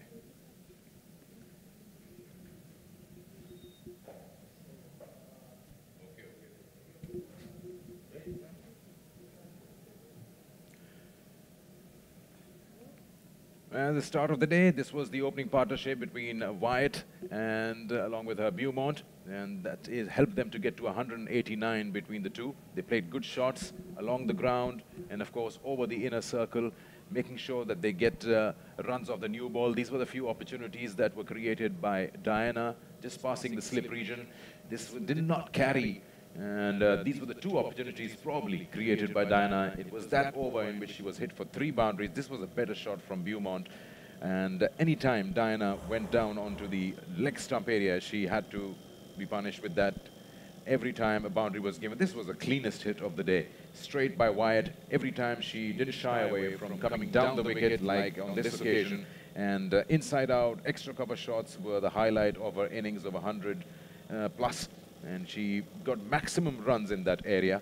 Pakistan's fielding was not probably 100%. They'll look into that. This was nicely dragged from outside the off stump and played on the onside. Pakistan relied mostly on the spin, apart from Alia. This was a drop chance. Tried to get hold of it on the second attempt, but couldn't. Alia bowled well, but there were a couple of occasions where she bowled over-pitch deliveries, and that helped the batters to get to a 50 mark. This was the opportunity where she picked up clearly. Could have been a run out. But the shots have been very clean. They haven't really given many opportunities, especially Beaumont and White. And Pakistan have been on the receiving end throughout. This was the chance for the run out, and that is the time when they thought that they've got their breakthrough. Wasn't to be. Eventually, all the bowlers that were trying out their luck, they couldn't. It was the captain who came out, Bisma, and she said she'll have a go with the ball. Initially, she was hit for a couple of boundaries. This was another very good hit from Wyatt. She went after them. She got her 100. A well-deserved 100 by her, and then she was the first wicket to fall after this brilliant 100 that she scored. For that, she kept sweeping the bowlers away and everyone. This is again an outside edge going down to third man. Javeria couldn't cut that one off. The runs were leaking. Diana came back into the attack and was hit every time she was straying down the leg side. Ramin Shamim was good today. She helped get 3 wickets for her side, and a couple of reverse sweeps, innovations, got Beaumont to her 100, well-deserved 100 for the 2 openers. And she was the one who probably mastered the art of reverse. Got a few runs going. This time around, she couldn't clear the 30-yard circle, ended up giving her a wicket away. Dar then continued when she came back into the attack. And so did the other bowlers from Pakistan, but the runs kept coming in at 5.5 runs and over throughout the 50 overs that were bowled. And a few catches in the deep helped Pakistan get eventually the 6 wickets that they managed, and 284 was on board. As you can see, this is the reverse sweep attempted, and LBW given. And then the last ball of the innings, another wicket for Ramin Shamim, making it 3 for her. So 285 is what Pakistan require, and that's when we come back in about 40 minutes.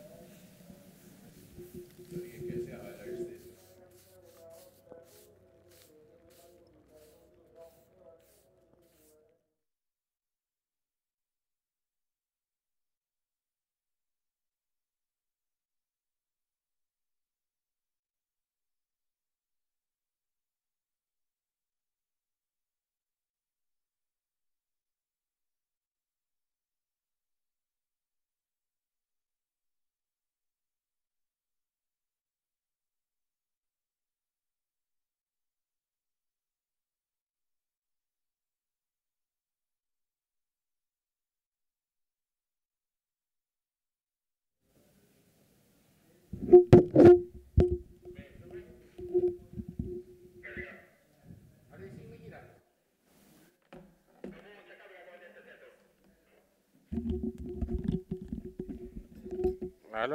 Long. Macam mana ni? Stang kalah. England menang. Okey. Macam mana, Meh? Macam biasa. Ha? Oh, ni.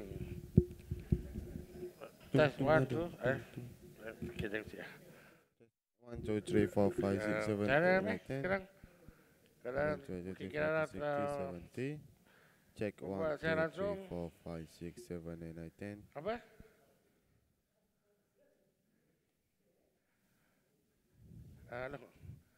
Oh, tu dong. Yang plus sebelah.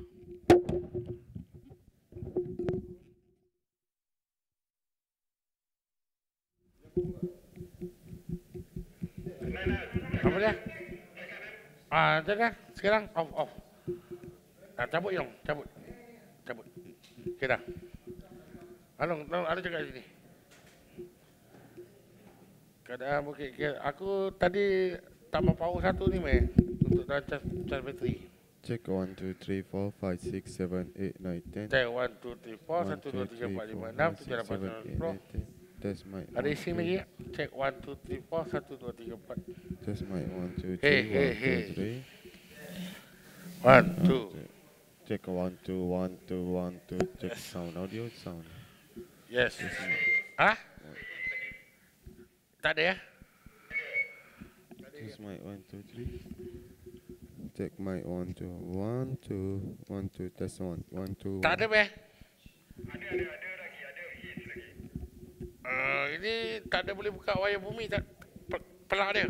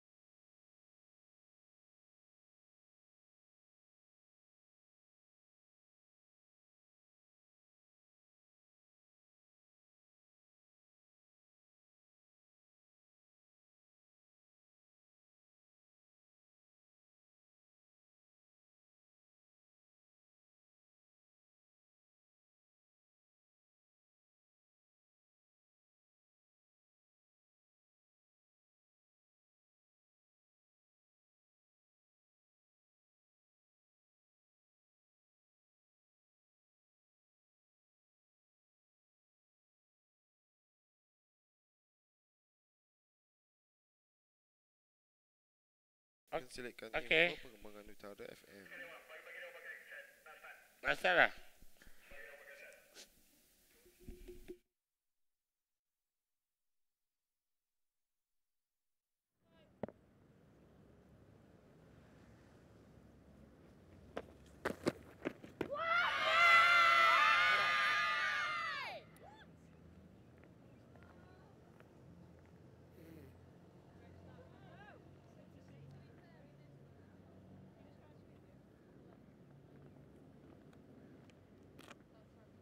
Good shout there.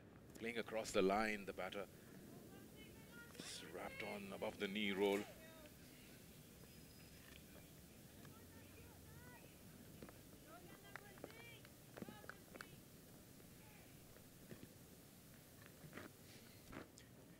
And Nahida and Sidra opening the innings for Pakistan.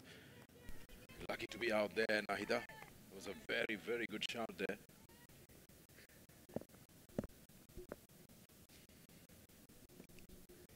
Catherine Brunt once again.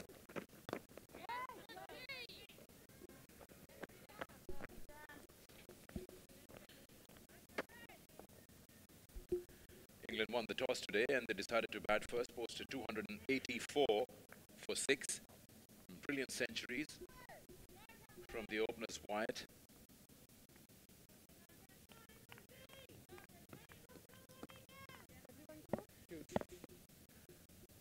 Catherine Brunt once again.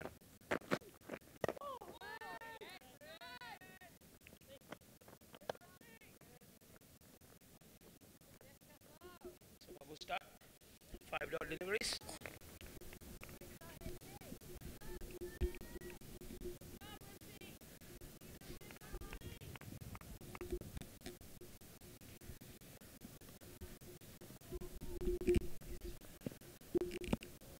Pakistan will have to rely on a good start, especially in the power play, get those runs, also take some calculated risks.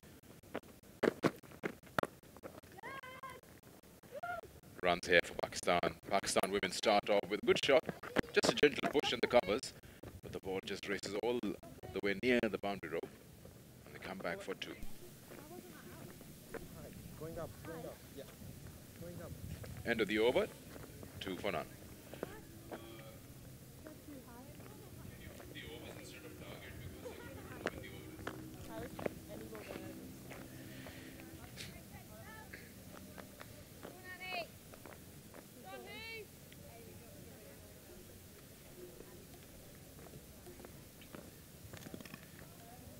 Right some over.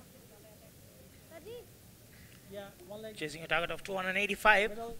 Pakistan in the first over 2 runs. Neither opens the count in the last delivery of the last over. The 2 runs.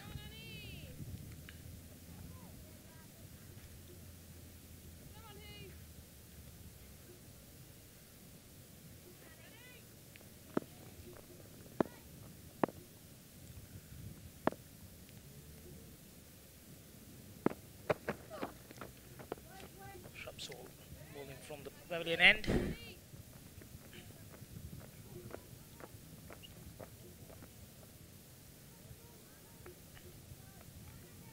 Anya Shrubsole is a bowler from the Kinrara end. 68 game for her. 4 times getting 4 wickets or more in a match.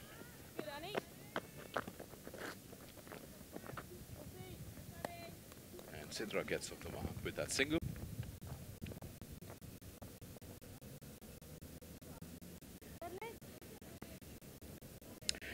Pakistan women will have to take a leap out of the England openers as to how they saw the new ball off.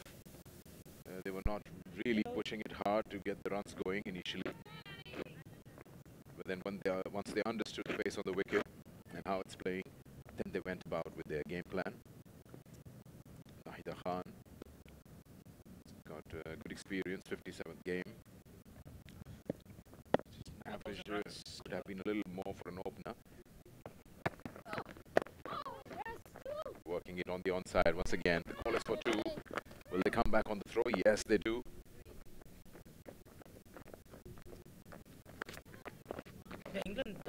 they gave there's some time to settle down. Thereafter, they took it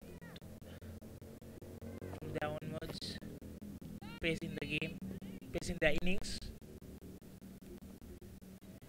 on faces.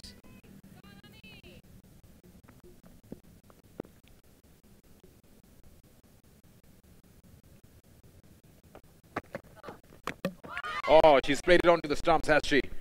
Playing away from the body and dragged it onto the stumps. So that's the first wicket for England women, and Pakistan have lost Nahida Khan here.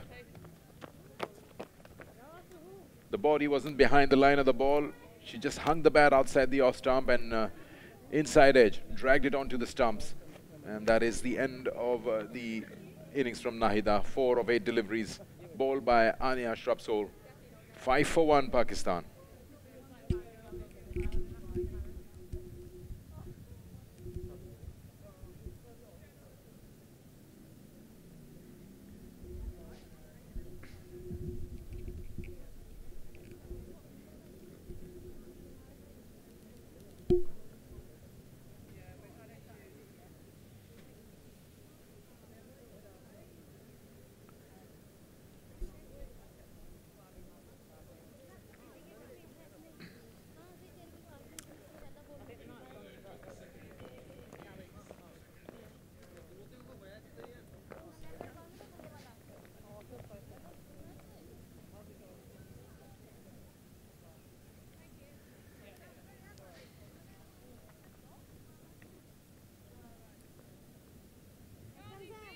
Middle पीछे हल्का सा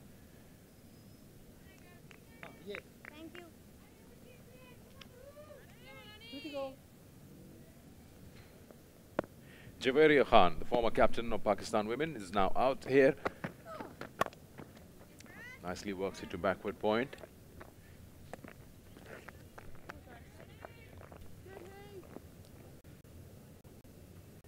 Javeria Khan, she's got a healthy strike rate. She's got also a good average. 101 games for her. She's been around for the longest time. 133 not out is her highest. Very experienced player. Huge responsibility as well. Losing an early wicket.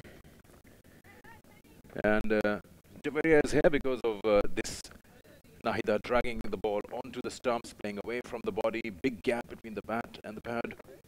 And gets an inside edge. That's Pakistan losing their first wicket in the very first over. In fact, the second over of the innings. Anya getting that wicket for England women.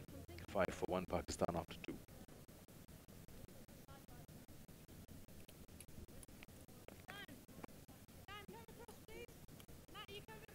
Towards you. Well.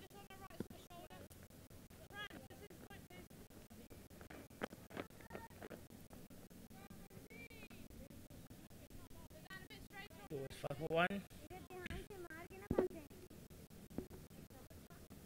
Sidra Amin on strike. 96 her highest. Average is just 16. As an opener, get probably more opportunities and she can take that up. 285 is what Pakistan need. Taking a bit of time to set the field, Catherine Brunn. They've got some catching positions. Short mid-wicket, short widish mid-wicket. 2 catchers on the onside.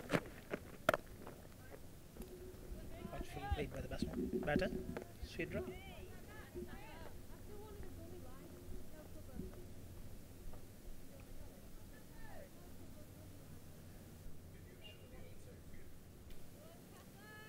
Sidra likes to play sometimes across the line. She plays more on the onside, and I think Knight, the England women captain, has decided to put in 2 fielders will appear on your screen now here. A short mid-wicket, a short wide mid-wicket. These are the 2 catchers who are there, just on the left and the right of the square leg umpire.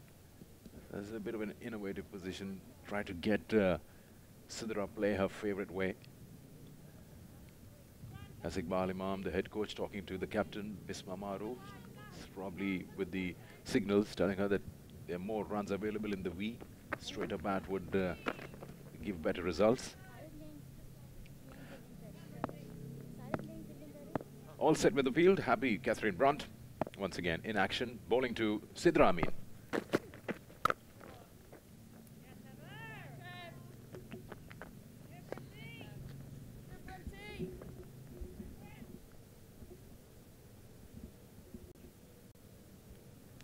Knight, the captain on your screen, won the toss, decided to bat first, played a good knock of 40 odd runs, almost run a ball.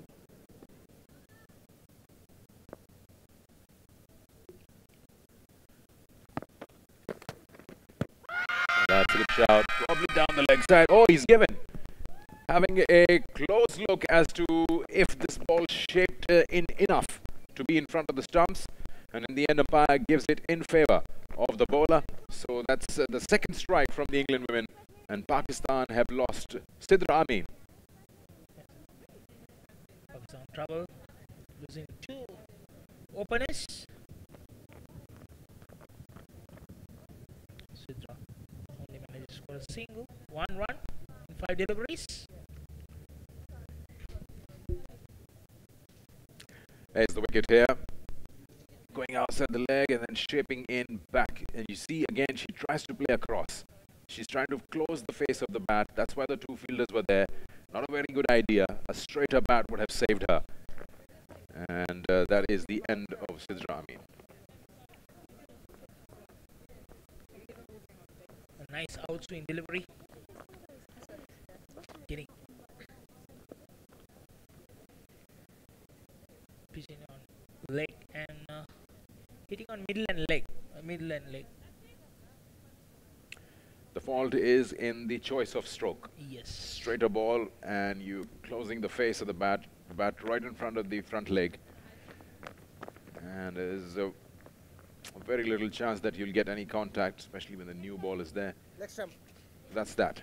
Now, the captain of Pakistan, 106 games for her, Bisma Maroof.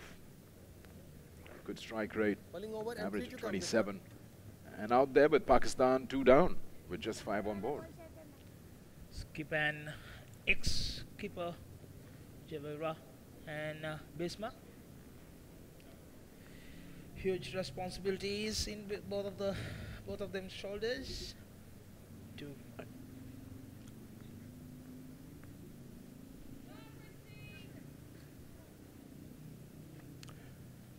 Well, if anyone can go for a chase, it's these 2 batters, Javeria and Bisma, the most experienced of the lot. One is a current captain, one is a former captain. Both of them have got 100+ games under their belt, and this is the all-important partnership. Nice delivery first up, just leaving that outside edge.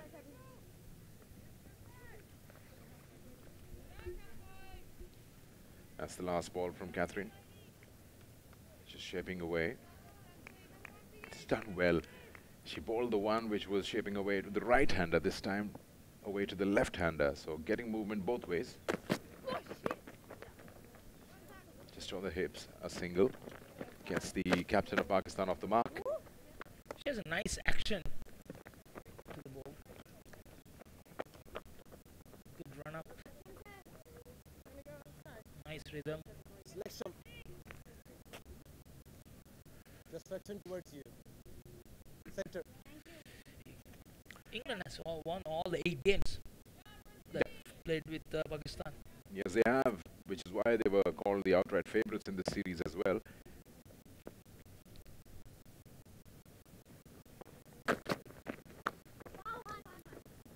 Nice straight bat, gentle push into the offside for a single.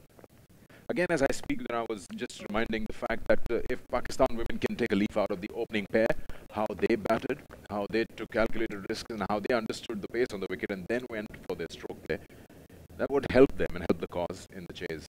7 for 2 after 3.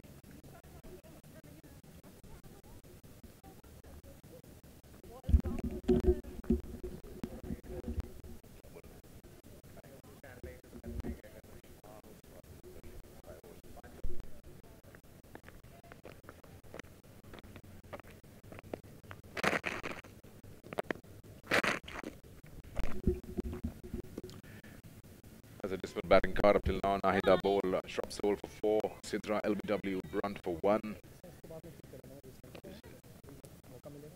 Now Javeri on strike. Anya Shrub Soul, that's in your picture at the moment. She's going to be bowling from the Kinrara end. Keep up to the stumps. Nice delivery. Full played by the batsman.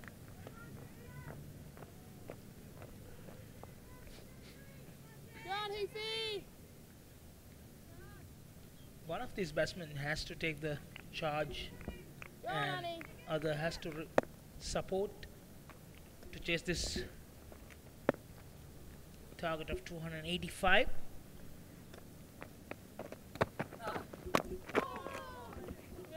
Well, first things first, Pakistan would now like to rebuild and make sure that they don't lose any more wickets any time quickly. And when that happens, when these two batters spend more time at the wicket, runs should automatically come their way. Because if rain comes, Duckworth-Lewis won't help. You lost 2 wickets. Targets get steeper because of that. Good shot, straight to the fielder.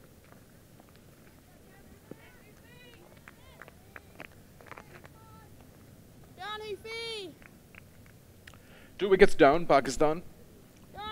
And Nahida, the first one, playing away from the body, dragging onto the stumps, bowled, then realizing shouldn't have played that, and then it was Sidra across the line, right in front of the stumps, and LBW. Wide signal by the umpire. Well kept there. It's not a good idea to play anything on cross in first few overs when the bowler is swinging the delivery balls.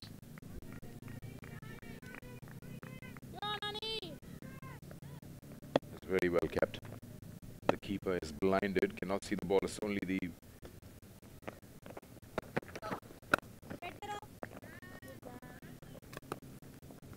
estimate that should keep as a keeper. The ball would have this kind of height and you just plan to keep those gloves in that position. Good prediction by the keeper.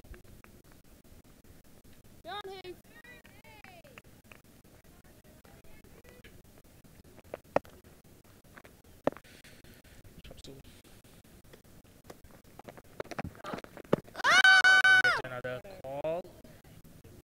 Going down the leg, if I'm not mistaken. Yeah, a bit of bat involved in it as well. Slight inside edge. That's why that's the half-hearted appeal also going way down the leg side.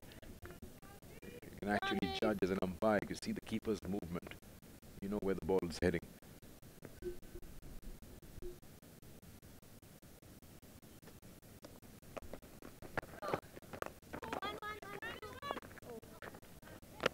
Nice push down to third man for a single to get off strike. In fact, to keep strike. 9 for 2 after 4.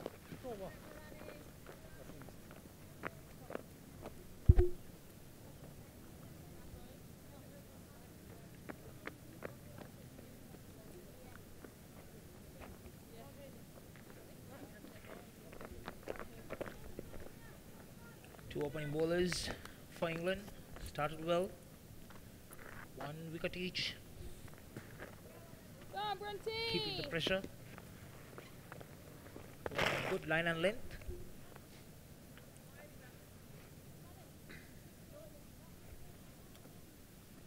Asking the batsmen to play some shots on straight.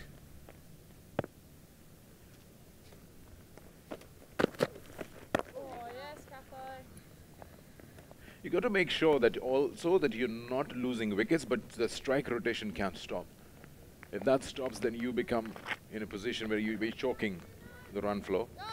And then the batters try to extract something that's not available and end up losing their wickets. So, yes, you would feel under pressure as a batting side, but you got to find ways to get those singles going. It's very important, very much important to keep the scoreboard rotating. Otherwise, the required run rate keep on piling up. Yeah, just offering the full face of the bat won't be good enough.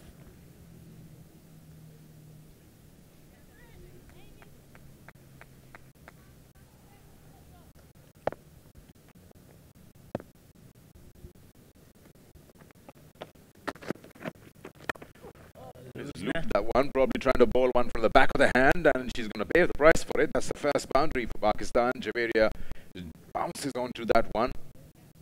Grant losing her balance as well while bowling that, probably slipped out of her hand, didn't intend to bowl it that way. Yeah, just slipped out of her hands. Good job by Javeria to put it away for a boundary.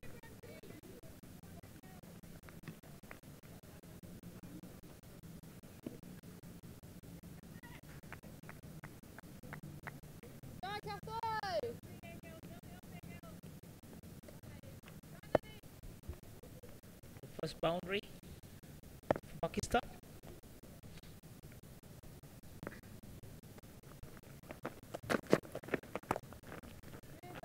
Nicely done again. Just opening the face of the bat at the last moment. Getting a single.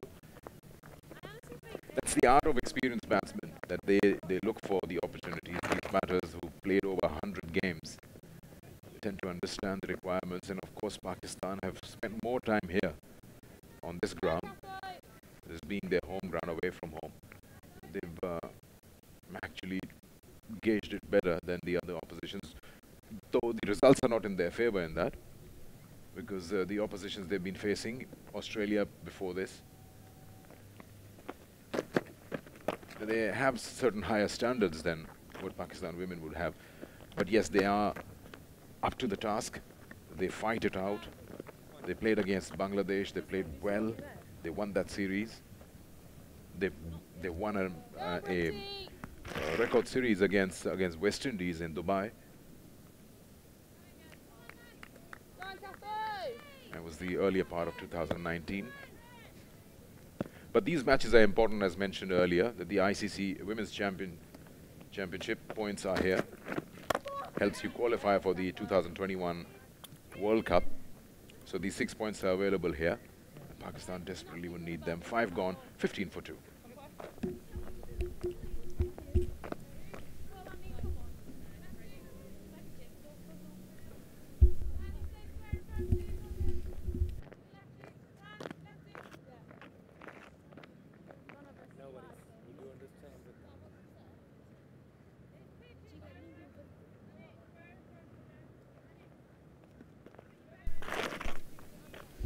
That's the table I'm talking about, the ICC Women's Championship. England get the auto qualification with 24 points, Pakistan 15 at number 5.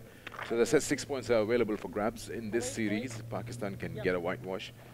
Doesn't seem like it at this point in time, but they'll have to really bat out of their skins to get themselves in a position to chase 285 and win this match. But these points are important, these matches are important.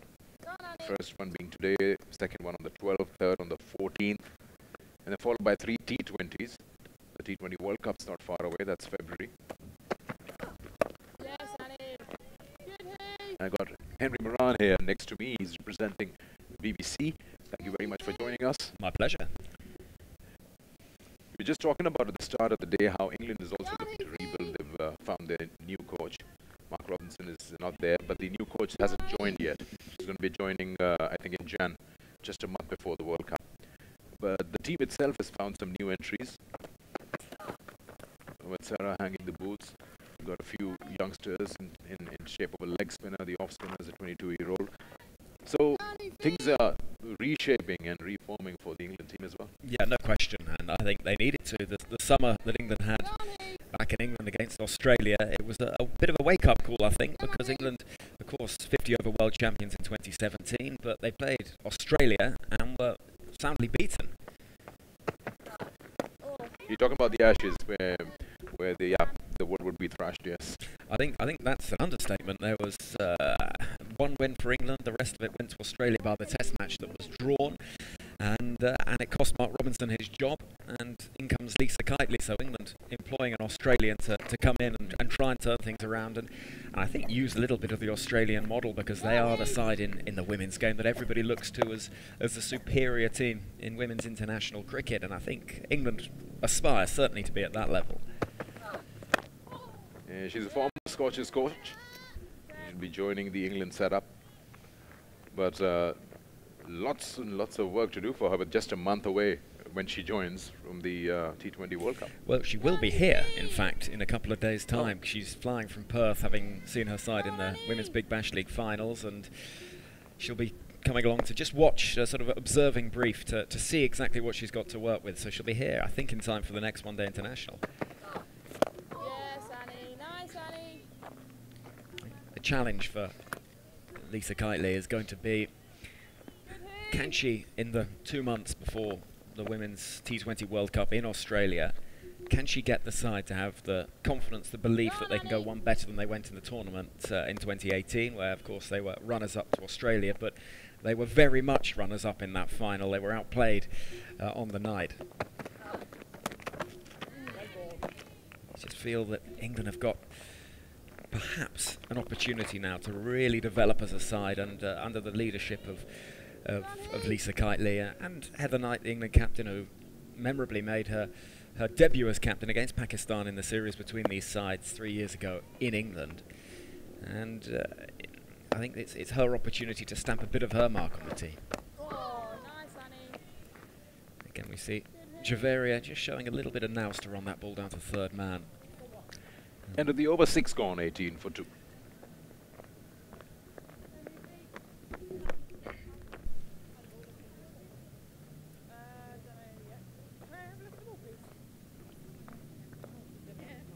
Don't blame her. My mum would chew her ear off.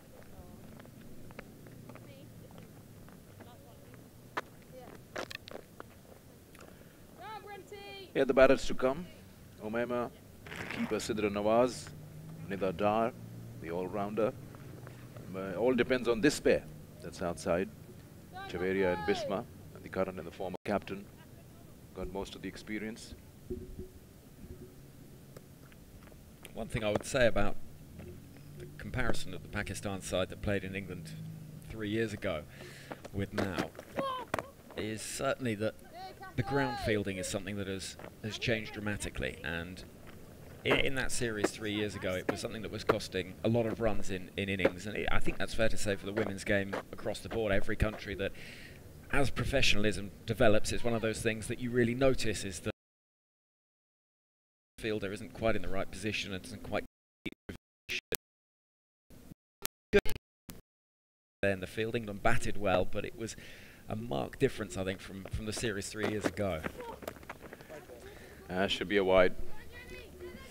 It's trying to gain that extra movement. Brunt has just been strained down the leg side. That's 5 wides, in fact, signaled by the umpire. Yeah, the fielding has been an issue. I don't know if it goes with the culture of just diving across, but yes, they have improved remarkably under the fielding coach who's recently joined them, Abdul Majid, in the new setup. Abdul Majid has done well with the boys in the Pakistan A sector, and you can see the effort being put in. Of course, then the introduction of fresh legs into the team. They want to prove something more. With a debutant today, Rameem Shamim. You can see her diving around, trying to get to the ball after. That's the important part when the youngsters are out there. They want the ball to come to them. Speaking of youngsters, I was looking at a few names such as Freya Davies, Kirsty Gordon, and then Maddie Villiers. Tell us a little more about that. Lots of spin options available here. Absolutely.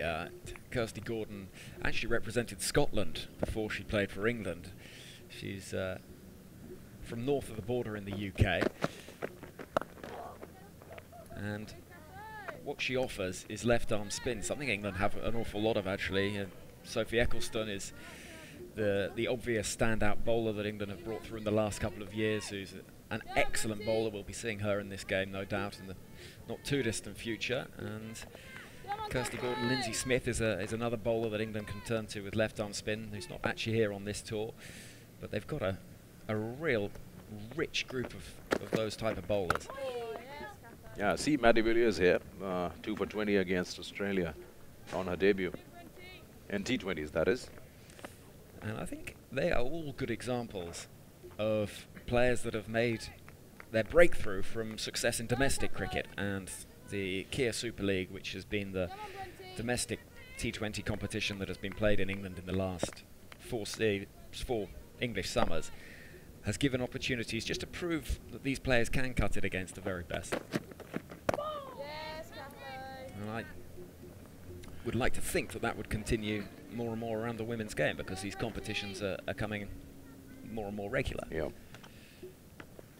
Well, speaking of the big names, like Pakistan have left Sana Mir out, and of course it's a part of the rebuilding process, trying to get in new people before the two big competitions come in. Sarah Taylor is a big, big place to refill. Yeah, no question. She's a player that for 12 years was almost the first name on the team sheet for England for so long, and she had difficulties managing anxiety, and eventually decided that she'd had her time of international cricket and wanted to do something new. Yeah, long times on the road. That's a quick single taken of the misfield. It is a long time, and you think about this series starting today, but England have been here in Kuala Lumpur for 8 or 9 days now, so that all of the build-up time as well, a lot of the players have come straight from Australia and the Big Bash League, so it is a lot of time on the road. It's a lot of time away from home comforts, friends, family, and life of a cricketer, an international cricketer. I think we'd all like to have had our opportunities. Maybe we will yet, but I think that it does take its toll. I don't know if being on the road is a complaint. I wouldn't mind that, along with the money I get for it. But yeah, I can understand. I mean, you get out of your comfort zone. You're used to a certain lifestyle. But then professionals are professionals, I suppose. 12 years is a long time, yeah, for sure. It's a long career, and she started playing international cricket at a very young age. I think the current crop of particularly England and Australia cricketers who have seen their careers move from very much the amateur game into the professional game. It's almost the biggest shift of all, because you've gone from England players, not too long ago had to pay for some of their kit, and now they are full-time professional athletes, and so it is a big shift in dynamic and expectation as well. And you do see that players like Catherine Brunt and Anya Shrubsole, who've been playing for an awful long time for England, will have seen such a change in how things have gone, and also the sort of venues that they play at. And the Women's World T20 final come March, they're trying to sell out the MCG, so that says an awful lot about where the women's games come, and the shifts in dynamic and the shifts in expectations, and it's brilliant to see. And if you'd sense it would have to be an Australia final in some respect if they were to manage it, but that is certainly the aspiration. If 90,000 can get inside the Melbourne Cricket Ground, that really would be a statement on where the women's game is. That's an important thing the boards are also playing. I think the Pakistan Cricket Board has put in a lot of effort to make sure that these games are televised or live streaming is done, so that not only the women's game gets the right projection, but also there's a lot more to take away from when you actually know that the world is watching you. Because I'm sure it will affect players. Oh, it does, it does. That sense of knowing that if you do something good or bad, it could quickly go viral on social media, whatever it might be. It just adds that extra bit of pressure. Exactly, it does. And then different hairstyles, hair colours, celebrations, everything comes into play. Well, Catherine Brunt in the summer for England, during the Women's Ashes, I don't think it was to do with the TV necessarily, but it was certainly a moment to forget, playing against Australia, where she took a crucial wicket and leapt in the air to celebrate, landed on her ankle, pulled a tendon. Whoa. And missed the next game of the series. And you will now notice when Catherine Brunt takes a wicket, she does not get airborne and remains very much on the ground. I think that is strict instructions from the coaches. I remember a Pakistan leg spinner doing that. Took a catch of his own bowling, and in excitement wanted to bang the ball onto the ground, and instead of that he smashed it onto his own toe. That must have been very painful. Could actually see that in his reaction. Well, as far as this game goes, the important part is 26 for 2 and 8. Now, you want to keep an eye on the required run rate. It's just above 6 at the moment, but you don't want that to slip away because, as we were discussing, just offering the full face of the bat won't do much. The strike rotation is important. And when you feel comfortable out there, you understand that you've got the pace of the wicket right where you want it to be. Then you can get those big shots going as well. But then just playing it back to the bowler, it's just going to create more problems, and the ask will get steeper and steeper. And don't forget, if it rains with 2 wickets down, the TLS won't help you either. All these calculations that are required as we see Kate Cross come into the attack for England. She's had an interesting career, Kate Cross, in and out of the side. She spent 2 or 3 years barely able to get a game, but the last year or so she's become a real mainstay of this England team, and on her day is an excellent fast bowler.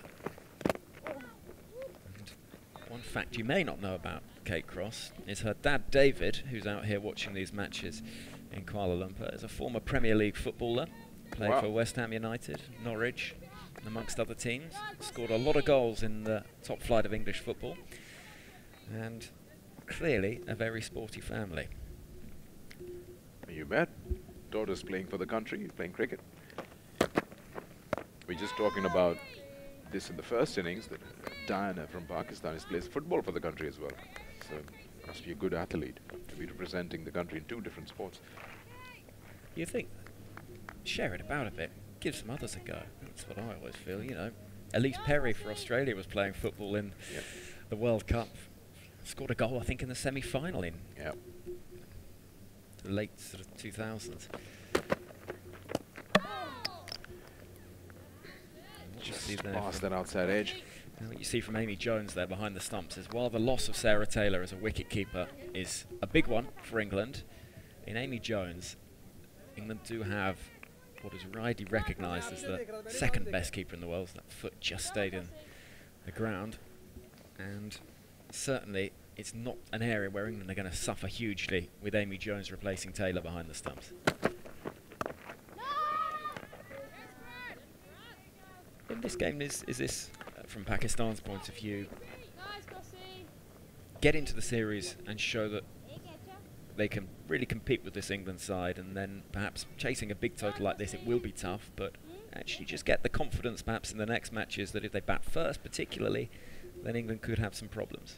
It is part of the mindset at the time of the toss. You could see that Bisma wanted to win it and bat first. It's just that you don't shift your mind to plan B unless the toss is done. Batting first, yes, they think that they have a better chance.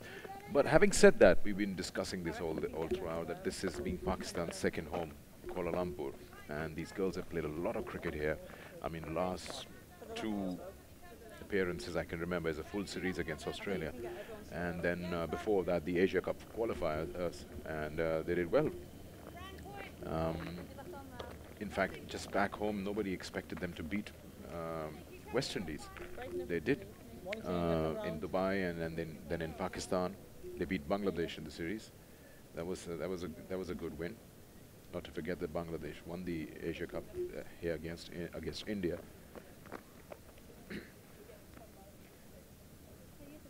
It's just that over a period of time you want to change the brand of cricket you play. You got to just slide into the modern way of playing these days, and of course that starts off with being very, very good in all 3 departments: batting, bowling and fielding.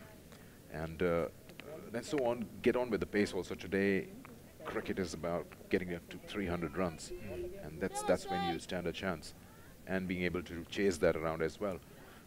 Well, like I said, Iqbal Imam being the head coach now, the new head coach, is a very talented guy. Again, he's got a lot of wins under his belt with the men's, and that's why he's been given this task. It's his first tournament away from home, so he's just also probably getting to strengthen the bearings here and understanding what's required, as it will be pretty hot for the England women team. I tell you, it's quite tough for the Pakistan team as well, because it's pretty cold back home, especially these days. December. Nicely played. This time she finds the gap. Javeria gets it going. She's getting the ball into the middle of the bat. Haven't been able to find those gaps, and she manages to get one this time. Perfectly timed, And just a little bit full from Sophie Eccleston. It allowed the batter to lunge forward and get the ball quickly off the face of the bat.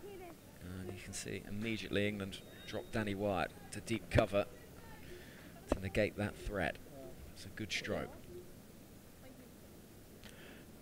Speaking of Danny Wyatt, I was watching her bat today.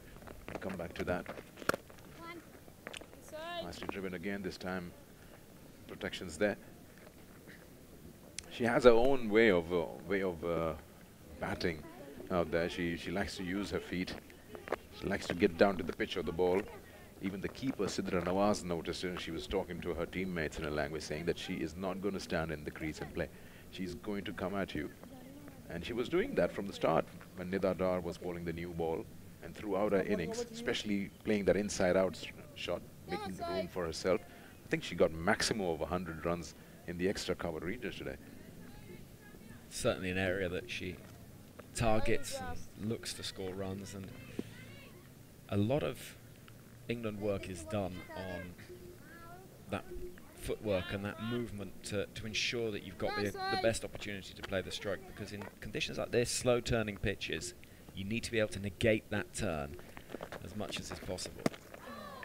Now, how's the batting depth in this lineup? Because we of course saw the two openers getting hundreds, and then the captain coming in and putting in an important 40. Not many overs were left for the batters to come and show their talent. But anyone you feel is a finisher or good batters in the middle order? Certainly. Well, England have chopped and changed their batting lineup quite a lot in recent times. Amy Jones was opening along with Tammy Beaumont up until this series, and that's a shift that's been made. Nat Siva scored a big 100 against Pakistan at Leicester in the World Cup of 2017, along with Heather Knight that day, I think. And certainly on her day, she's one of the best all-rounders in world cricket. So in Siva and Jones... That's a good shout, but probably pitching outside and then getting a bit of bat as well. We have to wait for the umpire signal, though. I think he's ready to signal the leg byes. Yeah. And then Fran Wilson's very busy at the crease. Will run around and try and find those angles quick down the 22 yards. So there's depth. I think that perhaps there's also fragility, and that's England's concern. It's just got a feel for a moment that England would get to 300 easily at a certain stage when they had 10 overs in place with 10 wickets in hand. I suddenly feel that they slowed down. They never got off to more than 5.5 runs an over throughout the 50 overs. End of the over here, 10 gone. Pakistan are 35 for 2.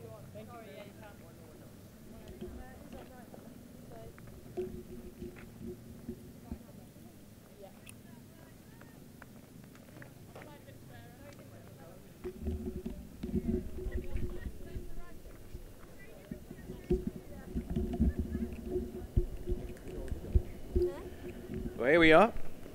That's the comparison of run rates. You've got to work that out. Pakistan 3.5. I'm sure they will with Javeria and Bisma around. Pakistan need 285 to win this match. As a brand new over starts, brand new commentary pair joins you.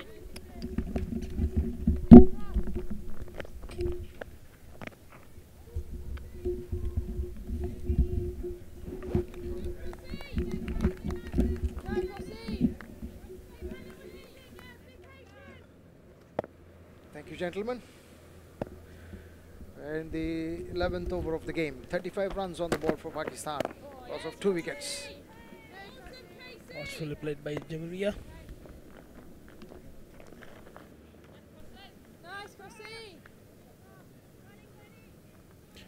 Is the first power play for 1 to 10 overs, as 2 wickets has fallen, and that's the second wicket. Wasn't a good start though. After that, these two batters taken the game from there onwards. The present captain and past captain, Javeria and Bisma. And in that process, Pakistan picked up another boundary there. We're back live. Looks Javeria taking the charge here. That should be the thing. One of them has to go on, otherwise too much things to be done at the end. So one has to take the charge and other one has to support. How the openers of England played.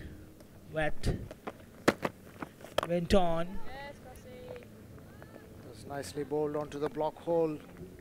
I was giving too much of the room outside that off stump and bowling stump to stump channel.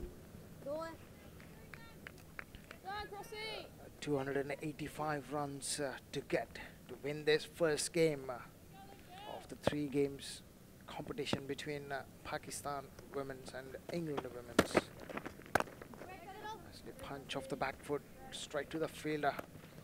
It's not the easiest target to chase down in Kinrara, but it always depends on how you start. So yes, there was a rebuilding phase for Pakistan after losing those 2 quick wickets. The 2 batters are in the center, more experienced, and they would have seen through this kind of innings before. Oh, that's yet another wicket. Dragging down, dragging to the wicket again, and just thought that Jawaria is playing well. And Pakistan loses the 3rd wicket for loss of 3 wickets, 39 runs, end of 11 overs. Jawaria scored 19 of 32.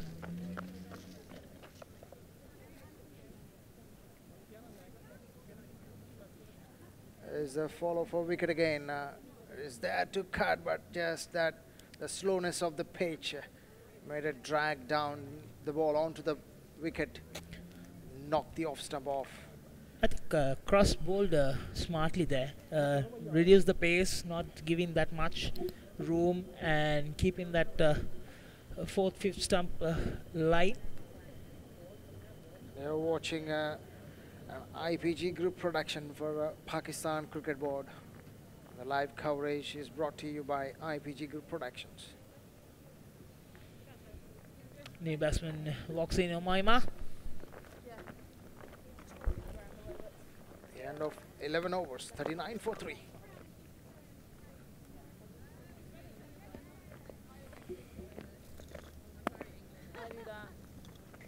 I said sorry the other day when someone tripped over her doesn't. I think Bisma has to take the charge now and spend some time in the middle. 21 deliveries, 6 runs. So Maima to rotate and support her. Come on, Eccles!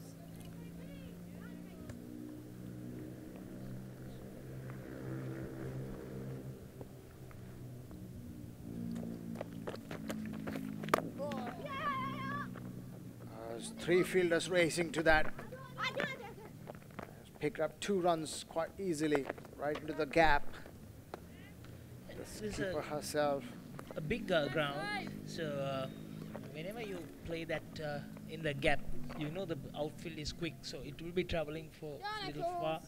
So there is a high chance of getting 2 runs, regular 2 runs. I think the pitches start to break there. If I pronounce the name correctly, there's Ecclestone into the attack. The 2nd over of a spell. Left arm off spinner.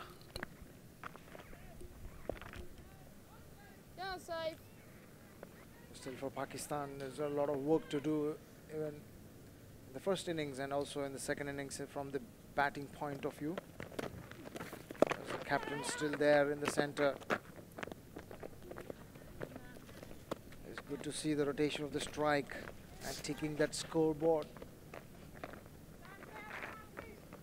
Just on using her height and releasing the ball top of her head, over her head, a very nice loop. There's Umaima Sohail, match number 8 for her, 54 runs, and the highest score of the best is 29. She's in the center facing Agnes. Oh, that's deceived completely. Bad.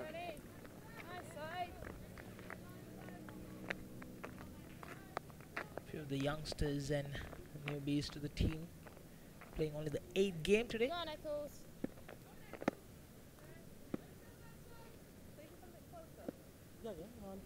Pakistan requires to fight hard.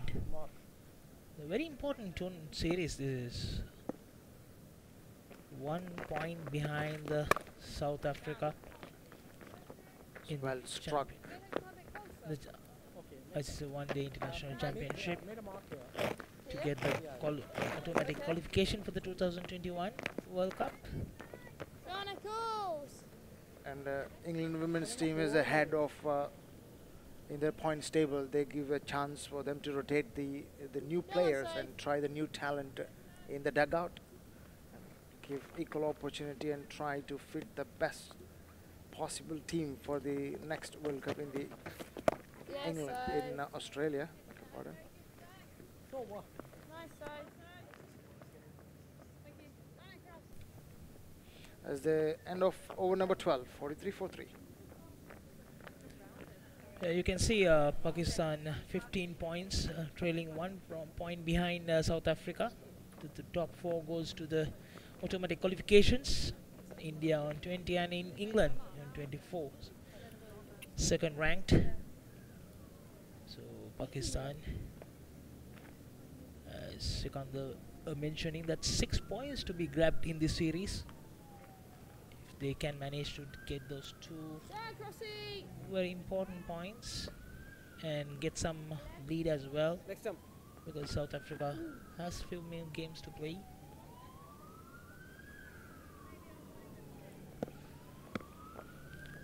Cross to be continued from the far end. Good bowling there, stump to stump. No room whatsoever to free the arms. It's good to attack stump to stump as you're new to the wicket, and it takes for any kind of a batsman to get used to the wicket.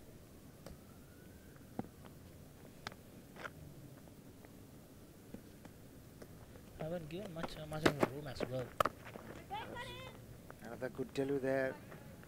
Hint of a swing or a late movement.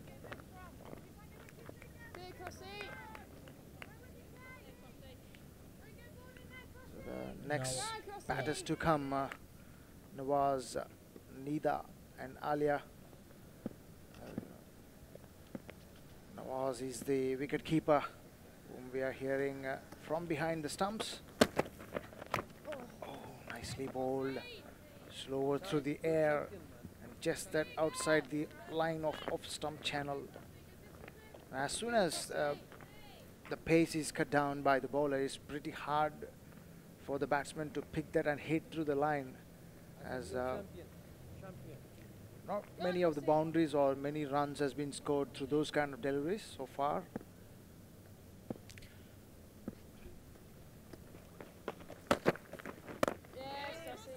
Fully played by the batsman. Yeah, there you have. If you can see, the bowlers are not giving that much of room. So that's the reason that Pakistani batters has to take those risks and play those shots. Meanwhile, in the process they have lost wickets, putting a lot of pressure. Probably that is the trick Pakistan missed while they were bowling. They were bowling 3-4 good deliveries, and then followed up with 1 or 2 shorter delivery, or very much wider deliveries, which batsmen can go for those shots, especially that Viat was dancing down and playing those inside and out shots over the inner field, using that fielding restrictions afterwards, pushing the ball through the gaps and collecting those most important singles and doubles. Nicely paced, that innings. Very well bowled and very well played in front of the eye lines as the end of over number 13, 44-3. My ball.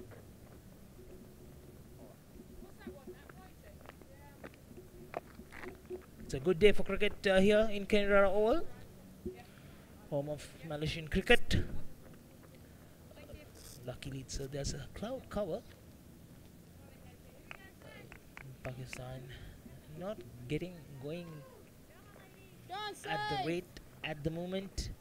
They have to pick themselves up and fight back hard. And there should be someone to construct the innings till the end of it in order for them to chase down 285 runs as a target.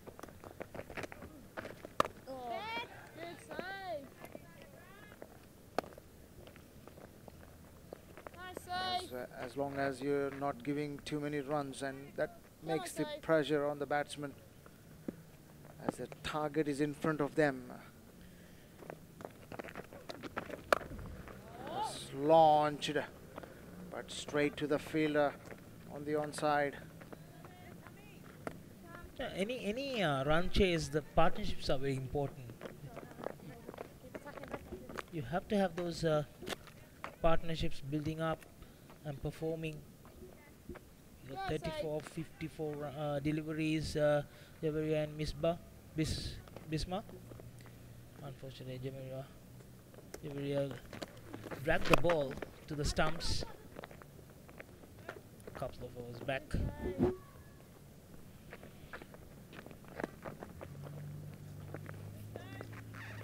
And England doesn't mind of having those singles coming into the scoreboard ticking, but they don't mind of just scoring those runs in singles as long as they don't give those big overs. And it's too early to talk about the big overs. We are just in the 14th over of the game. Nicely played again. His current required run rate is already 6.58, and they are always managed to restrict the batters for 4 to 5 runs per over at the moment. That's coming under the ball, coming down and played straight down. Couple of bounces and ball rushed to the boundary. 4 runs there. Score moves to 50 with that boundary. As well flighted delivery and well picked dance down the track right over the head of the bowler. First delivery she flighted. Yep. Took the invitation, Umaima. Came down, dispatched over the stone. This time cut towards the offside. As good rotation of the strike again, added single to the total. And that is the end of over number 14, 51 for 3.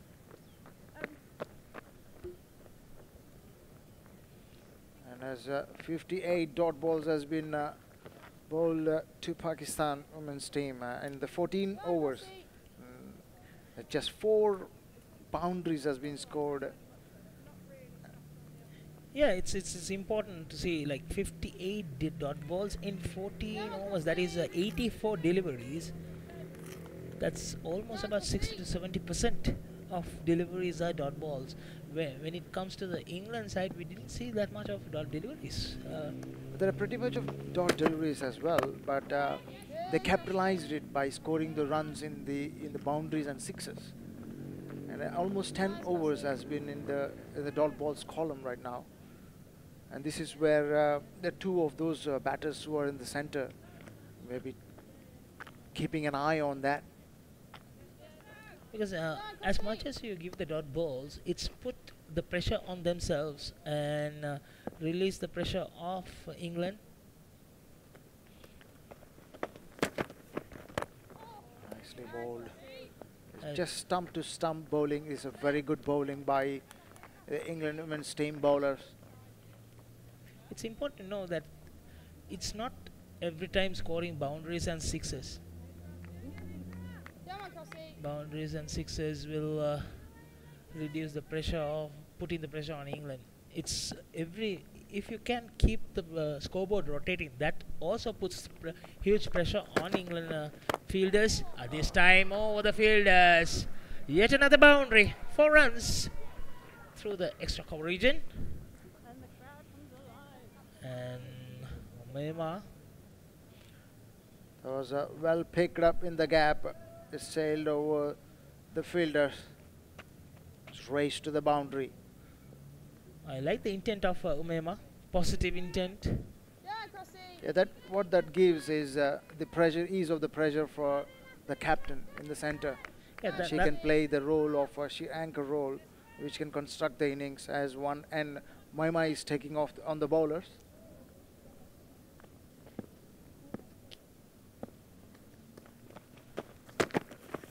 Oh, very well bowled. Appealing for an LBW, no doubt, says the umpire. And the process, batsmen have picked up 2 runs. Yeah, I thought it's going down the leg side. It's very two interesting. leg buys signaled by the umpire. It is interesting to see the replay there. So yes, it's going down the leg. Pretty close. Very good call by the umpire there.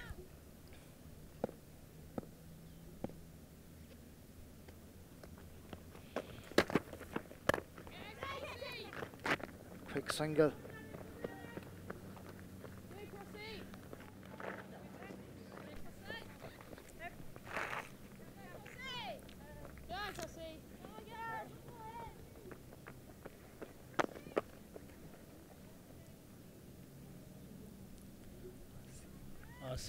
Asif Yaqub and Rashid Riaz is doing a good job in the middle.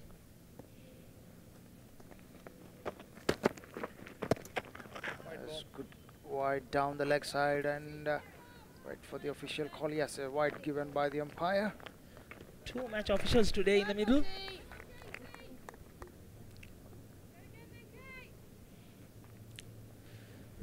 Final delivery of the 15th over, 59 for 3.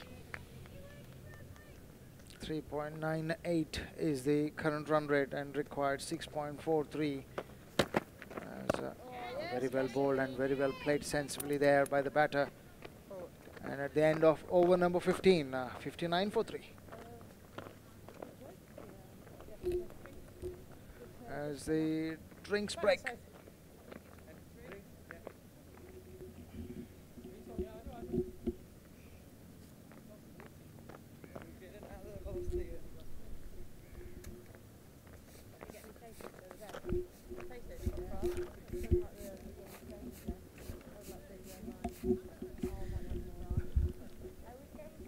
Is where the match stands so far.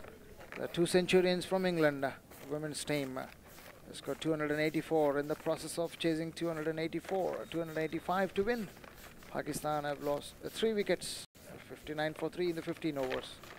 As pick of the bowler for Pakistan is the debutant Ramin, 3 for 61. And each of the England bowlers has contributed 1 wicket each. Pakistan required 226 runs in 35 overs.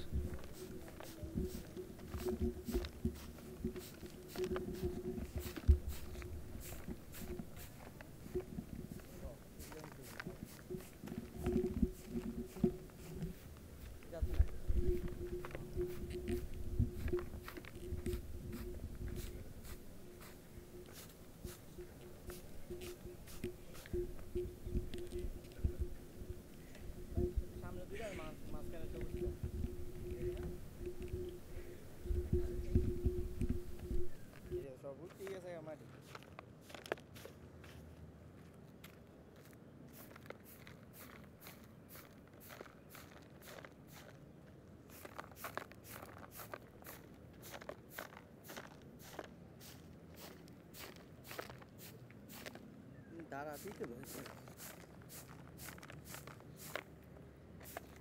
আমাকে তন্দ্র বিদ্যুৎ খারাপ অবস্থা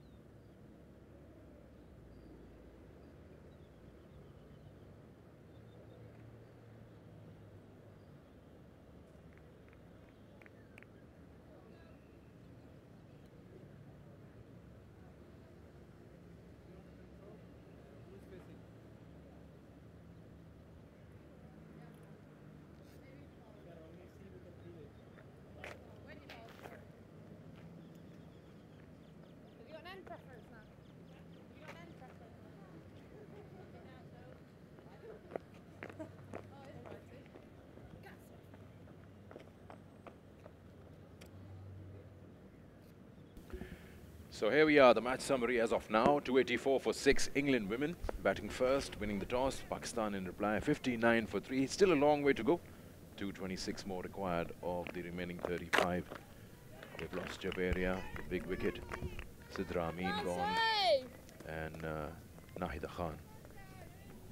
Umaima on strike along with the captain. Bisma out there. Yes, save. Nice save.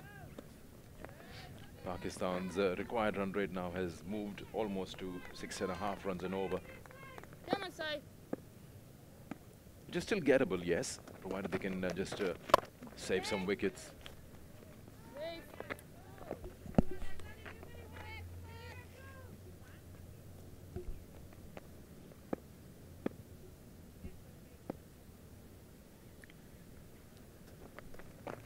Obama on strike. Slash straight to the Nice fielder. save.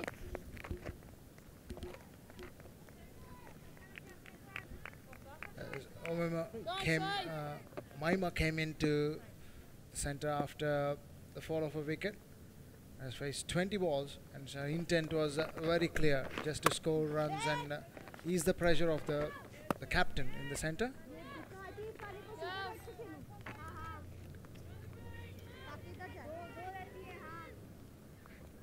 Come on, save.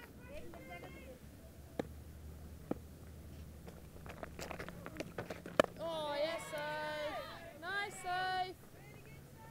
Umaima has joined because Javeria lost her wicket. That's a big blow to the Pakistan concern and setup in terms of chasing this down.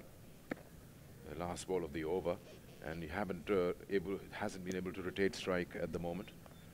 So these things do hurt. Oh. Yeah, you start at 6.49 runs and over required run rate, and that required jumps up to 6.7 with a maiden over. That's the wicket of Javeria. She lost it because she was trying to cut a ball. Now you got to realize that it's the second innings. The expected bounce won't be as much. Gets the under part of the bat, inside edge, and straight onto the stumps. Big wicket that.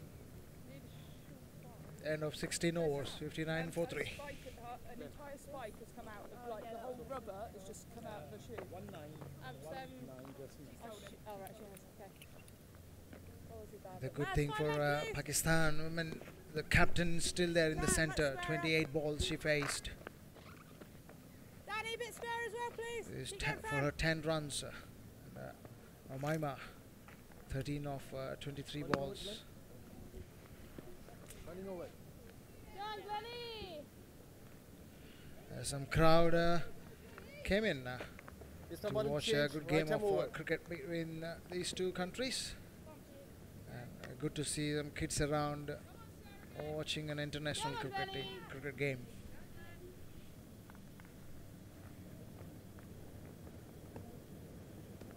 Change of a bowling, Glenn into the attack.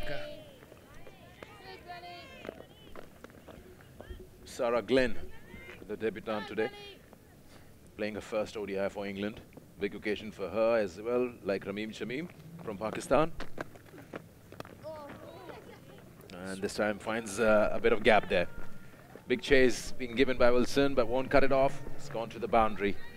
Bit of pace on that ball, and Bisma got the better of it.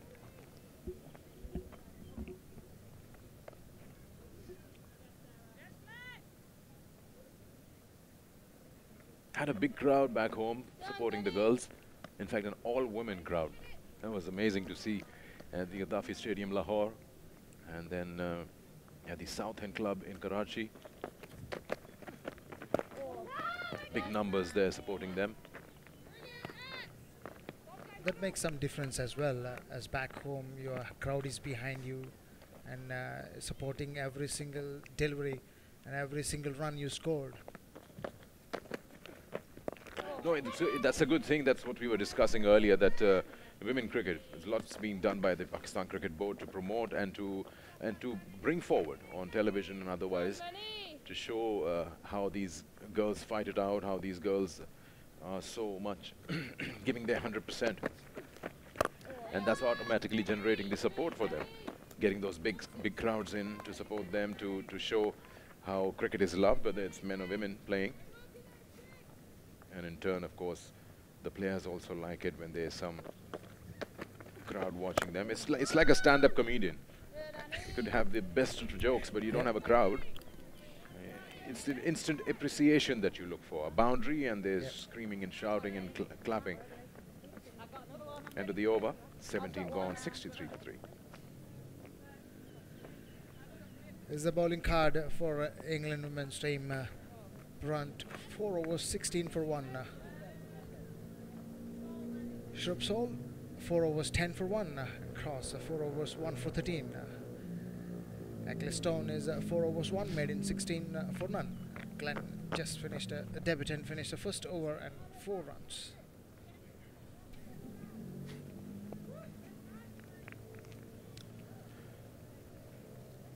There's the Pakistan dugout here.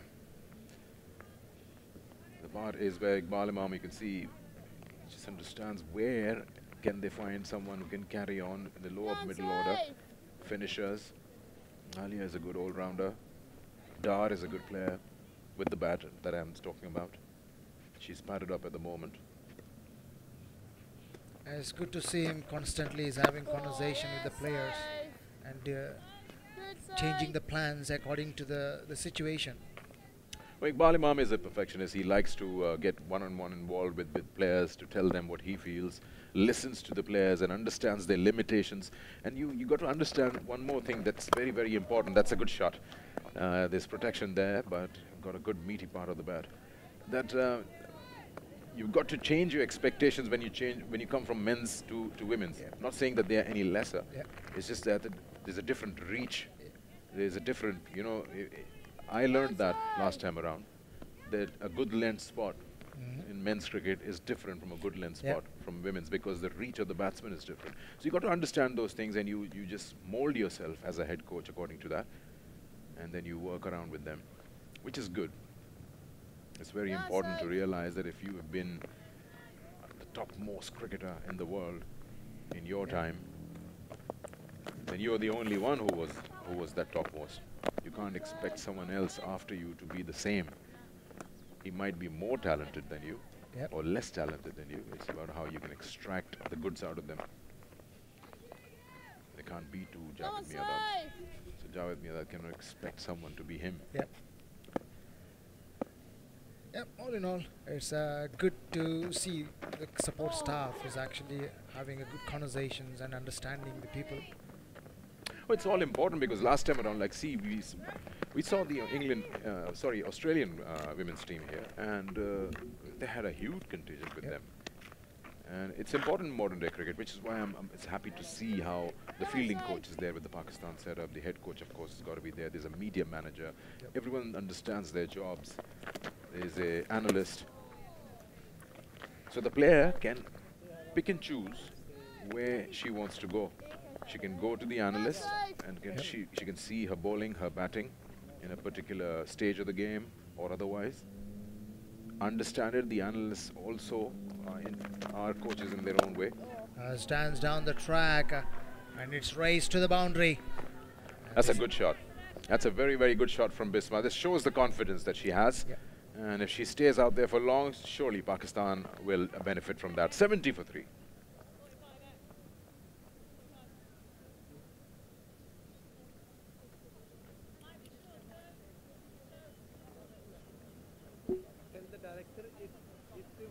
Is the comparison between two teams after 18 overs. England were 96 for no loss, as Pakistan was 70 runs, loss of 3 wickets, chasing 285 to win.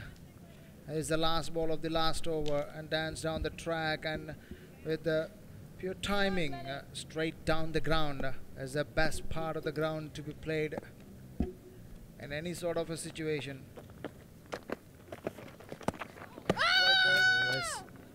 wide signal by the umpire and appealing for a stumping. You know, that's a wide and extra delivery, yes, but that's a missed opportunity, one feels. Yep. And with the short fine leg inside the circle, would easily beaten that and get 4. Nevertheless, nothing lost. You get an extra run and an extra delivery.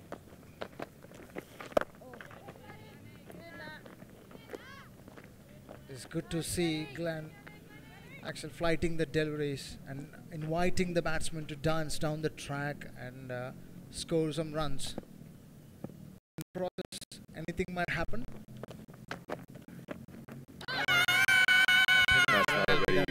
That's not a very good choice of shot. And she might be caught in two minds as she saw the two other deliveries are flighted in length. And the eyes are lighted up. Yeah, just trying to sweep that, playing across the line. A ball that's outside the off jump.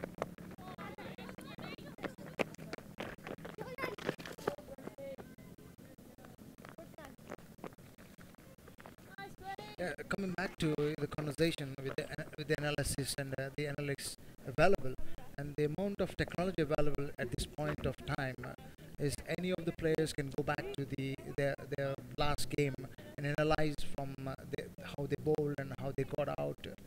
And yeah, why not?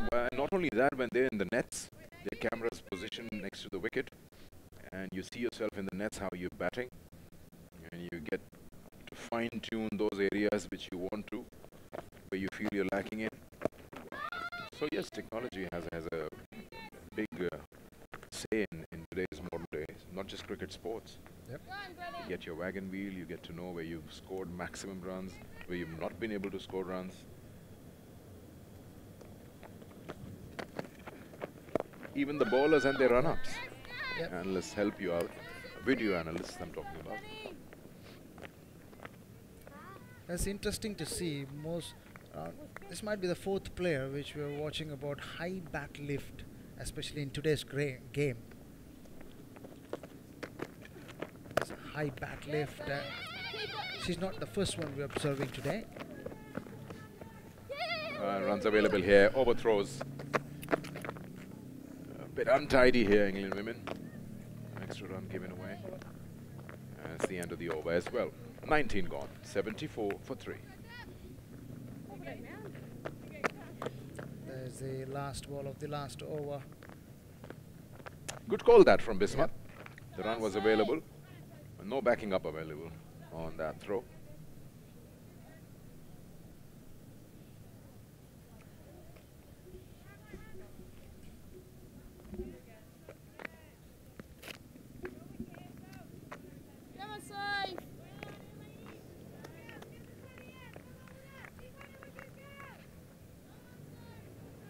Safe.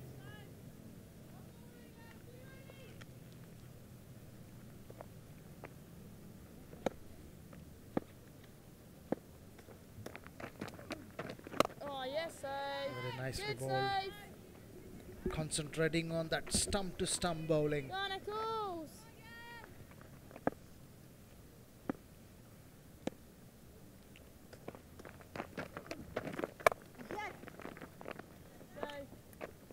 Protection down in the deep. Just another single.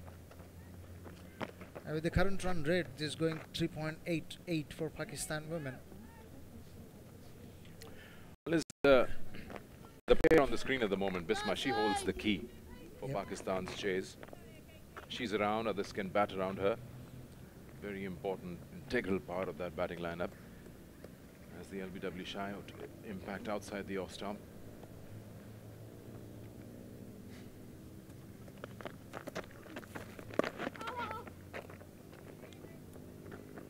Now you see the singles are coming in easy. Just the placements are right. And both the batters are faced a good number of deliveries. Yeah, they've taken their time to set themselves in. With wickets falling at the other end, Bisma has scored 22 of 41. It's understandable. Nicely adjusted at the last moment. Opened the face of the bat, guided to the third man.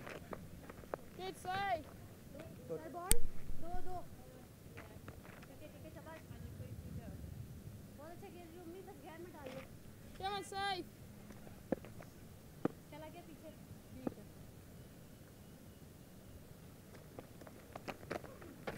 Oh, yes, safe. Great left. Trap. There's no run given. Last ball of the over.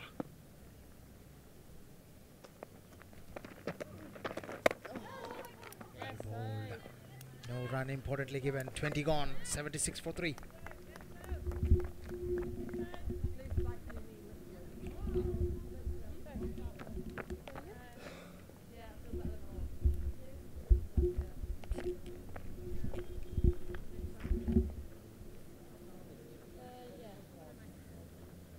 Earlier in the day, England winning the toss, batting first, 184 on the board.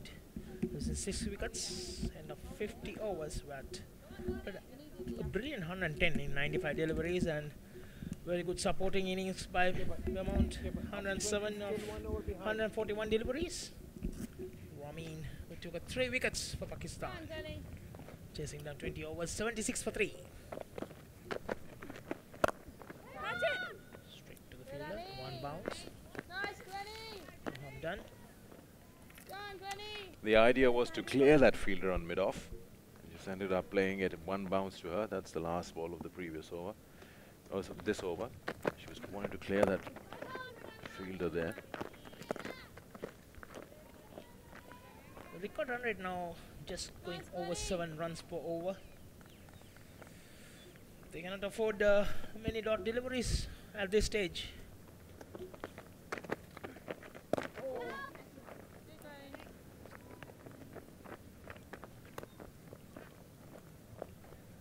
The debutant Sarah Glenn's bowled well. 9 of the first 2.3 overs she's bowled. She looked good.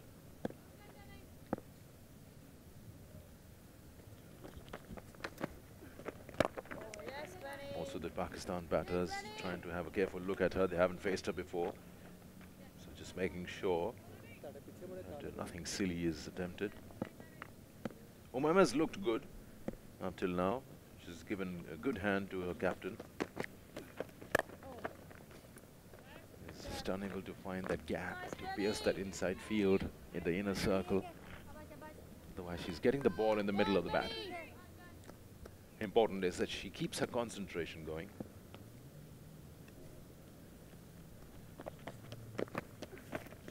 Comes down, straight. As the fielder comes and collects it from long off, taken a single.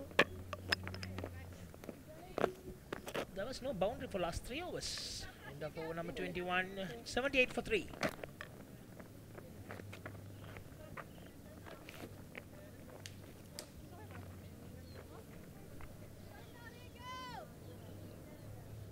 Good partnership building up between the two batters, Umaima and Bisba. 39. Last 62 deliveries. Go on, safe.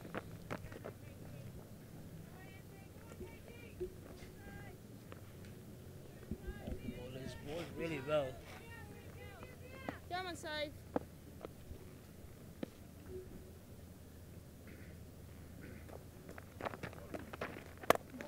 Good, safe.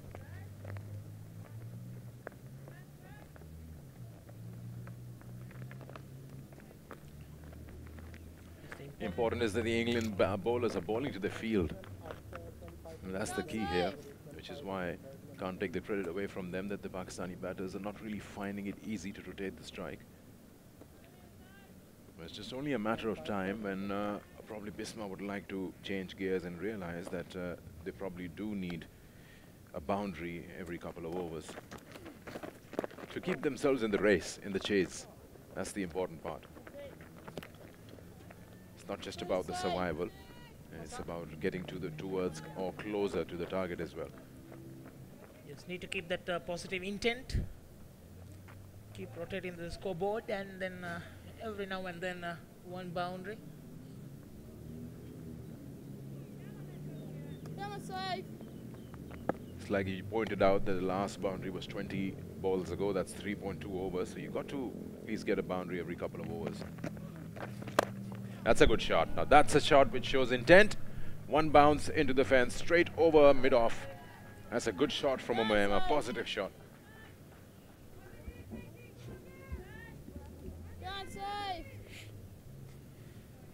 That boundary coming in 21 deliveries.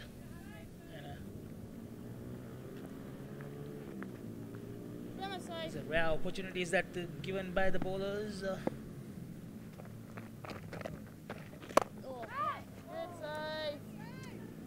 This boundary is pushed back the fielder to long off. And Knight has the ability, the England women captain. She plugs that gap immediately where the boundary is hit.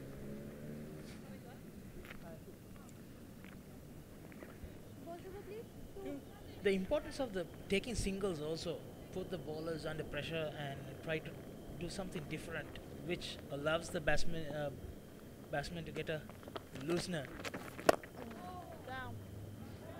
Good shot. That's more like it. Back-to-back two boundaries in the over.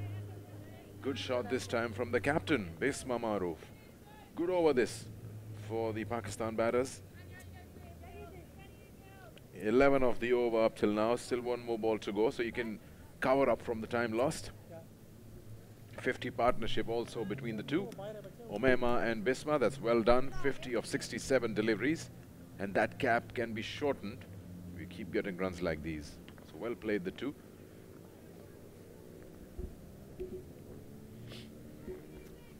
Bisma on strike, Umayma the non-strikers. 24 for Umayma, 28 for Bisma.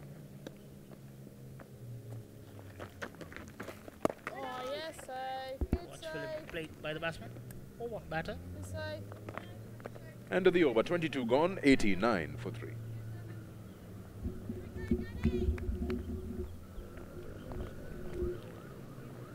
As we talked about earlier, it's very important to have partnerships. Bisma Maroof 28 of 47 and 24 of 40.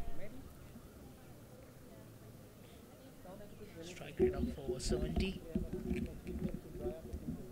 Rebuilding a good partnership to be rebuilding process. Now they have to take in from here on.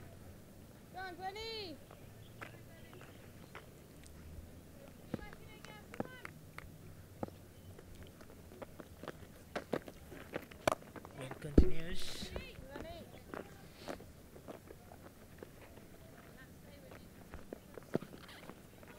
Good to watch these two, Umayma and Bisma, looking positive. The stroke play is good. And they've absorbed the pressure that was put onto them. Now it's time for them to start executing their plans.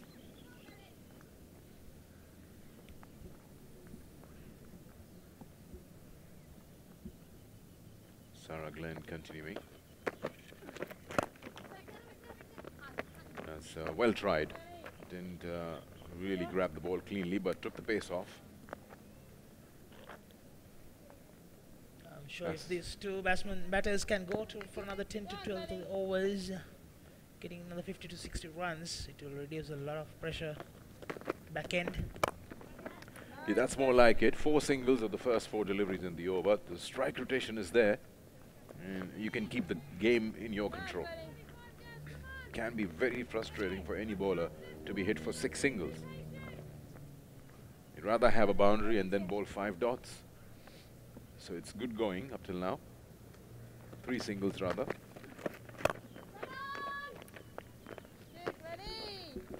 If you have a frequent singles, that makes the bowler to bowl something different and a high chance of getting a loosener.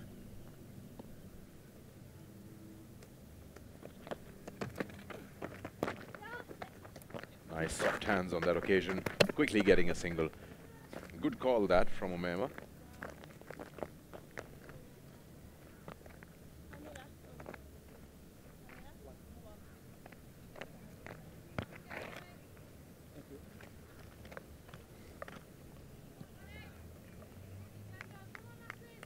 If they can get a boundary on the last ball, it'd be wow. Got 2 boundaries in the previous over. This over has gone well. 4 singles of the 5 deliveries. Keep yourself up with the chase. ball to end the over. Not a problem. 93 for 3 after 23.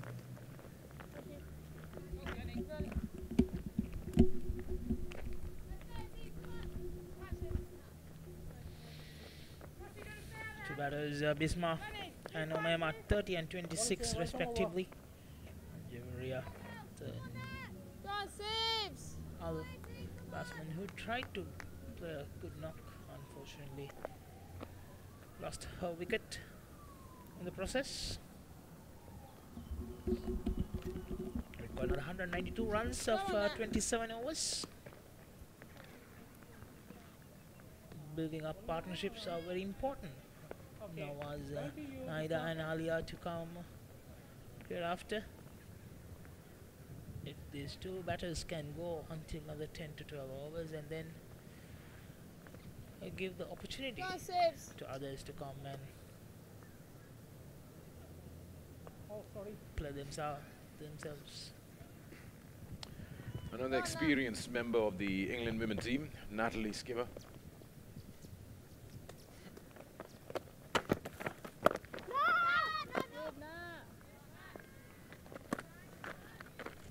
First time into the attack today. Just got a few things to learn. The insight on the England women team, how they've come after a tough series against Australia, and now they're playing Pakistan here.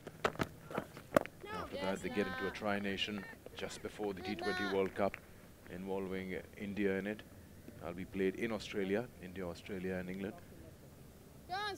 The new coach coming in from Australia. She'll be joining them here in Kuala Lumpur. Not as head coach, just to watch, and then later on she joins them in January, which is not far away. Three dot deliveries coming, starting up with Skyler.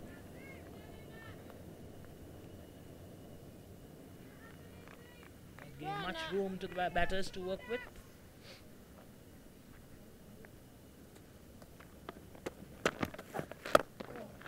Good shot, that. Nicely played. And there's a bit of ground to be covered. That's very well done. That's the kind of effort you want to see. Brilliantly done by the Centurion today. Beaumont with that dive. Ran about 10 to 15 meters and then followed up with a dive. Full stretch dive to stop that.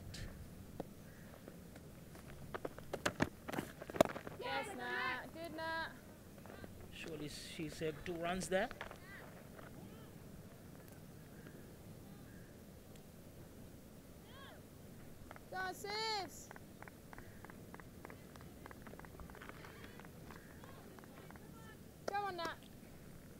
Current run rate of Pakistan is just below 4.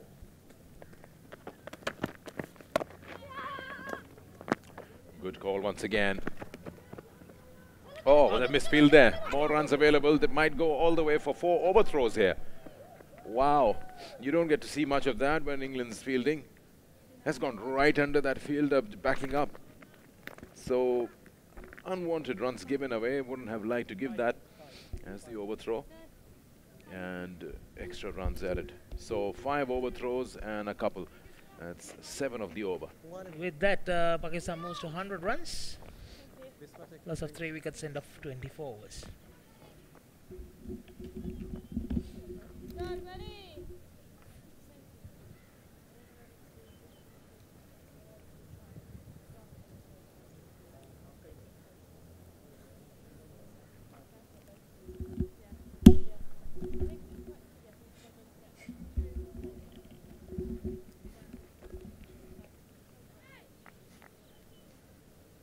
Pakistan's first 50 coming in 83 deliveries, second one a little quicker, 61 balls for the second 50.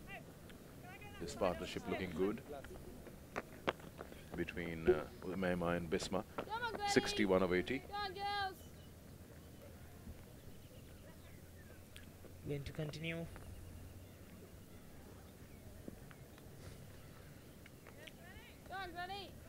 More of Sarah Glenn on debut. Will be bowling from the far end. She's done well, 14 over 4 overs.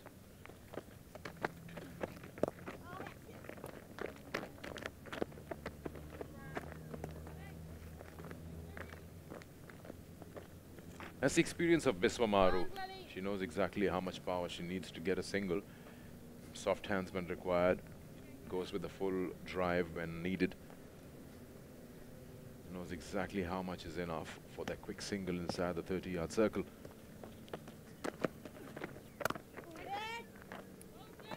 And whereas Umema relies more on hand-eye coordination, she stands still and plays a cut shot from in front of the stumps.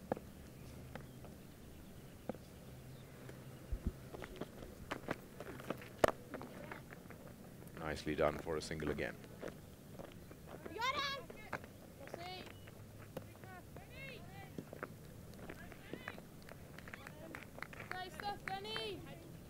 Required now, just moving up to 7.18. It has just eased down a notch after some boundaries and that overthrow, which got Pakistan 5 runs in the previous over.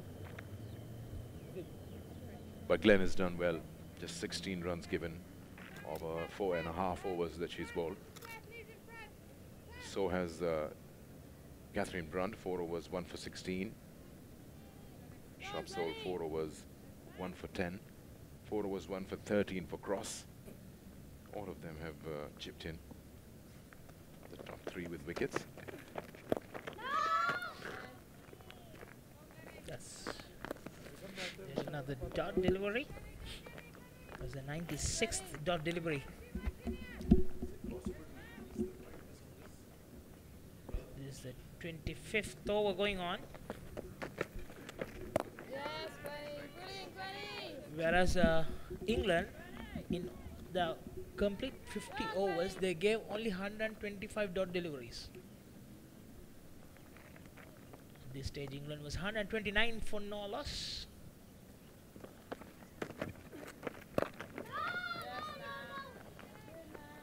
No chance of a run again.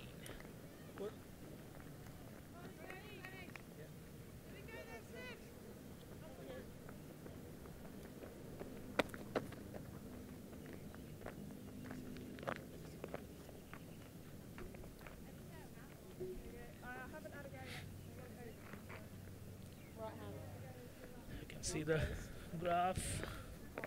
Pakistan coming close, getting up there.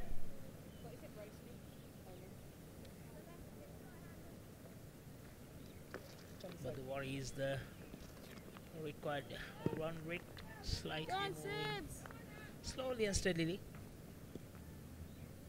Going up to 7.32.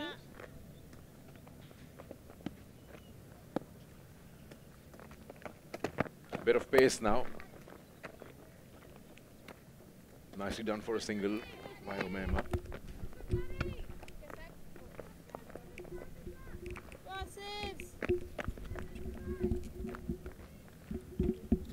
Squabble continues. 26th over. 103 for 3. Siva joining back.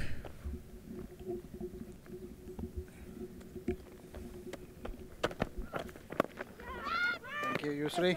Rightly sent back. And that gives him the extra run as well.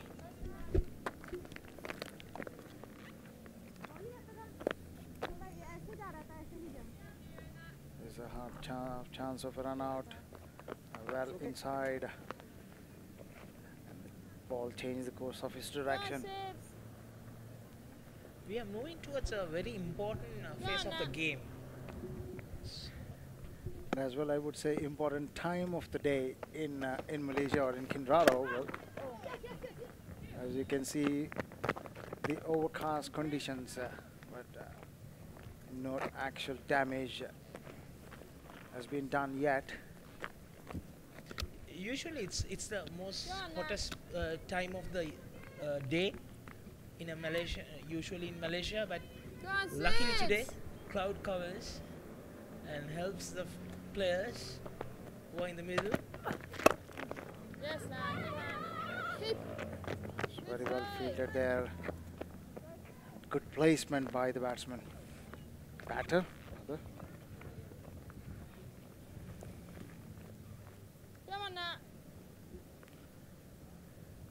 And especially those singles makes a lot of trouble to England fielders as well because of the right and left combination.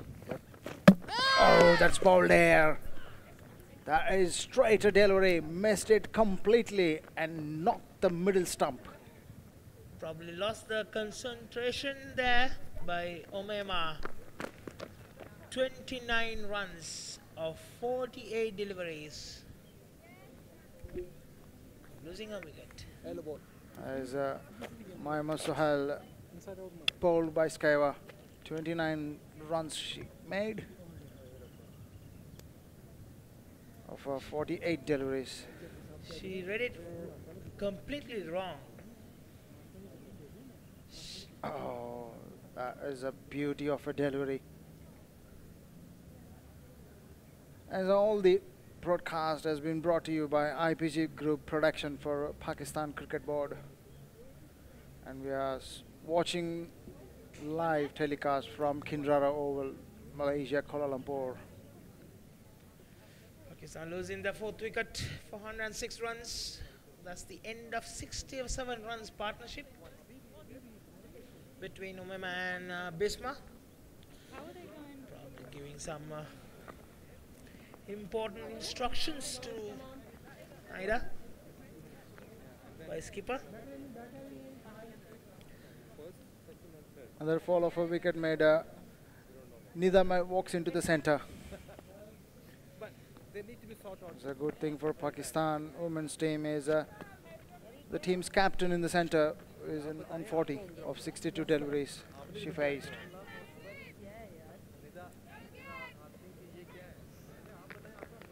And this is Nidadar for you, 72nd match as an ODI career, 904 runs and 87 is the best, and we required more than that from her. 96 runs short of 1,000 runs mark. Surely Pakistani fans will be hoping that she will get that 96 today. If there's much required for someone to stay in with the skipper. At the end of 26 overs, 107 for 4. As I said, we are in a very most important phase of the game. If Pakistan to win here, now the next 10 overs they need to score at least about 50 to 60 runs to keep themselves in the hunt. Unfortunately, losing the wicket of Umaima will not help them much, but right time over. Let's see what Naida can do. She has to help Bisma. Flighted delivery. Change of ends for the leg spinner Glenn. It seems interesting to see how Glenn is not hesitant to flight that delivery once in a while and asking the batsman to come, inviting the batsman out of the crease, especially the new batter in the middle. Yep, I was pretty lucky there.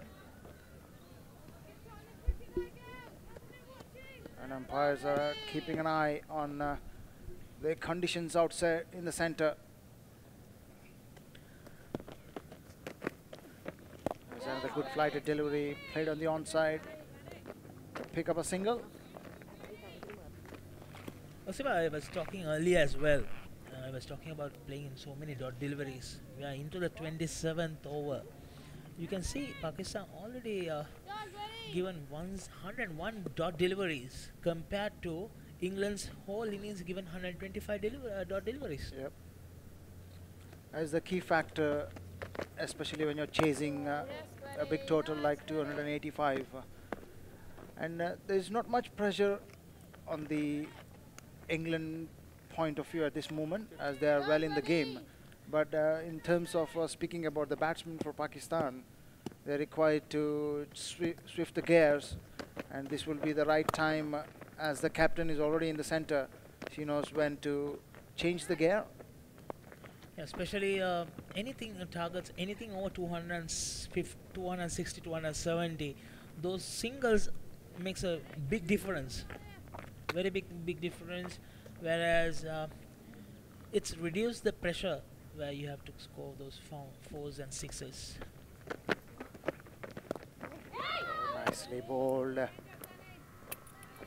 Change her shot in the last second by looking at that ball not coming onto the bat quite as expected at the end of 27 overs, 110 for 4. You can see 102 deliveries in 27 overs, only 44 singles, 6 doubles and 9 boundaries. No maximums as yet. Yeah, we have not seen any. That's probably because of the early 2 wickets, and then regular intervals there were few wickets. The third wicket went in when the partnership of 34 runs, and then rebuild process went in. Especially we need to see how Glenn has bowled. That's 6 overs, 19 runs only. Even the last over gave only 3 runs. And what's missing for Pakistan at this stage of the innings is the innings of Daniel White for England. Yes. And that's a big difference, and the sheer anchor role is being played by the partner as well. Have given a right support to achieve the target of what they have on the board right now. As captain of Pakistan is Bisma is on strike. 41 runs she scored of 64 deliveries she faced.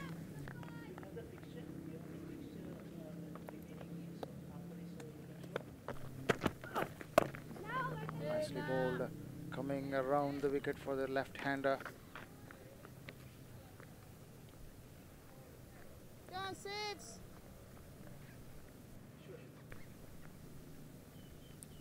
The current run rate, they're going at 4.04. The run rate required has been climbed up to 7.73. Nicely bowled. Closed the face of the bat at the last second. It would not been a good shout for an LBW there. 111 for 4. Pakistan. Chasing a target of 285. Another 174 runs behind, 134 deliveries to go. Getting slightly darker, but surely there's won't be a interruption for another next 40-50 minutes, I'm sure. But that will allow about 40 overs. Technically, there are a lot of factors involved. As the wind direction, which I'm not really sure about. Usually it's used to come from the left corner to the right side in the evening. Yep, there's no harm done as the game is underway. Oh, yes, nah. The Dakotlu's par score at this moment, based on the number of wickets has been fallen, is 154 required.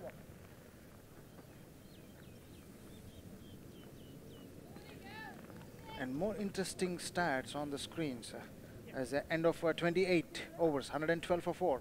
The interesting stats on the screen is 37 balls since the last boundary has been scored, and last 30 balls, 19 runs for a loss of a wicket. And it's where the game stands.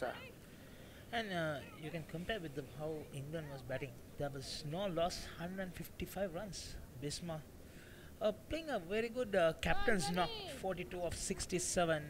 Unfortunately, Umaima started well, and on the process, she lost her cool, or she lost the concentration. Straight to the bowler. Good dancing down the track, trying to disturb the rhythm of the bowler. It's very important when you're playing that top 5 spots. If you can manage to get into anything around 20s, you have to go for a longer innings. Yep. That's good flight delivery there. Just a singles doesn't really hurt England here.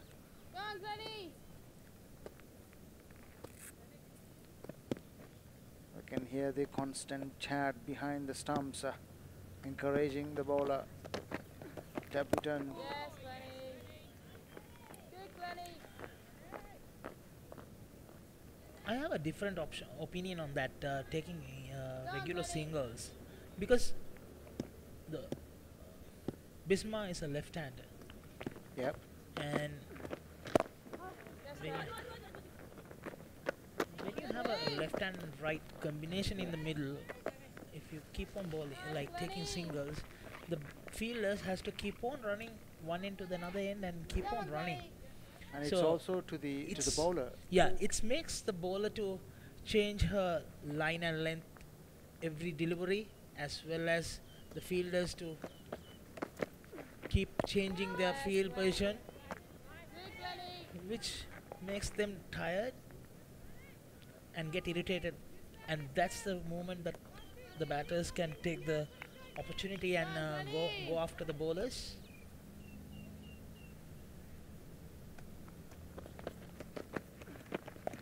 Good shot.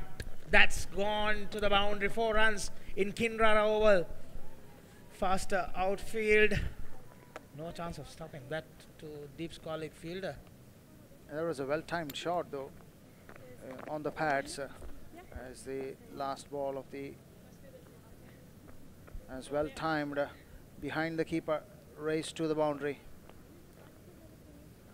There's no chance for anyone to stop that. As end of over number 29, 118 for 4.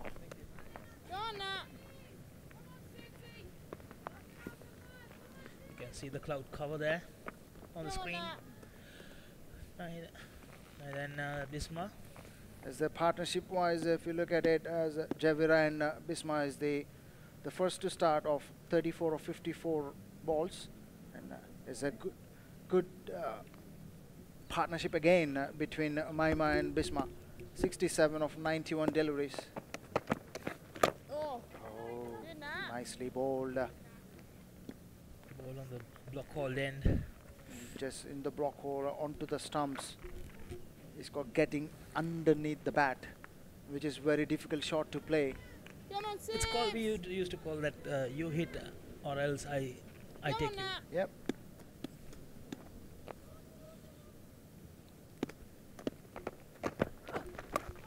Has pulled on the onside. There's no chance for the fielder there. Race to the boundary for 4. Very important couple of boundaries coming in. The last couple of overs, deliveries. Slightly on the legs. Taking the opportunity. Dispatched well. Skyber bowling her 4th over. That well. This one. Sponsor as well. It's very much important to have the positive intent for the batsmen to keep on fighting to the end. Oh yes, nah. Good comeback there. Good comeback delivery.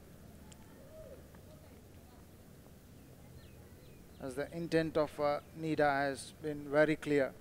Come on, nah. However, the batter can find those loose deliveries have been put away, but not many of them has been found in the center. Nicely cut, but rightly sent back. I think bowler doesn't mind 1 boundary and 3 dot deliveries in this over. Yep. So, because it's the dot delivery is going to hurt them much. See, the Pakistan, the record run rate already gone to 8.02. So,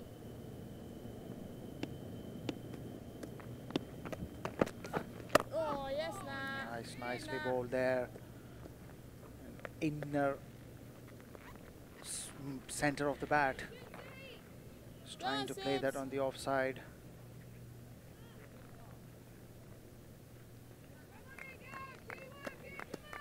Come on, nah.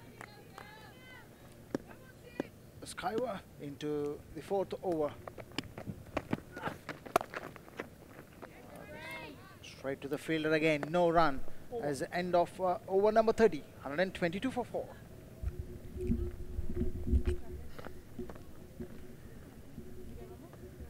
Thank you.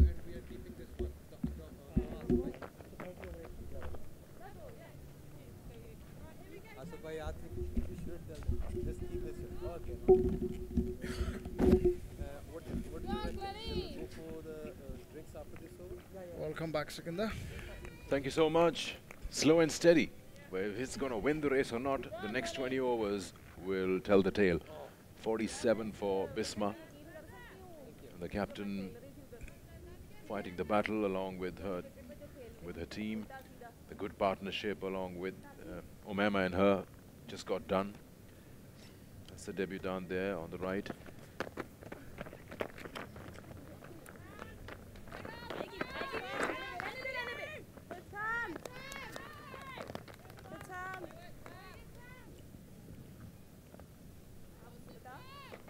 Still a long way to go, 285 to win this match. As long as the intent is there, it will look good. The chase will look good. That's Iqbal Imam, the head coach. Nicely picked up. That will earn her 4. Well-deserved 4. Nida has looked very confident and positive in terms of getting those quick runs going. Intention is clear from her. Strong on the onside and picks that one up. A clean hit. Onto the pads, swept and picked up a boundary, much needed boundary for Pakistan to take the score up, and that will give ease of the pressure for the captain as well.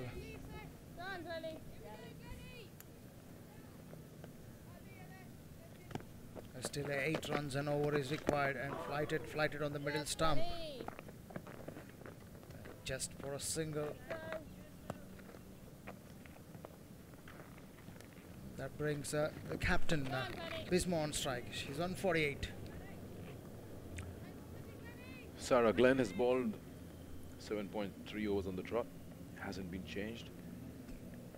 31, none for 31. Wants a second one on the throw, but then no call from Nida. With that throw rightly sent back.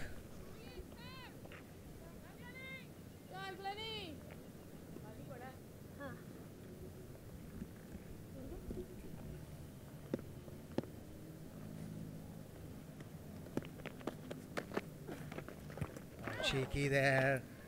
Not even before the delivery has been bowled. Yeah, premeditated, trying to scoop that one. Just testing if the bowler would change anything by watching her. Yeah, didn't get hold of it.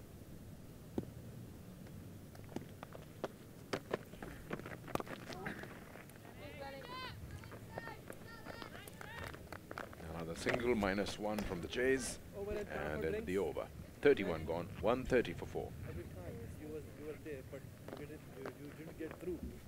Every time you were there, but you didn't get through the ball, actually, the pads. And that is drinks called by the umpires. And we can see a drizzle coming down.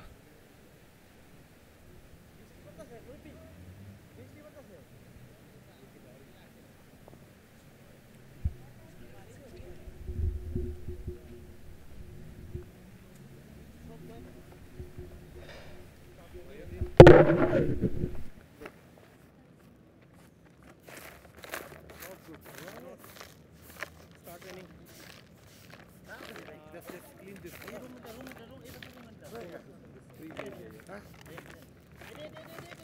Stop lah. Ini saya punya mic ni John ni. Hei. Ni mic jangan. Mic kena padang man. Okey, ambil.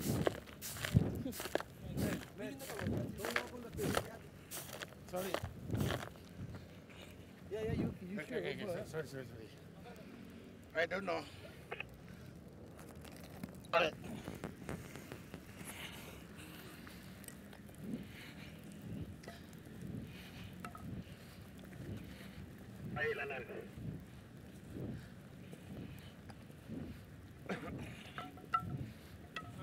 Halo, please sama je long.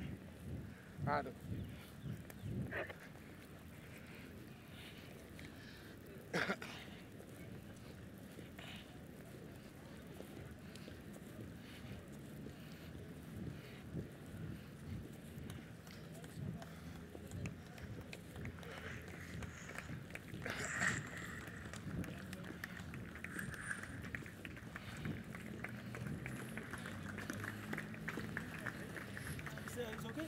Huh?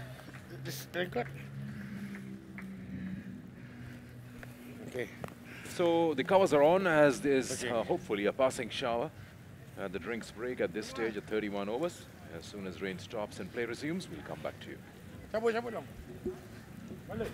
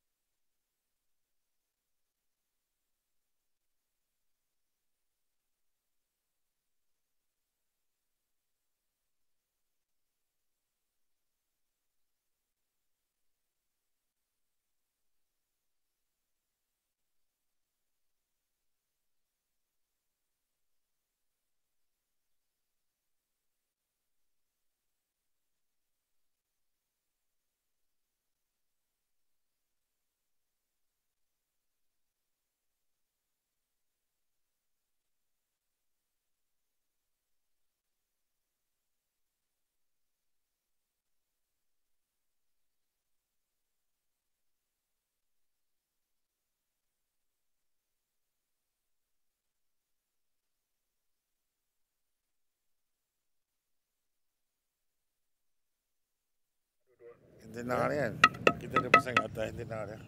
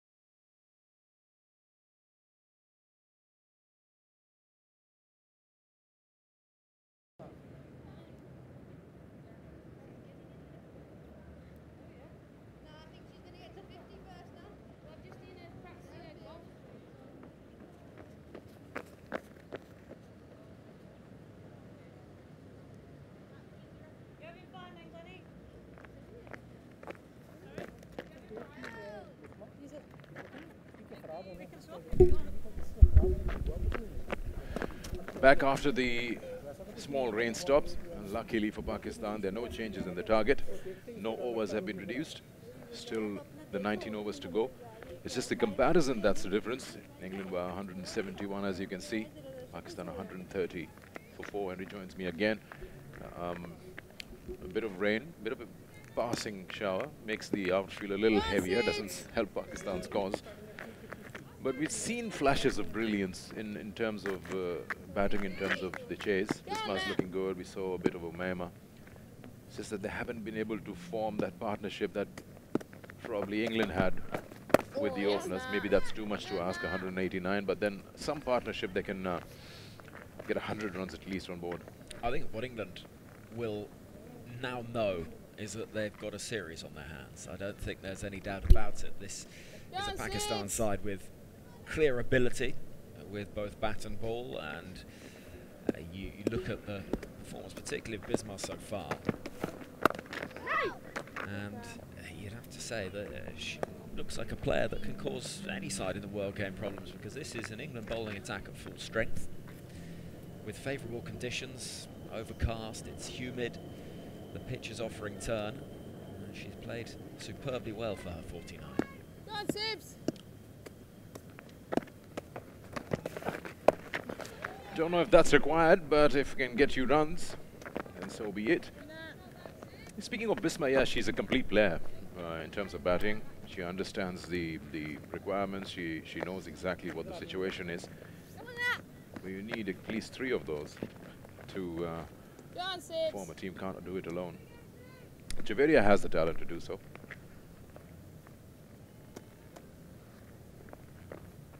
Talking about, we'll just come back to it after the ball. Last time around when Australia was here playing Pakistan, Australia had a clean sweep, whitewashed them, but they're ready for experiments. They made a few changes, yes, fine, but then they also decided to chase. You think England would like to do that here as well? I mean, if they keep winning the tosses, they'd like to chase one of these games? Well, certainly, you would have thought it would benefit them, considering what's to come in the new year. And realistically, this is an England side that is in a phase of transition. Mark Robinson, the coach for over 3 years, departed at the end of the summer, and Lisa Kitely steps in, will be here for the second ODI in a watching capacity, and then starts in the new year. And she'll want to see what this England side can do under pressure as well. Yes, Nat. Nice, Nat. So the England cricket team is following the English football routine of removing the coach. You think entirely the coach is responsible? I mean, he's the architect. The execution has to be done outside. It does, and I think we've seen a real change in the way, particularly the England women's team have been in the ownership that they've been given.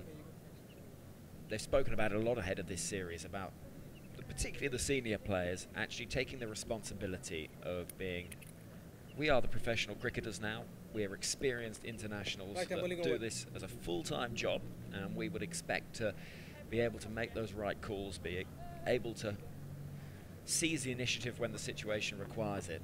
And I think a lot of what England will be looking to do and what Lisa Kitely will be looking to see from this side is a real maturity from those out in the middle, able to pick up responsibility when things aren't going well perhaps, and perhaps an awkward chase could be not the worst thing to see, because it would at least show that England in awkward conditions, because they will be expected to win all of these matches, particularly in the one-day internationals.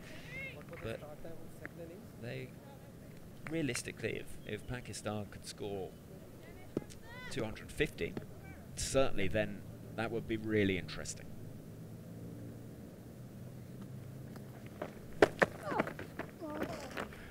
Well, that's missed everyone. And the fielder as well at the boundary. So that's 4 byes. Well, I totally agree with you in terms of what the team wants to do and what their plan is in the near future. England seems to be on their way. But if you were to pick out a few things that they could fine-tune or polish up till now in the bowling department, in this game. Maybe it's too early to say, but anything that you like to see as an addition? Someone who's sitting on the bench you'd like to see? Well, I think we've seen Sarah Glenn coming into the side's interesting on international debut. Slog, just a single, yeah. I think there'll be perhaps a little bit of disappointment that the spin bowling unit hasn't caused more problems, because this is a surface that should be quite conducive to turn and awkward for batters to face the turning ball. But I think that's probably the area England will be a little bit more concerned about, because England know what their seam bowlers can do. They know what Anya Shrubsole can do. They know what Catherine Brunt can do. Kate Cross similarly. It's whether that spin bowling unit can do the damage. That's the question. It's a well taken single. And it's match situation management as well. And when you see someone like Bismar scoring that half century, and what a half century it's been, how you can turn things and ensure you can make the breakthrough and put the pressure on. 77 for that 50. 47 dots in that. Well, keeping in mind what the situation is, losing 2 early wickets, and no other choice than to stand your ground and make sure that you don't expose that all-important wicket of yours. Sweeping that one. Seems to be a very favourite area for Nidada.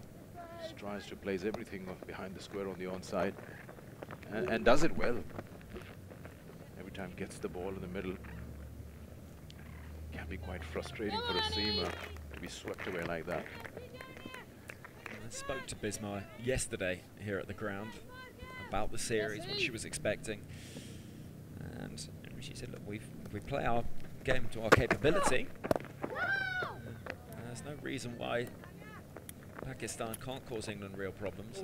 We spoke earlier about the performances, particularly here in Kuala Lumpur, where they do know the conditions and they're used to it. End of the over, 33 gone, 138 for 4. Yeah, perfect man, 5-0-2.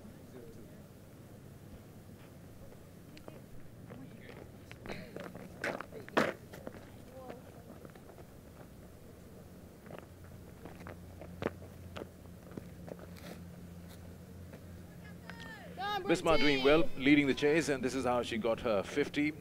She's been able to find those gaps on occasions. Had a slow start, but then got a few good overs in which she got a couple of boundaries. Like to play everything in the V. That's probably the right thing to do. And at times when the ball was down on the leg side, didn't shy away from sweeping it. And has got an all-important 50 runs. But still a lot to do. 8.65 is the required. And that will require some serious effort to chase that down.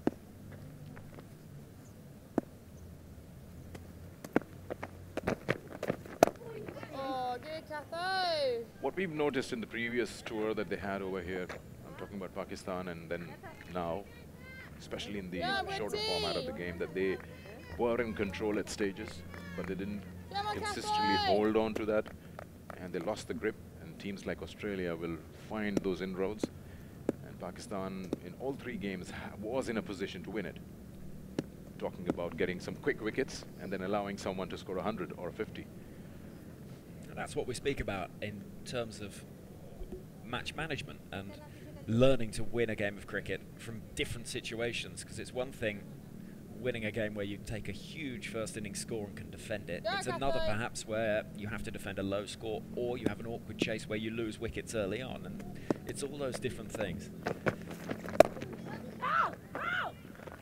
It's certainly something that England found in the summer against Australia in the Ashes series, where particularly in the first one-day international and to some extent the second, they were in a position to win the game, but perhaps because they hadn't been tested quite as much as they might have been in previous series that they'd played, particularly against the West Indies earlier in the summer, they fell away badly and Australia got over the line, and it's those small margins, just those little areas that can make such a difference.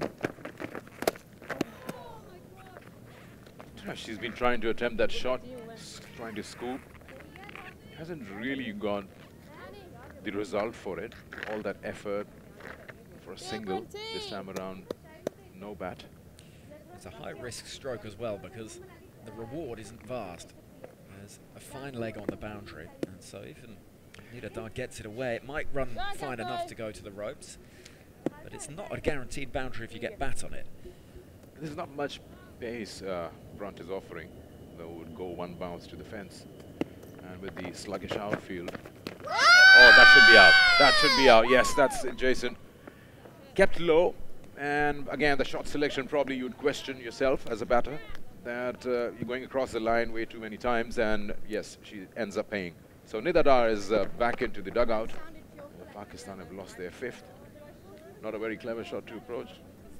Not one of those that will necessarily go in the Nidadar highlights reel in years to come, I think. It's, as you say, it's across the line, and you almost sense that what Catherine Brunt would have felt is that from that previous delivery, as we look at that, it is absolutely adjacent. Umpires sometimes have tough decisions to make. That was not one of them, but the previous delivery where Nidadar just stepped across and went for that little scoop shot, exposing those stumps, that probably would have encouraged Catherine Brunt to bowl that little bit straighter, and hoping that she can beat the bat, and then perhaps she would hit the stumps. In the end, it's a different stroke that gets the wicket, but it's just a little bit frustrating from a Pakistan point of view, because this was an encouraging partnership, and this, you sensed, perhaps was the last chance for an unlikely win.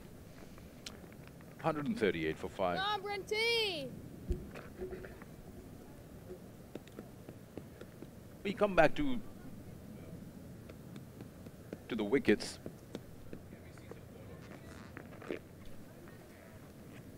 The shots that have been attempted by the Pakistani batters, to an extent, have been loose shots. Playing outside the off stump, dragging the ball onto the stumps, trying to play across the line, finding yourself right in front of the wickets.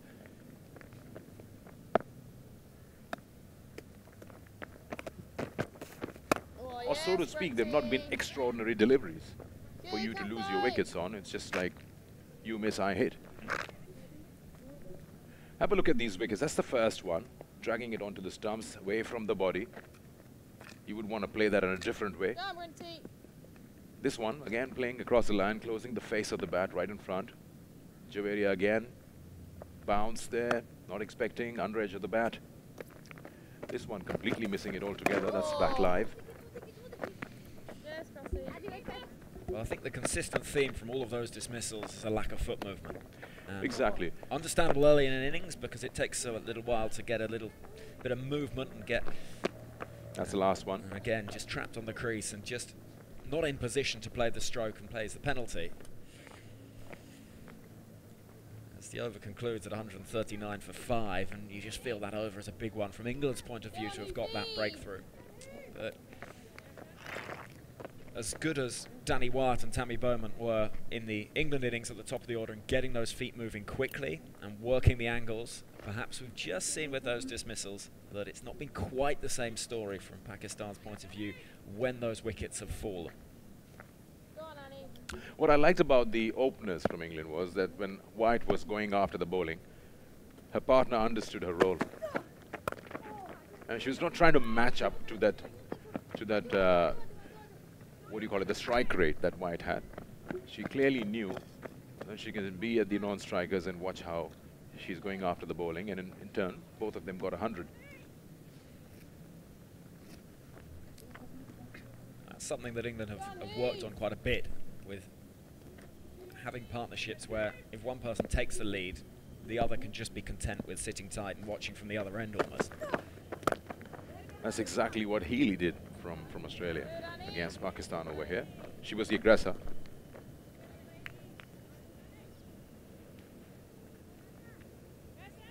And my word, she was really good when she was out here to bat, open the batting. She hit the ball hard.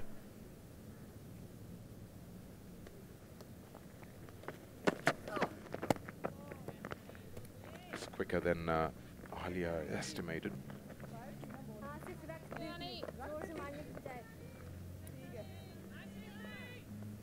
Sometimes you just wonder that when you are out there to just get yourself ready for the big tournament, is your full squad being tested in situations like these? Sometimes when you speak of batting, that should be a wide, you don't get your number 5, 6, 7 ever to go out there and bat up. Well, you'll see a lot when England train and teams around the world that the coaches will talk about scenarios in the nets. So they'll say, okay, I'm going to bowl 6 balls and you require 15 runs from them. And just to try and create, but you can't recreate, of course, what it's like in the middle.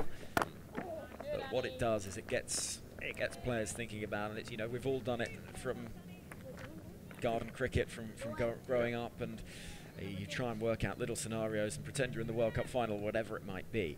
But you sense ahead of a major world tournament, it would benefit both sides to have some close matches in this series.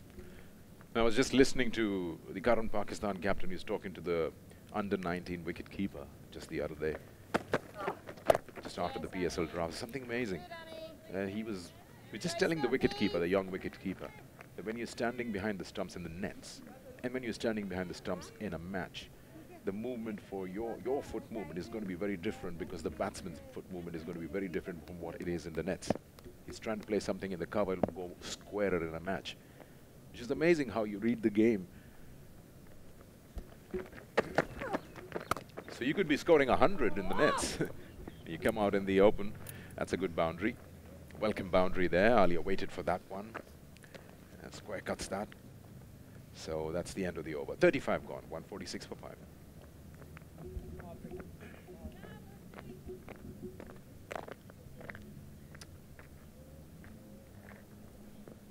Yeah, Kathy!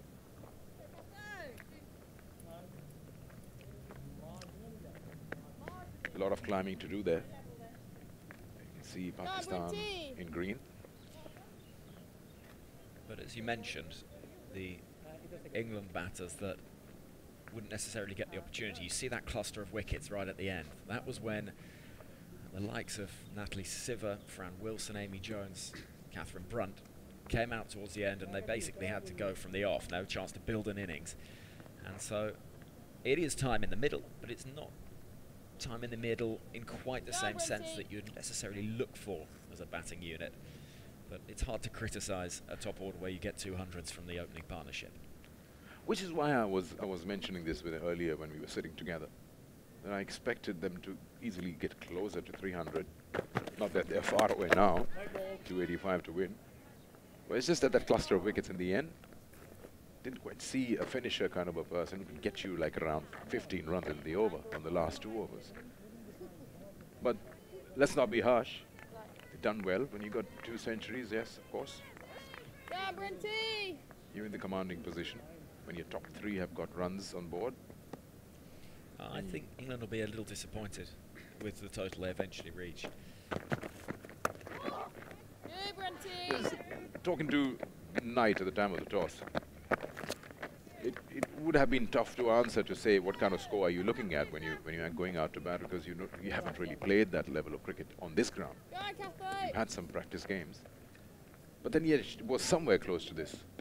It should be, and of course you probably decide to what would be a good score, keeping the opposition in mind. And to an extent, the unfamiliarity of the conditions and surface. Nice shot, beating that point fielder. That should run away for 4. Looks good at square of the wicket on the offside. Alia waits for that ball. Smashes that one, uses a bit of pace as well. Just that little bit of width, but you see the weight's in exactly the right position as she plays that shot. And just lets the flow of the bat go, and it beats the infield, and as soon as it's done that, no protection on that cover boundary, and it races away.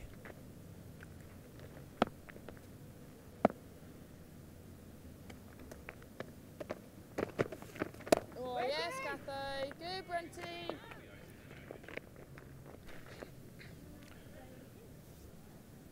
Well, this series is important for Pakistan in all prospects. One, they would like to win this in their home ground, away from home. Second is the championship points. We're talking about the ICC Women's Championship, and Pakistan is at number 5. You can see that. These 6 points are important in this series. England should be at ease, get the automatic qualification. What is important to point out from that table is only one side that's above Pakistan at the moment has played the same number of games. South Africa. And you've got those three that have played 18 matches. And then it's only South Africa that have played the 15. And so victories for Pakistan could be invaluable. Yeah, I mean, if so to speak, if they win all three, they gave up to India 18 games, 10 wins. Yes, Capo. Good, Brenty. How do you see these test championships happening at the moment, men's, and then these championship points? I think for the women's game, it's been a really useful process to give context to every series that's played. And while a lot of the time you have expectations of the sides that will make it through to the major tournaments, there's a little bit of a nervy period for England before the last World Cup where they had to win a few matches in succession just to make sure that they qualified for the home tournament. Well, it's a bit tough, isn't it? You don't want to see a tournament, a big tournament, without India, Pakistan. It just takes away the spice. You wouldn't want these sides to be there. End of the over, 154 for 5.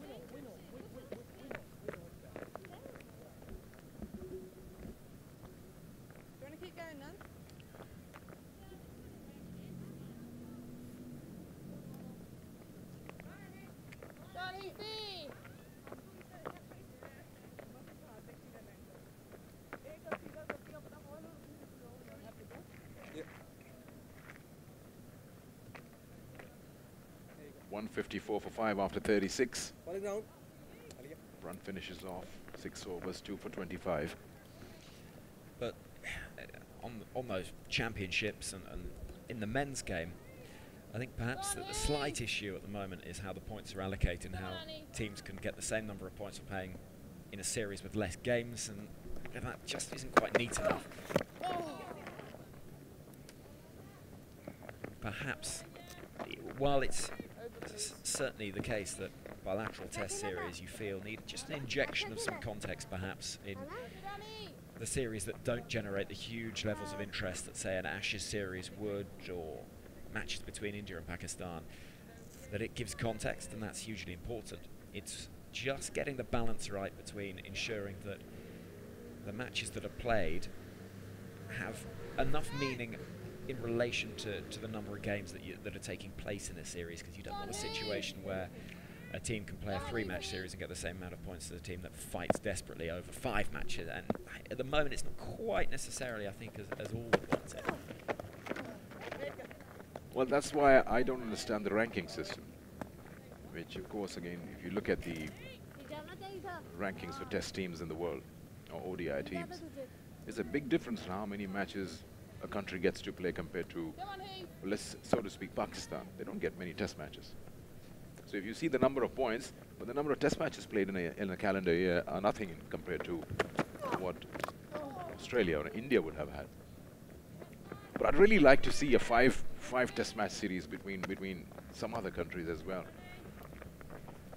Maybe India, Pakistan, maybe someone, equivalent will, attract more. India, Australia. There's something about the longer series that it generates its own narrative. England have just been in New Zealand playing a test series, and that was just 2 games long, the first one by New Zealand, the second a draw. But there were just stories developing within that, interesting battles between bowlers and batsmen, and the appetite was whetted to see a bit more of it. Which is why it reminds me, I never understood two T20 series as well, 2 matches series.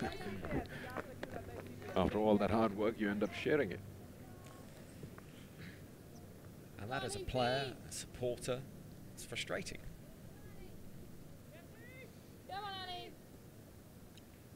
equally, there's a lot of cricket to be played, and there's so many different tournaments to fit around as well.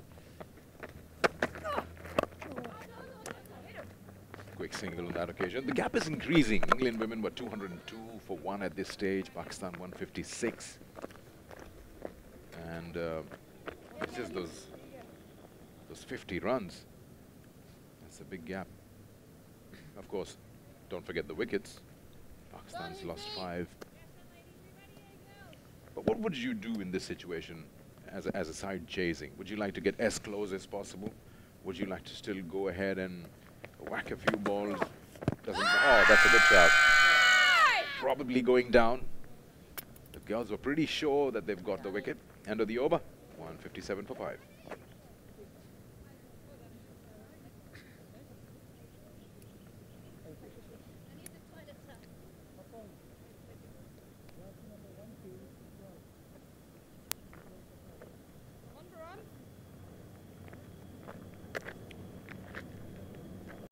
I think, as a side, you early in a series when a match situation is perhaps just getting beyond you, which maybe we're just seeing now in terms of Pakistan's position in the game and the target that they still have. It's about inflicting perhaps the reminders on the England side of what can be done, ensuring that the bowlers have to bowl the full 50 overs because time in the legs of the bowlers means that they're not going to be as fresh for the next game. All those little things that can make a difference. And just a reminder that they're playing high-quality opposition. And in Bismarck, we've seen that certainly.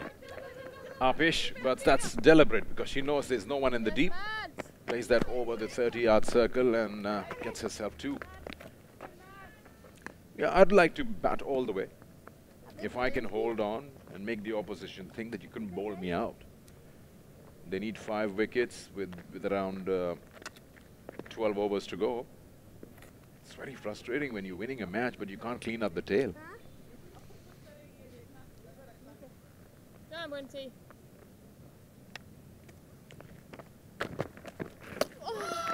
Completely missed that one. This wasn't really far away from that stump, but has the keeper hurt herself? Or was there an outside edge, was it? Something about Amy Jones's reaction suggested that something was amiss.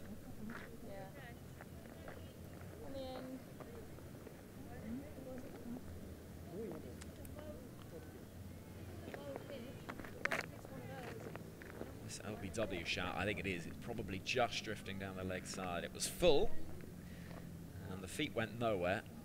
But I think enough doubt in the umpire's mind looking at that to suggest that it probably was just about uncertain enough. Yeah, at the time of the impact, you can actually see the middle stump clearly. He's going further down. Back live.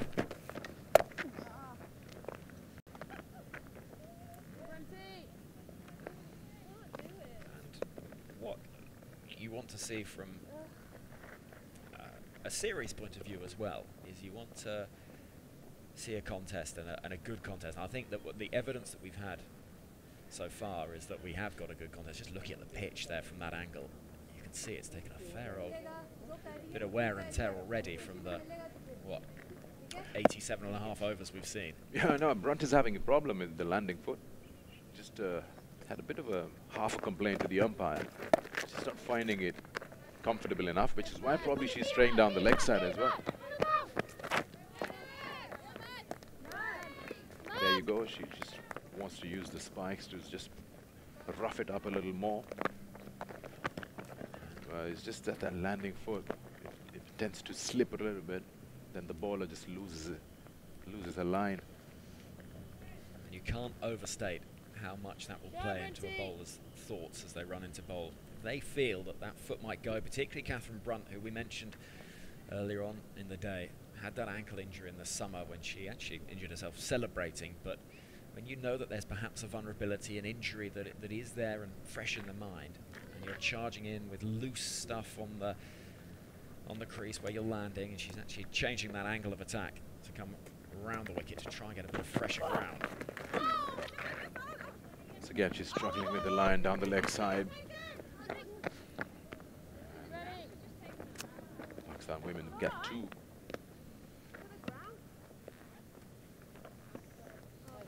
But it's unusual in the women's game to see a pitch take that much wear this early, because typically speaking, it's not quite as much damage than the sheer weight of fast bowler in the men's game tears up a lot more of the ground, typically speaking. And it's unusual to see this much damage. It took them around 3.5 minutes to get the covers on. And when it starts pouring here, it just comes in heavy.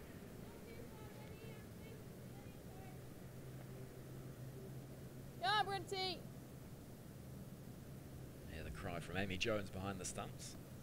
They've been housemates for years and years, Amy Jones and Catherine Brunt. Almost. Didn't really collect that, Jones. Otherwise, that was surely a stumping chance there. She realizes that. End of the over. It's 163 for 5. Seeing that replay. It was dug off the toe off the bat, into the ground, and almost onto the badge of the helmet of Amy Jones there. Not much you can do as a keeper when it just pops up like that. Pakistan's equation, 122 runs from 72 balls. Well, it's not beyond the realms of possibility, but you sense with the pitch just tricky to bat on as well as to bowl on. 5 wickets down, it's possibly just a little bit too much of an ask.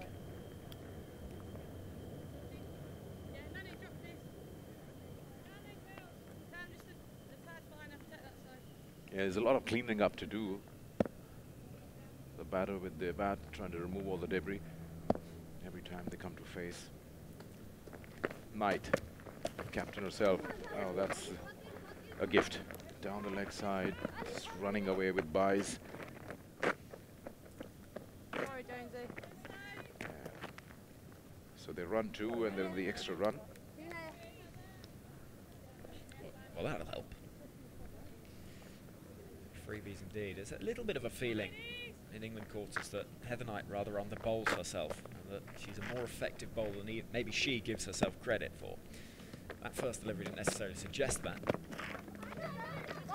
Oh, there's a bit of a mix-up here, but I suppose that the batters will cross easily.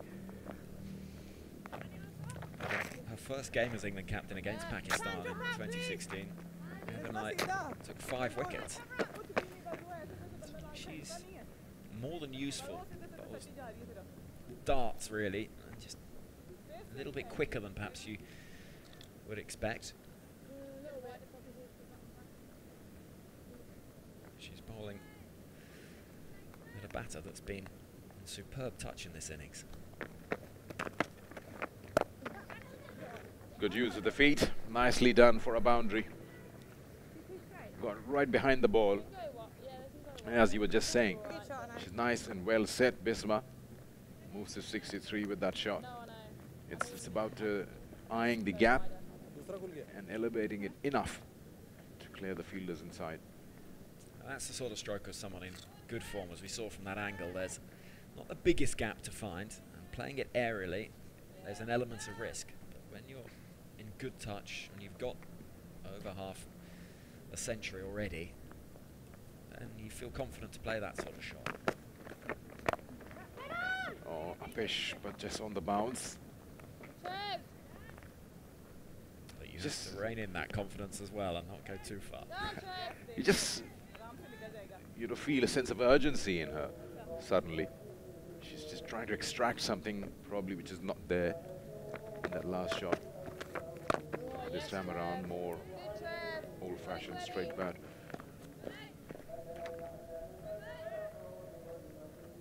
It's amazing how you got to improvise. As a bowler, you need to have those change-ups. As a batter, you need to have those skills in modern-day cricket, especially in the shorter format. That's nicely done.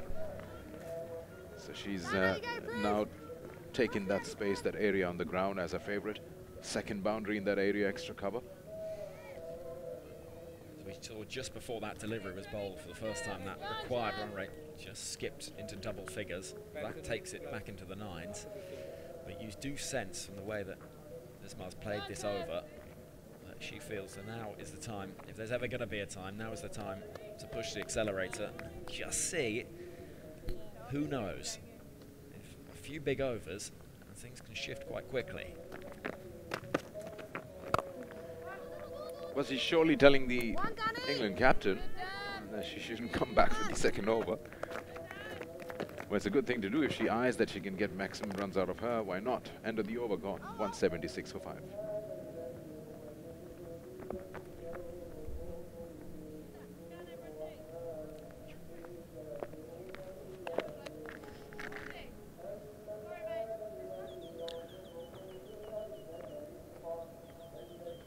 Seven bowlers tried. I think they made Sarah ball 8 on the trot. None for 33. She did better than that. Yeah, Crossy! Impressive debut. We're hearing the call of "Come on, Crossy," which suggests Kate Cross, who's only bowled those 4 overs. We can see 1 for 13. She's got the best economy rate of any of England's bowlers today. And she comes back into the attack to replace Catherine Brunt and just try and stem a little bit of momentum that Pakistan have got from that over. And again, it's going to be around the wicket from an England seamer from this end, because there's a fair bit of rough stuff outside the leg stump for a right-hander as we look at it. So over the wicket if you're coming into bowl right arm over. So Kate Cross will bowl to the left-hander around the wicket.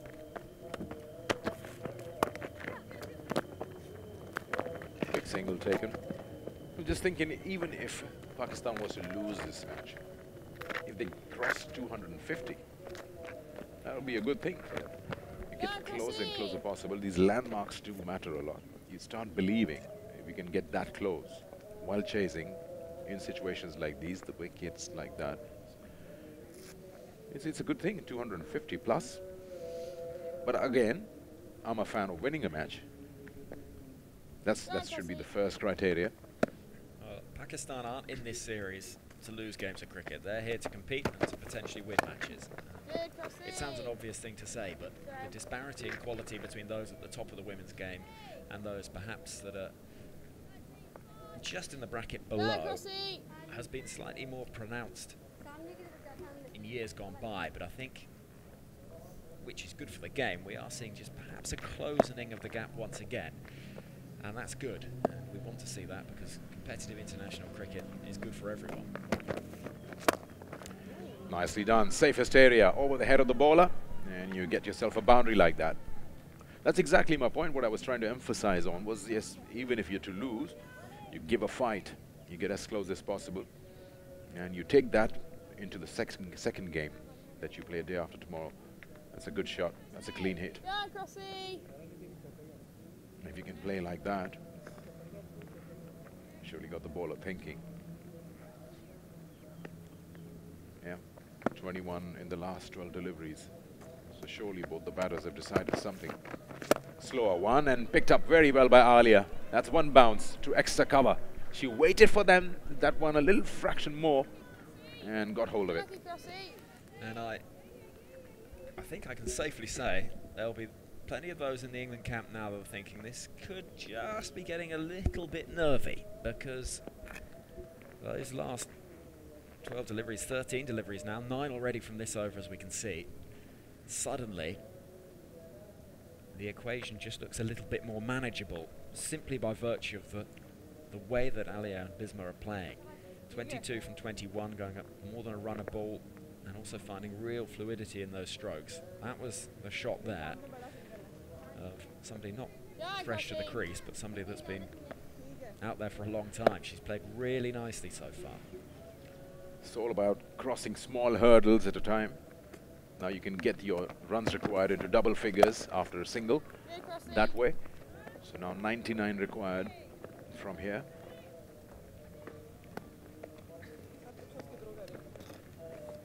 But yes, surely that you see in the last 2 overs, Pakistan batters have decided that they are going to now take calculated risks and try to get as much as possible in these overs. With the last 10 overs, 5 wickets in hand, Bisma still there. You fancy your chances. Oh, he's missed it completely. She's just completely missed that. Very fuller length. And for a second you feel that she got into 2 minds, first coming down the wicket and then she wanted to put back to it and guide it to third man. And yeah, the delay in the decision, now she feels could have gone straighter. That completely changes the whole situation now. Well, it does. The set batter, Bisma Maroof, gone for an excellent 69 from 94 deliveries, bowled by Kate Cross. It was that angle from round the wicket, just angling in towards the left-hander. She tried to run the ball down to third man, a shot she's played well all day. Just a little bit late on it. Yeah. And it was full and clatters into middle and off. And a little bit of relief, I sense, for England as disappointment for Bismarck. Yeah, she did decide to come down and then suddenly changed her mind. She wanted to put bat onto the ball and failed to do so. So that's a big wicket, huge wicket, and probably the chances of Pakistan getting to have some points in this match go away with her. 186 for 6, 40 overs bowled. That's Pakistan, still requiring 99 to win.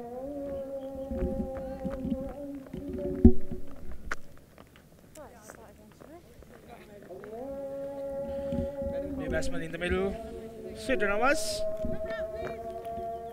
playing her 41st game. Big ask from her, but she has a best of 47 as well. So. Thanks, gentlemen. The last 10 overs of the game, Pakistan required 99 runs to win from here on, as it just lost the captain. Fighter delivery. Skipper herself, Knight.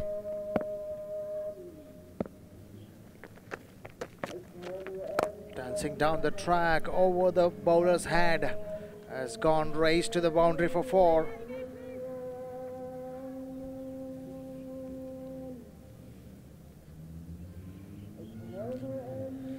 Not hesitant to take those come down the pitch.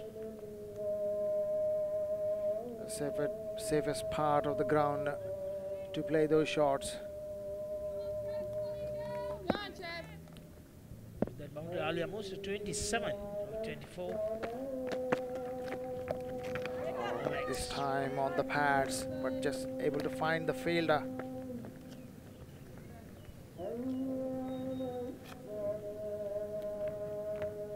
Just 48 runs partnership broken the last wicket.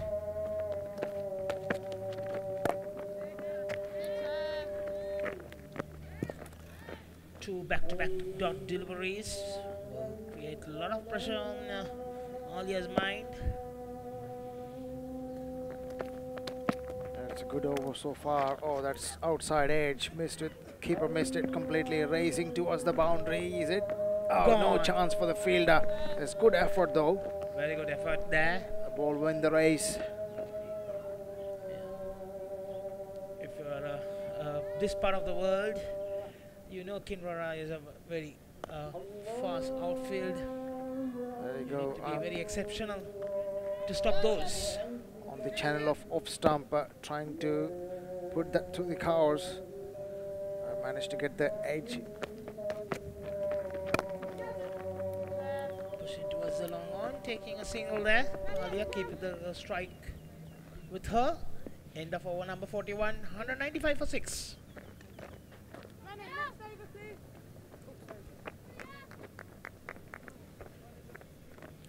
Here is the batting scorecard for Pakistan women.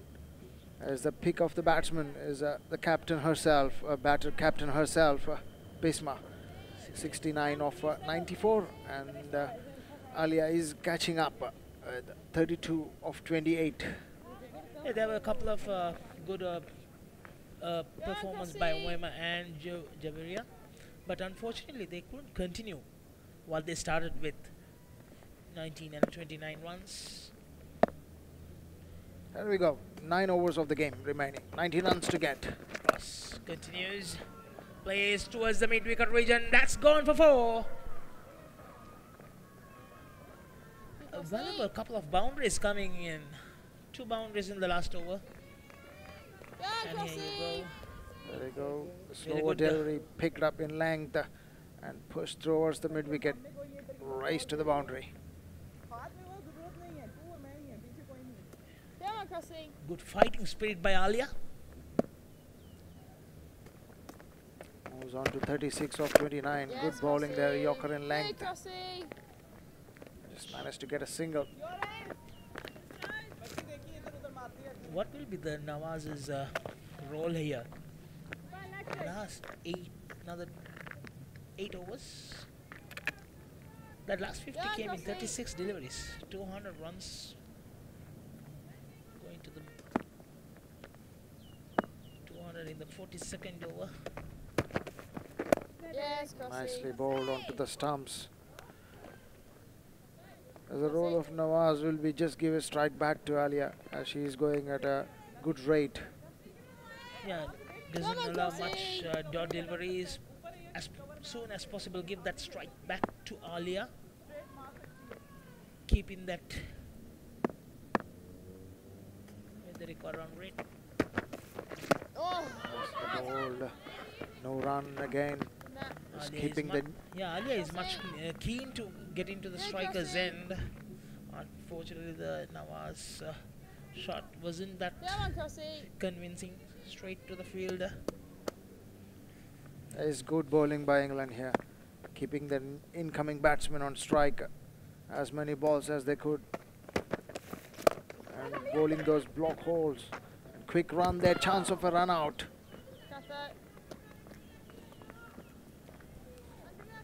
Sort of very close as we can see from here. So for 6 runs coming in, the 5 deliveries, the final delivery of the over. It will be interesting to see how Alia takes it, whether he's looking for a big shot or whether she wants to take a single and keep the strike with her.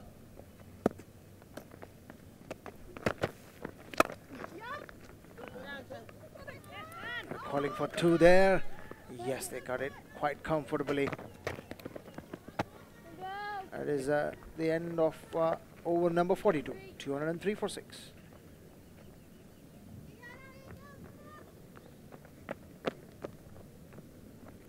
Good positive cricket.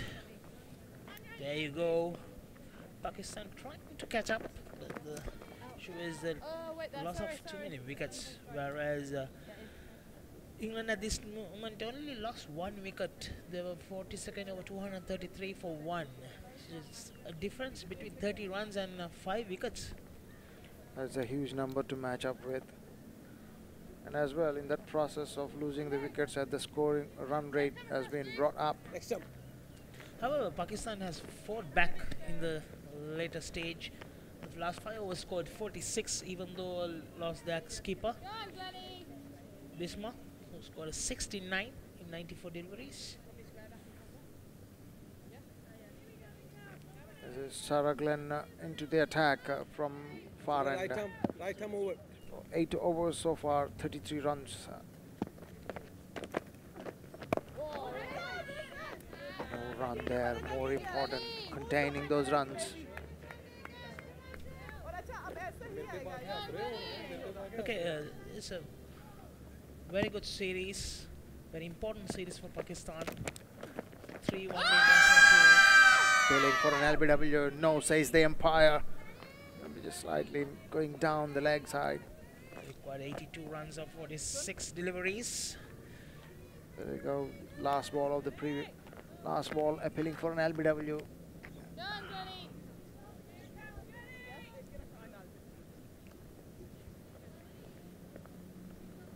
Would have been interesting if there was a review. Yeah, maybe the height factor there. Yeah. It's up in the skies, a fielder coming underneath. Oh, what a catch it has been. Oh, that is driving in full length, running backwards is not that easy to caught those up in the skies. Amazing catch. Another wicket down for Pakistan. That's the 203 for 7. Nawaz departs for 1 in 6 deliveries. That's what happens if you give lot of dot deliveries, then try to have to go for a big shot at this, especially at this stage, knowing that at the end the batter is playing really well.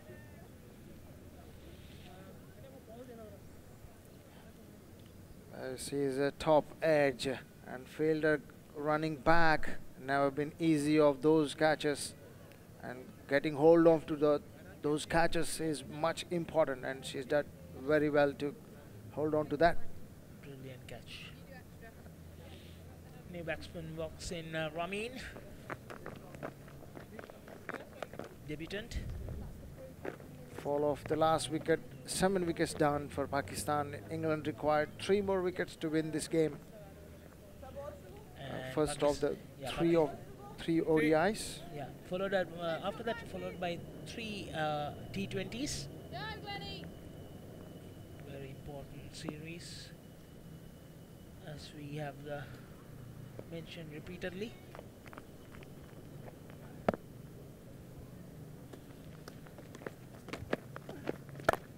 Flight delivery straight back to the bowler.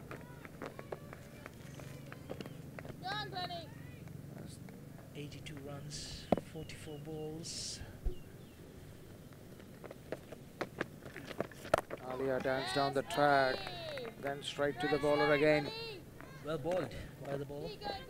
Glenn bowling her 9th over. Eyeing for a wicket made in the 43rd over of the game. That is a maiden over from Glenn. That's pretty good bowling and a wicket. 43 gone. 203 for 7. An amazing over to complete. Asking, we have 6 games. This is the first ODI out of 3 ODIs. And second ODI will be played on Thursday, 12th December. At the same time, 9:30. And Saturday, the final ODI on 14th December. Then followed up with T20 series, 3 matches, 17th, 19th and 20th December. The entrance is free to enter into Kinrara Oval. Please come down and support your team. Probably because today is a working day, Monday. Yeah. So there are many Pakistanis around. I'd be expecting more crowd on those the last ODI for on Saturday. Yeah, especially on 14th of December, yes. Right, we are in the 44th over of the game. 42 balls left, 82 to win. 3 wickets required for England. Alia is still there on a 39.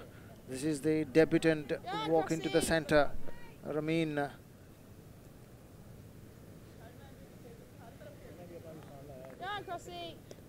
She has to give the strike as soon as possible to Alia.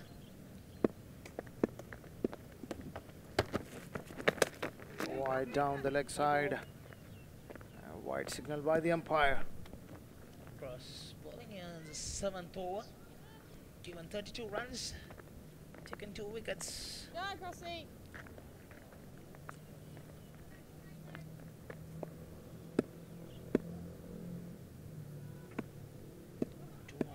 4 for 7, 81 runs required of 41 deliveries.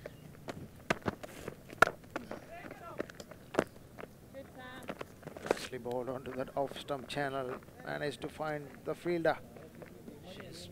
She's trying to play in that gap and trying to sneak a single, but so far not going in that way. It's good to see Alia is talking to the debutant. We're just talking to her, just calm down your nerves and give the strike back. As up in the skies and fielder underneath it and taken quite comfortably there. A good kind of reaction though.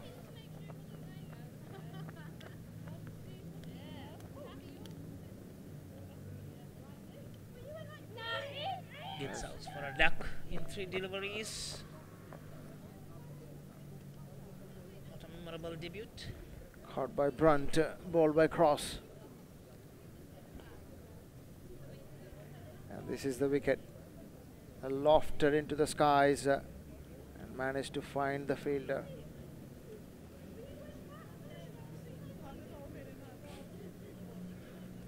The batsman walks in, Dana. It's an IPG group production for Pakistan Cricket Board, live telecast from Kinrara Oval, Kuala Lumpur, Malaysia. 81 runs required, 39 deliveries. And Tiana Baik walks into the center.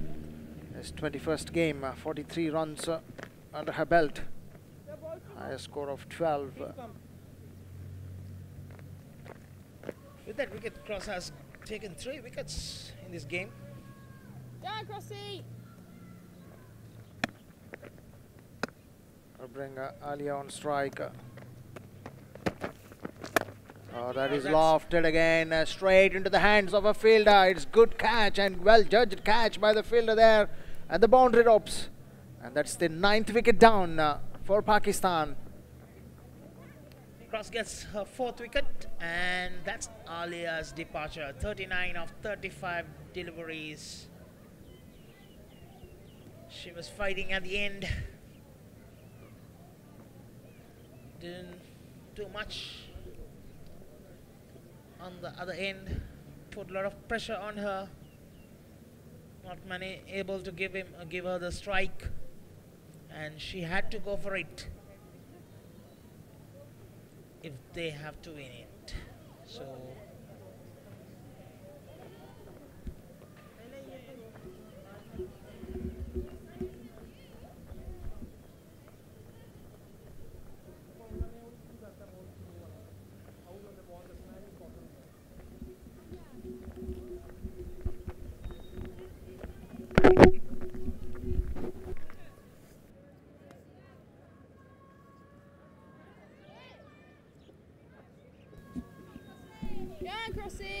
and that make Nashra Sandhu into the centre. Is a 30th game, 30 runs under her belt.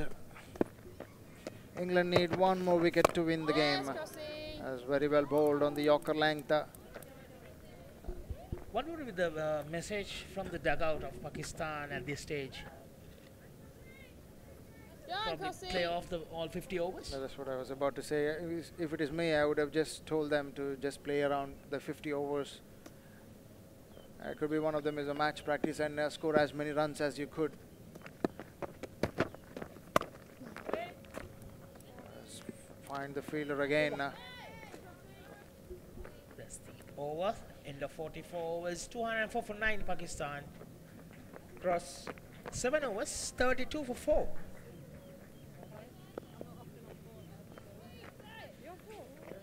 Well bowled. Kate Cross 7 overs. 4.357 is the econ. Taking 4 wickets, 2 wickets in the last over. Back-to-back wickets. Especially the wicket of Alia. She's going at a good pace. 39. She has got 35 deliveries she faced. Meanwhile, in the far corner, Gwen to bowl her final over. 33 for 1. Oh, nicely bowled, flighted in delivery, rocking onto the stumps. Well held by Diana.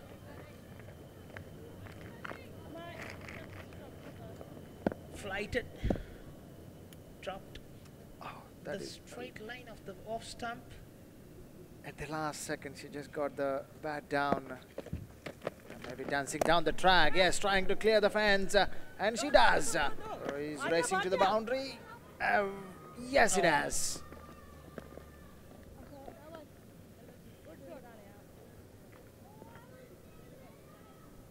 Nonetheless, 4 runs to the account of Diana.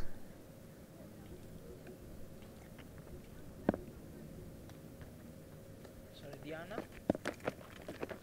Dancing down the track again. Will that be coming?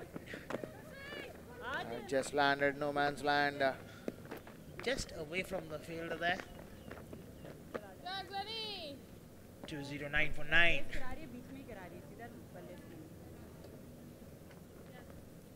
Into the 45th over. 3 more deliveries to go in this over. Oh, that is a killing for an LBW. Yes, it has given.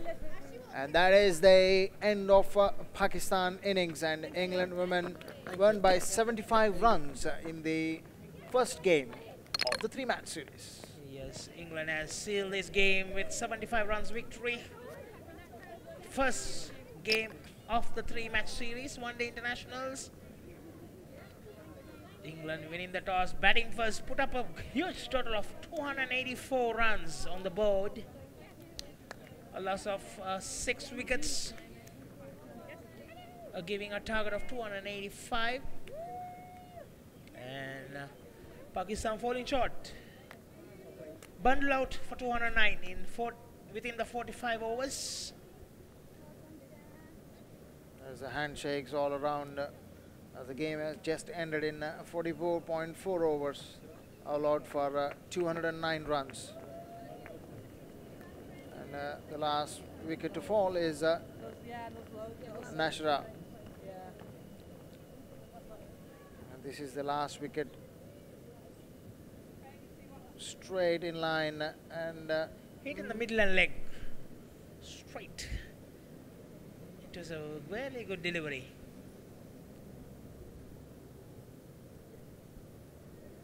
Glenn.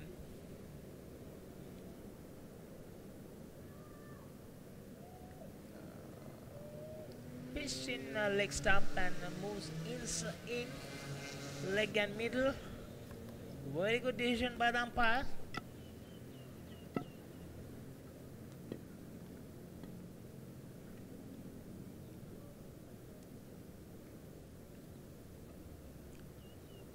There's a happy dugout going back and winning.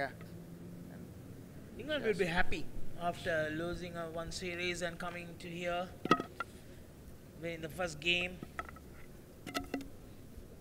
going to the second one-day international with a victory. To be played on 12.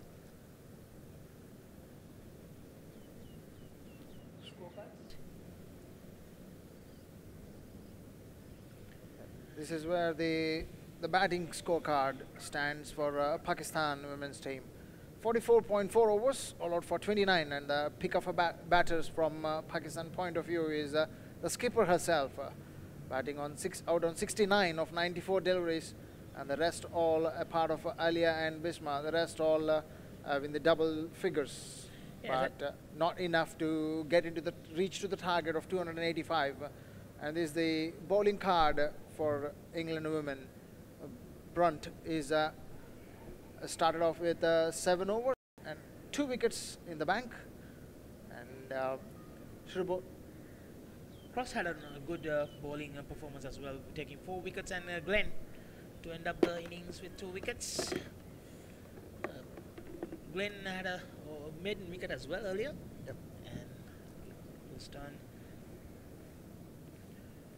And that's all from the combox. We will be back with the presentation.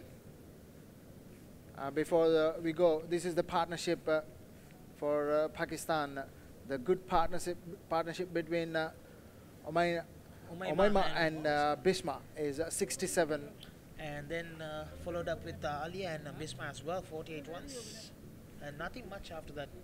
The batters got starts and then couldn't continue. However, that's the end of the game. England winning by 75 runs, and Pakistan has to come back strong on 12th, learning from what mistakes happened today and come back. Yep. We will be back after the break, and we will highlights.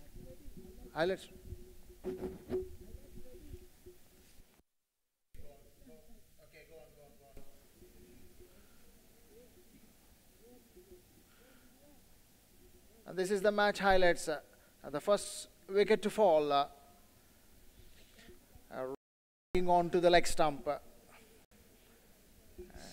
As appealing for another LBW shout there and given out. The second wicket.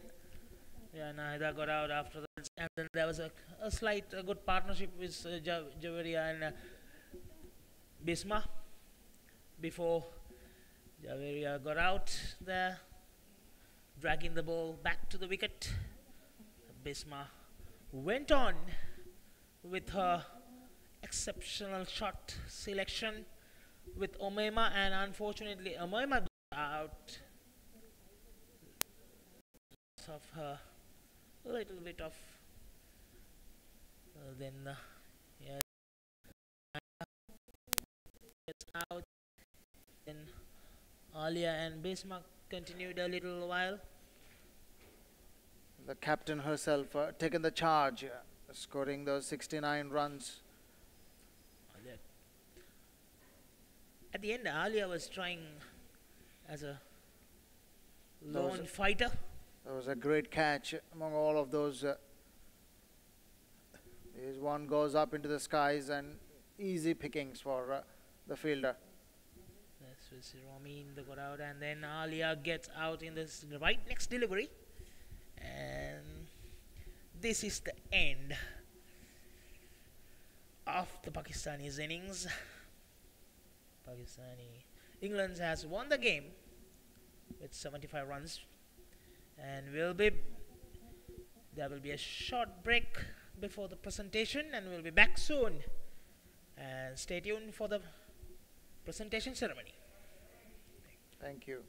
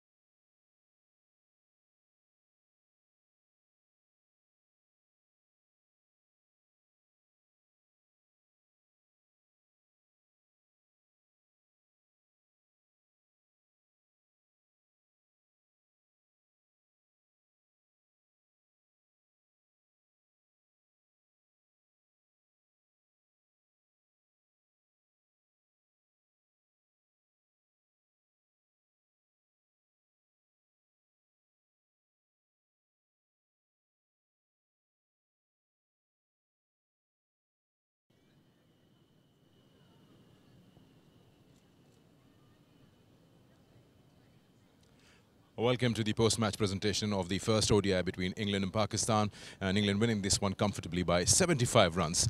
Before I call in the captains, I'd like to introduce our award-giving gentleman over here. He's the match referee, Mr. Mohammad Javed. He'll give the man of the match, and the man of the match for today's game is Natalie White. She's going to come and take the award first.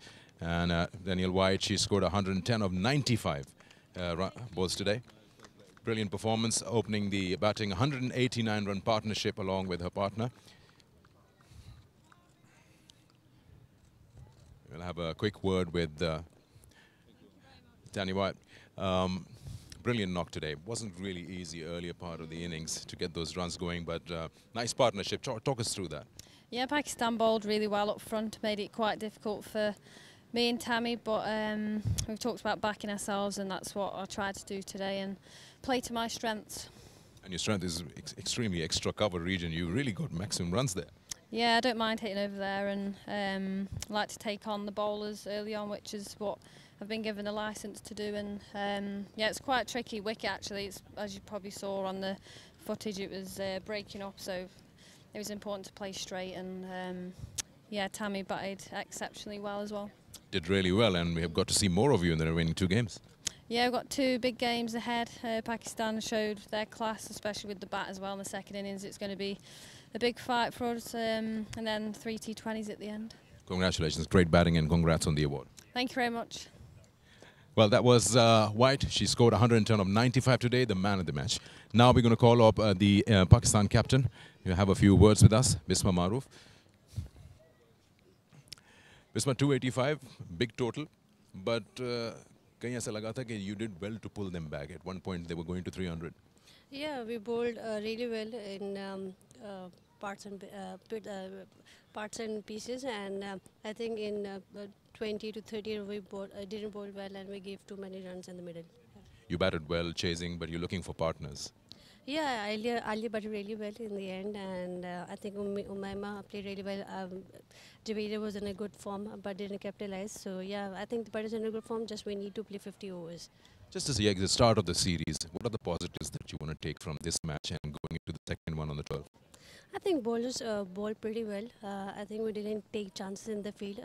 That's area we need to work on it and improve, and batters need to play 50 overs. Anyway, hard luck today, but you got 2 more matches. Good luck for that. Thank you. That was Bisma Maroof, the captain of Pakistan. I'd like to call Knight, the captain of England, to have a quick word with us. Congrats on the win. Hard to take out anything that you'd like to improve with a performance like that.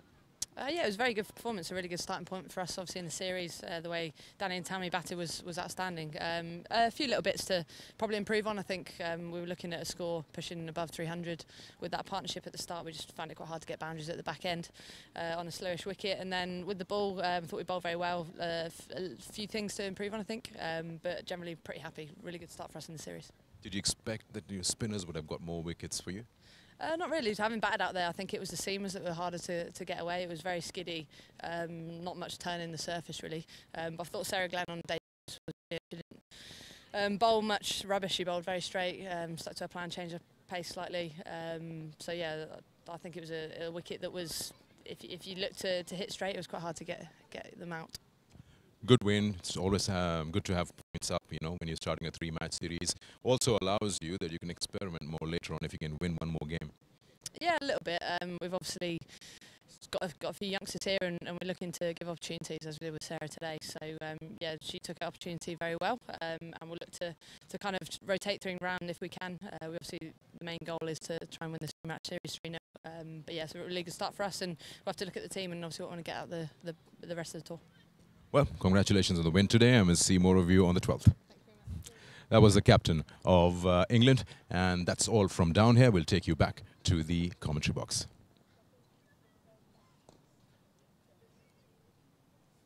Three one-day internationals. England winning the toss, batting first. What a partnership for the first wicket. 189 partnership between Weth and Beaumont. 110 of Weth, and Beaumont scored 107, putting up a big total of 284 for 6. Ramin, the debutant, took 3 wickets.